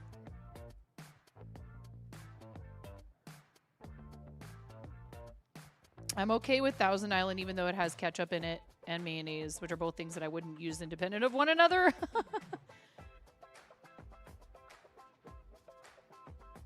Peanut butter and jelly. Feel free to judge, but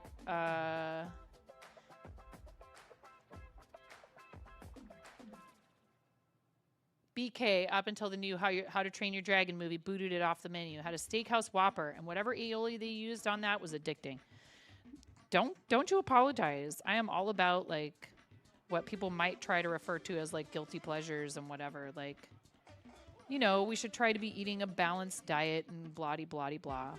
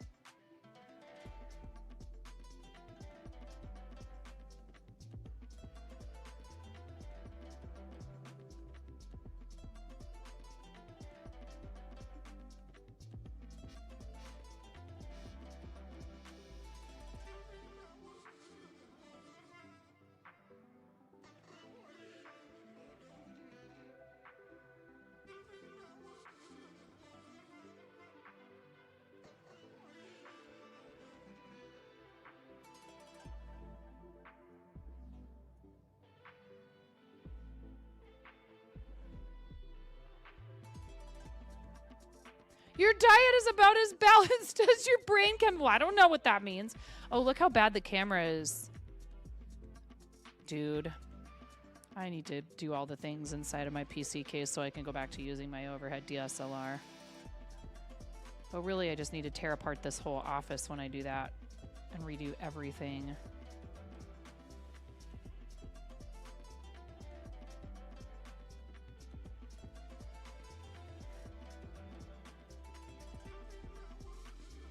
How hard is it to put drywall up? Asking for a friend. The best cabbage soup you ever had a cup of ketchup in it, and that cup of ketchup made a huge difference for the soup. Now, this is a cup for a whole stock pot of soup. Yeah, that's different. Oh, that's okay, Ezra. I'm sorry to hear that. I hope he feels better. It stinks when your pets are not well, because you can't be like, oh, where does it hurt? Did you eat something stupid? Grilled PBJ.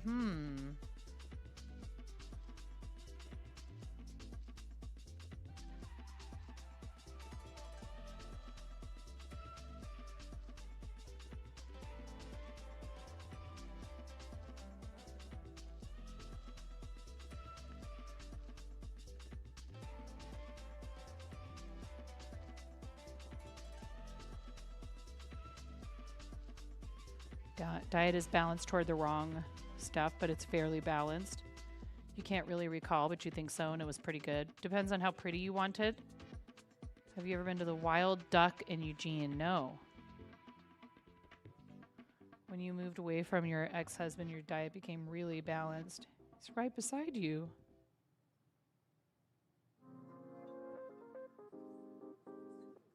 Drywall, at least, is super easy to cut. Oh. How old is he?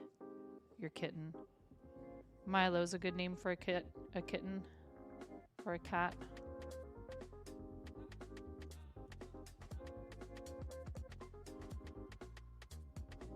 Two to 3 months. Drywall at least is super easy to cut. Yeah, like, Jess, what do I do down here? Do I do drywall? Like, what would be my alternative, really, to, like, finishing these walls down here? I would like something that I could paint.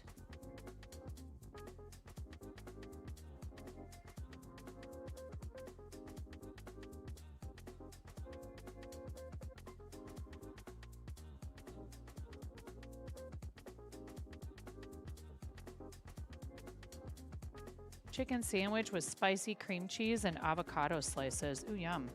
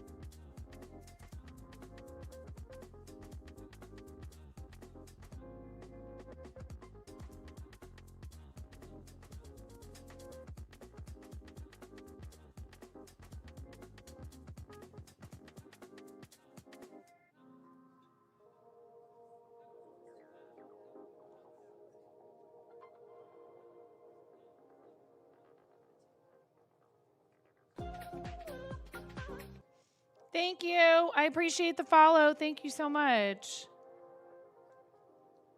No worries. You have a good day. I hope you have a great day, and I hope your kitty feels better. Thanks for popping in again, and thank you for following.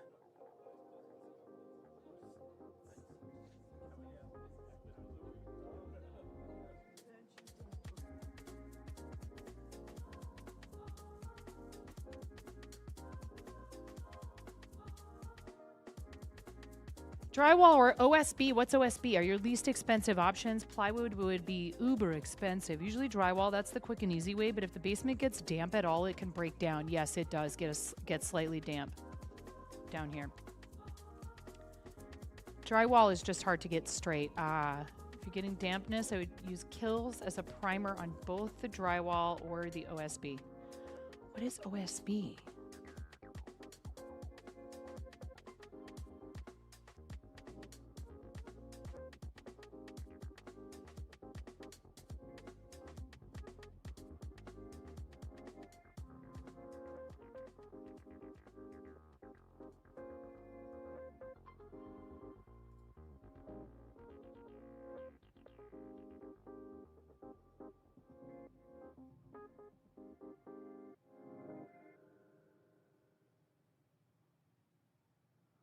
The plywood that looks like it's made of large wood chips. Okay.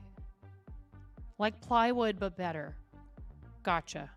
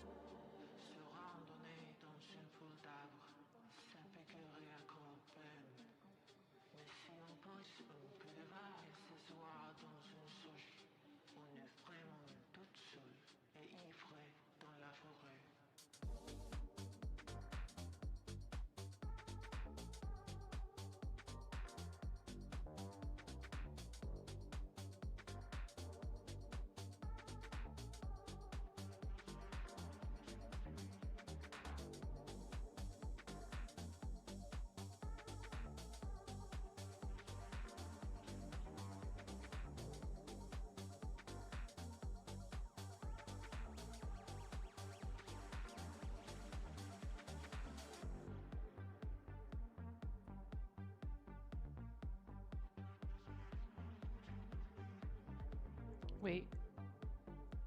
Is that what I'm supposed to do here? Yeah.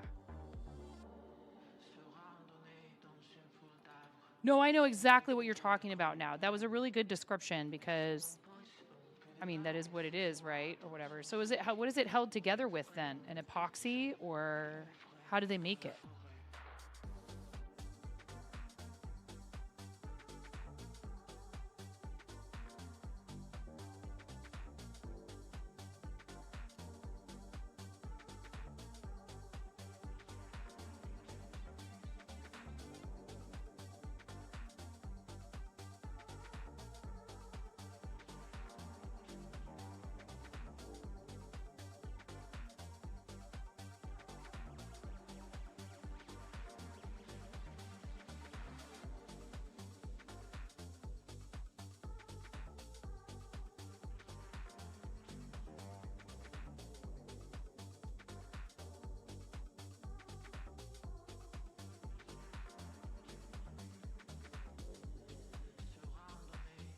Got 3 different strands of yarn here now, so I have to like do a little maneuvering.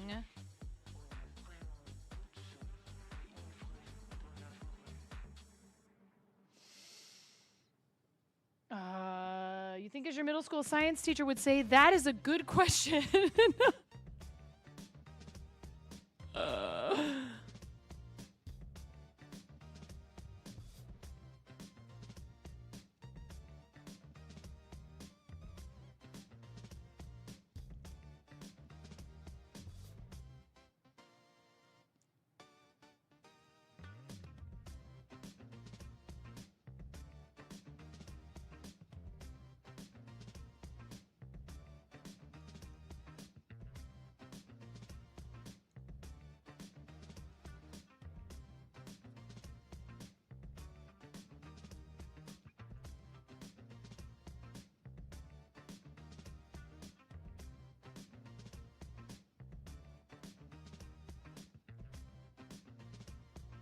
Oh, God, not good. That wasn't a typo. Synthetic resin adhesive, according to Google. Thank you, Bells. Can we have a fancy shout out for Jess, please?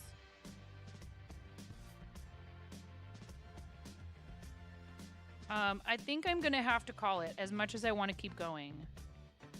I need to make dinner. I want to have dinner ready for Hubs when he gets home, since it's his birthday. Or at least on the way to being ready. The shop doesn't close for another half an hour, and it'll take him at least a half an hour. At least a half an hour to get home.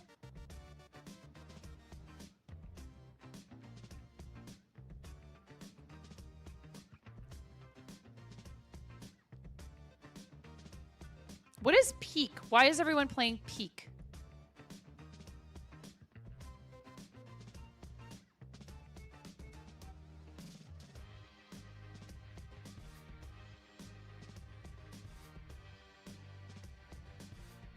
A climbing game?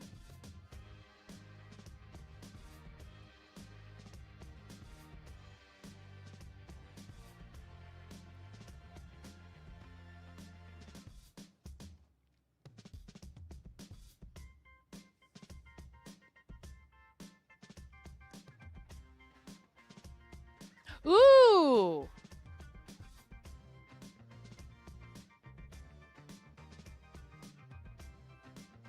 Ah, crud. Welcome to Blaze the is Fart ending. Zone. And we get a raid. Oh, thank you so much. From Blaze. Oh my God, To it's the Fart Blaze. Zone, to the I Fart was Zone. just going to raid you, Blaze. That's hilarious. Thank you so much. Thanks, Blaze. Thank you for the raid, friend. Blazers of the Lost Ark. I literally was looking at your ending soon screen just now. Welcome to the Fart Zone. Thank you so much. How was your stream? How was it? Was it good? I hope it was good. What did you get up to? Were you painting or were you gaming or maybe some of both? What was going on today? Tell us about your stream. Blaze wants me to get a husky. It's not happening. Unless we get $669 million for charity. And then I will do the Iditarod. I'm kidding. I'll make my daughter do the Iditarod. She's the one who wants the huskies. Thank you so much for the raid. What color egg would you like for the bowl?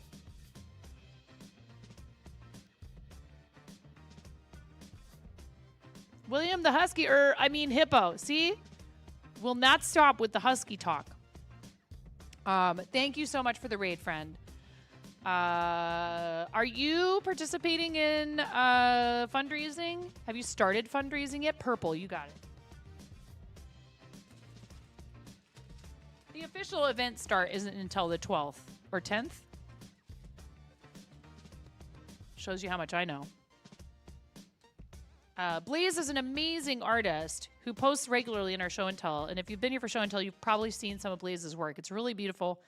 Awesome friend of the stream, fellow charity supporter, Team MoCo Loco, Creator Club, all that good stuff. Thank you so much. And also a magician. Fun fact. I'm looking forward to you doing more magic streams. Into the bowl of magnificence you go. This is just from today, you guys. This is just from today. Look at all those resub chickens, sub and resub chickens, and a couple of raid chickens. Thank you, friend. Oh, Angelica had to read and run. We need to put an egg in here for Angelica.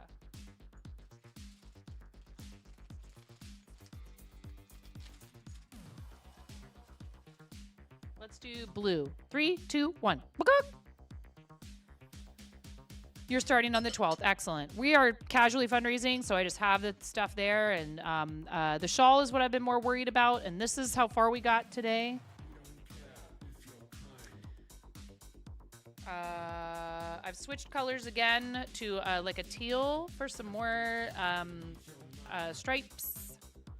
And I think it's turning out really great. I like this pattern. It's simple and easy. If you knit, it's a very relaxing pattern. Or if you're a beginner, it would be completely appropriate. Your stretch goal for St. Jude is to do a full magic stream, not just one trick, but a whole stream of magic. A whole stream. I think that's really awesome. And that's a good way to force you to finally do it. And to motivate people to donate to charity.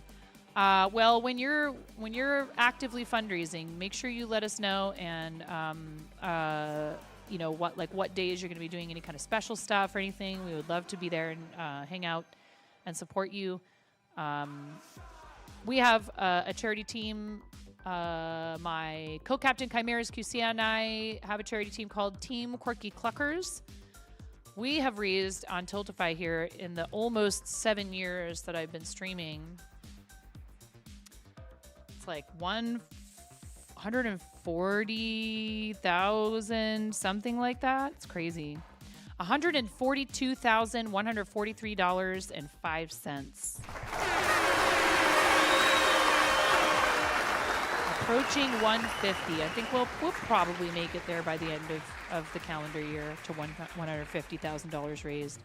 I love supporting charity. St. Jude is the main charity that we work with alongside Starlight Children's Foundation, but we also fundraise for Stand Up to Cancer, Big Table. We've done fundraisers in the past for ASPCA, crisistextline.org, Can't Cancel Pride, Toys for Tots, 1000 Dreams Fund. The list goes on. I really love working with all these different organizations. There's so many great causes out there. If I could afford to, I would just do charity nonstop, and I would be a 100% charity channel. But this is what I do for a living. I'm a full-time broadcaster and content creator. I'm a mom of 3, and my husband and I own and operate a game store. Like, you know, TCGs, TTRPGs, comic books, and manga in St. Helens called Pantheon Comics and Games. And it's my husband's birthday today, so we were about to get out of here. I hate to read out so soon after you just raided us. Let me turn off reads just so we don't get another one right before we try to read out. My Twitch dashboard has been acting up so bad lately. Anyone else on Chrome having trouble with their Twitch dashboard just being dashboard? Whoa, that's something else. I do want to start getting into doing some mini painting and other things that are a little less focused on fiber arts. I love fiber arts, don't get me wrong.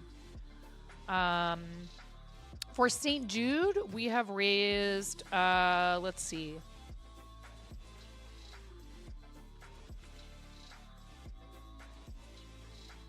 $61,926.61 lifetime for St. Jude Children's Research Hospital.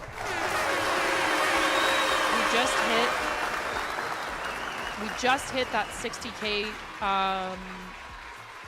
It was during this last Play Live Challenge season. I've been to the hospital. I know how great it is because I've seen it with my own 2 eyes. Thank you, chat, for supporting St. Jude to the point where they invited me to Summit. Blaze links, like maybe just your website, blazewinterborn.com. We're big fans of Blaze around here. If you're not already following, please do the thing. And definitely hang out and support during the charity streams, but just anytime because Blaze is blazing amazing. And usually comes in and does a fart noise, and we love that. We do have a teammate from going MoCo Loco for St. Jude 2025, so we could continue spreading the love to someone who is also has a goal bar. Horror days for the kids. Jewel of Horror is live. Charity for the kids. Repo. So probably an 18 and over stream. Girl, gamer girl, English, vibes, positivity, woman, scary, LGBTQ, VTube, VTuber. Using a cam right now, though. I'm Jewel of Horror, aka Zombie Jules X. I'm a variety streamer, all about good vibes, scary games, and a sprinkle of wine. Join the infected family for some fun, spooks, and laughter. Just remember, be nice, or she'll unleash the horror. 9 followers from her goal of 220. And $300 goal for St. Jude Children's Research Hospital for St. Jude MoCo Loco. So I think that's a good choice considering I was just about to read you because we're on the same team together for St. Jude with the MoCos. What do you guys say? Should we head over there? Stick with us for the raid, please. It helps support this streamer even if, and their charity campaign, even if you can't donate. All right. I've never been there before. I don't know this person. I am at the follow cap. What am I going to do? Wait, before we go over there. Before we go over there, I am going to go over Commander, Root, Twitch. So if you're like me and you followed too many accounts and you hit the cap, which is 2,000, you can use the Commander Root thing that people know because it's helpful for removing bots. You can also see a following list if you log in with your Twitch. And then it will show you all the accounts that you follow. And you can organize it by date, type of account. So you can say by username, followed at, account created at, broadcaster type, account type, default logo, is known bot. And then it will also show you links. So I will typically go and tell it to filter by broadcaster type, and I will scroll. I've already done this, so I can't even anymore. Any default accounts that have not been active, that aren't affiliated, aren't partnered, haven't been active in like more than a couple of years. I already went through and did all those. And it's unfortunate. It happens. People try out streaming and then they decide they don't like it. And you can do it by date too. So you can go all the way back to when you first started following people. Chances are there's probably some people in there who are no longer streaming. And it's unfortunate, but it is what it is. And if I go to somebody's channel and they have, no videos at all, and it says they haven't streamed, like, I'm not going to name the name of the person who I'm unfollowing right now. They have not streamed in 4 years, it looks like. It's extremely unfortunate, but these things do happen.